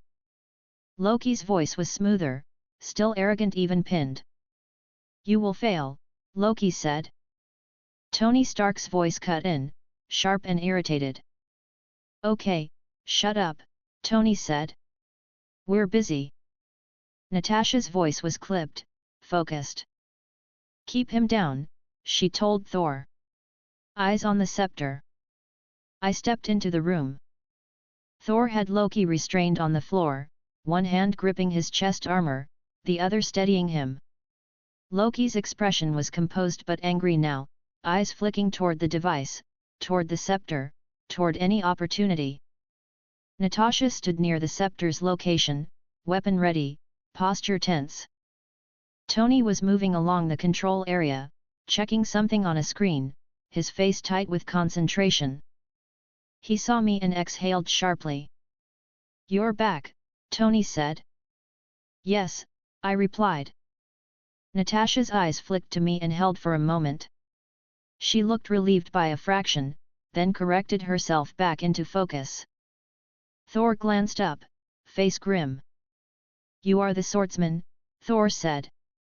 Yes, I replied. Loki's eyes locked on me. His jaw tightened. You again, Loki said. Yes, I replied calmly. Tony pointed toward the hallway. We're getting sporadic breach attempts, Tony said. You keep them out. I will, I replied. Natasha's gaze sharpened. What's happening outside? Evacuation corridors are holding, I said. The sky is thinning. Tony's mouth tightened. Good. Because this is the part where everything either works or it doesn't.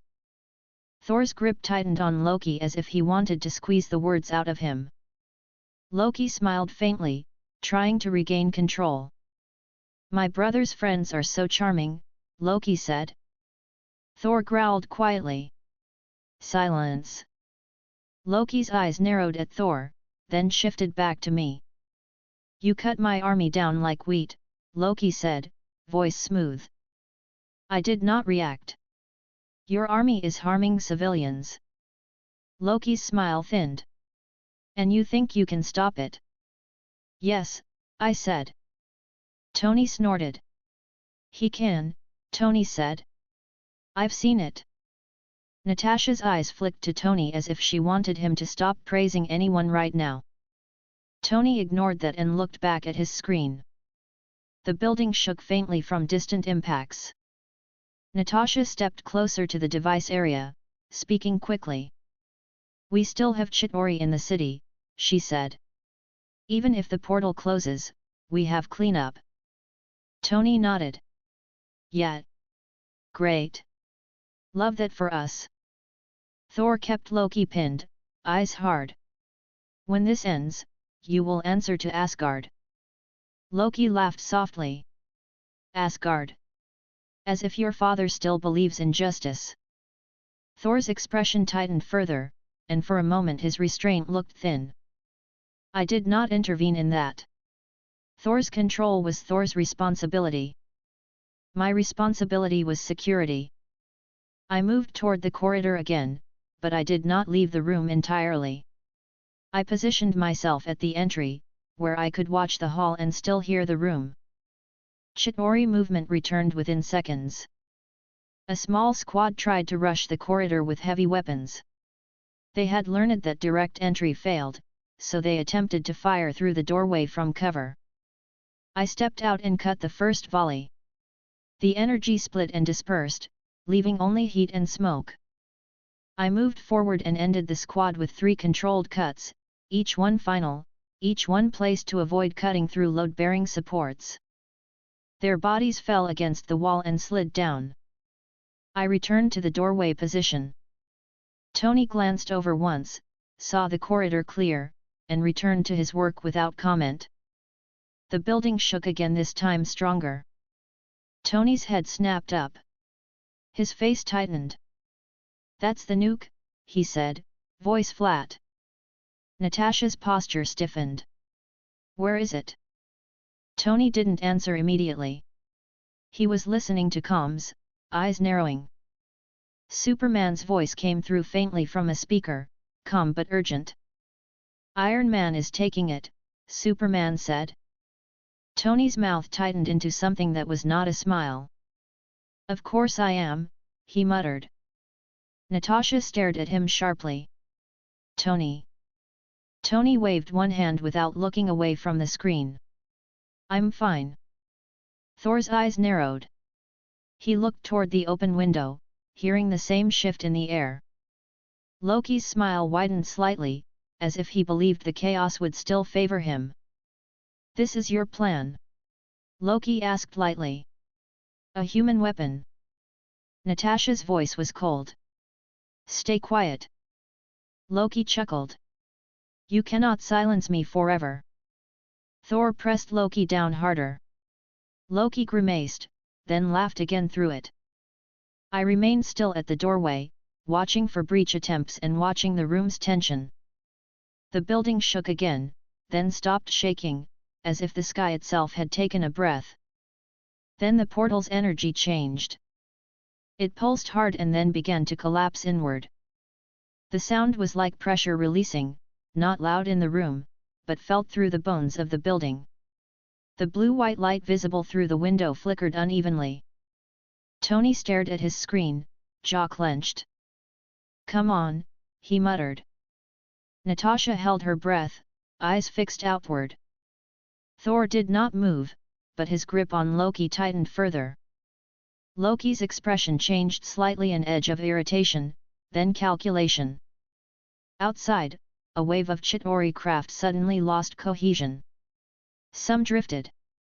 Some spiraled. Some fell. The connection was breaking. I heard distant impacts through the building. Multiple. Rapid. The portal collapsed further. The light narrowed into a smaller ring, then a tear, then a closing point. And then it shut. The room felt different immediately. The pressure in the air eased. The sound of incoming fire from above reduced in volume. Tony exhaled hard and leaned back slightly, as if his spine had been holding itself upright by anger alone. Natasha's shoulders lowered a fraction. Thor's gaze remained hard. He did not relax yet. He watched Loki. Loki's expression was still composed, but the confidence had diminished. He looked annoyed, and that annoyance was real. I stepped fully into the room again. "It is closed," I said calmly. Tony looked at me like he wanted to reply with a sarcastic comment, then decided not to waste breath. "Yeah," he said. "I noticed." Natasha looked toward me. "Any breaches still moving?" "Not here," I replied. Thor spoke, voice firm. "It is done," Thor said. Loki snorted softly. "Is it?" Thor's expression tightened. "You are finished," Thor said. Loki's eyes flicked to the scepter, then to Natasha, then back to me. He was looking for any opening. Any moment of distraction. There would be none. Natasha stepped closer, weapon still trained. "We're taking you in." Loki smiled thinly. "By force." Thor didn't answer with words. He lifted Loki by the collar and hauled him upright with one hand. Loki coughed once, then stood with forced dignity, adjusting his posture as if he had not been pinned on the floor moments ago. He looked at me again. "You are inconvenient," Loki said. "Yes," I replied. Tony made a short sound. That might be his official title. Natasha glanced at Tony, then back at Loki. "Move." Thor kept Loki under control, preparing to transport him. The immediate threat was ended, but the tower remained a hazard. Smoke still drifted. Fire still burned in some sections. The city below would still need hours of cleanup, rescue, and containment. I looked toward the open window and listened to the city's shifting sound. Less chaos. More sirens. More coordinated movement. Captain America would still be directing lanes. Superman would still be lifting debris. Flash would still be moving people. Green Lantern would still be forming barriers. Young Justice and Titans would still be assisting. The X-Men would still be controlling ground squads. The battle had ended. The work had not. Tony rubbed his face once and glanced toward me again. "Okay," Tony said, voice tired. "You're going to vanish again, right?" "Yes," I replied. Natasha's eyes narrowed. "Not yet." I looked at her calmly. "Why?" "Because you're a problem," she said bluntly. "A helpful one, but still a problem." "That is acceptable," I replied. Thor's gaze flicked between us. If he aided in saving Midgard, then he deserves respect. Tony huffed. "He deserves a background check." I said nothing. Natasha held my gaze for a moment longer, then spoke more practically. "Fine," she said. "At least tell me one thing. Are you going to keep showing up?" "Yes," I replied. Her mouth tightened. "That's not comforting." "It is true," I replied. Tony sighed. "God, you're consistent." "Yes," I said. Thor shifted Loki's position, preparing to move. Loki looked at all of us with quiet irritation, then straightened as if he could still pretend he was in control. Natasha stepped aside, letting Thor move toward the exit. Tony looked at me one last time. "If you're going to keep doing this," Tony said, voice tired but sharp, "then don't make us waste hours looking for you afterward." "I will not help with that," I replied calmly. Tony stared, then let out a short laugh that sounded more like exhaustion than humor. Of course, he said. I nodded once, respectful, then stepped back from the room. I did not teleport immediately. I walked through the corridor, allowing the sense of ending to settle. Not emotional. Practical. A check of remaining threats, remaining movement, remaining danger in the building. No immediate breach attempts. No sudden shocks. That was enough. I teleported away, returning to street level near the evacuation corridors one more time, confirming they were still moving and that responders were no longer being pressured by incoming skiff runs. Captain America stood amid the lanes, dirt on his face, posture still upright. He saw me and held my gaze. He did not chase. He did not shout. He simply nodded once, a brief acknowledgement between people who had worked the same disaster from different angles. I nodded back. Then I stepped into the smoke and disappeared with a quiet fold of space, leaving the lanes intact and the sky closed.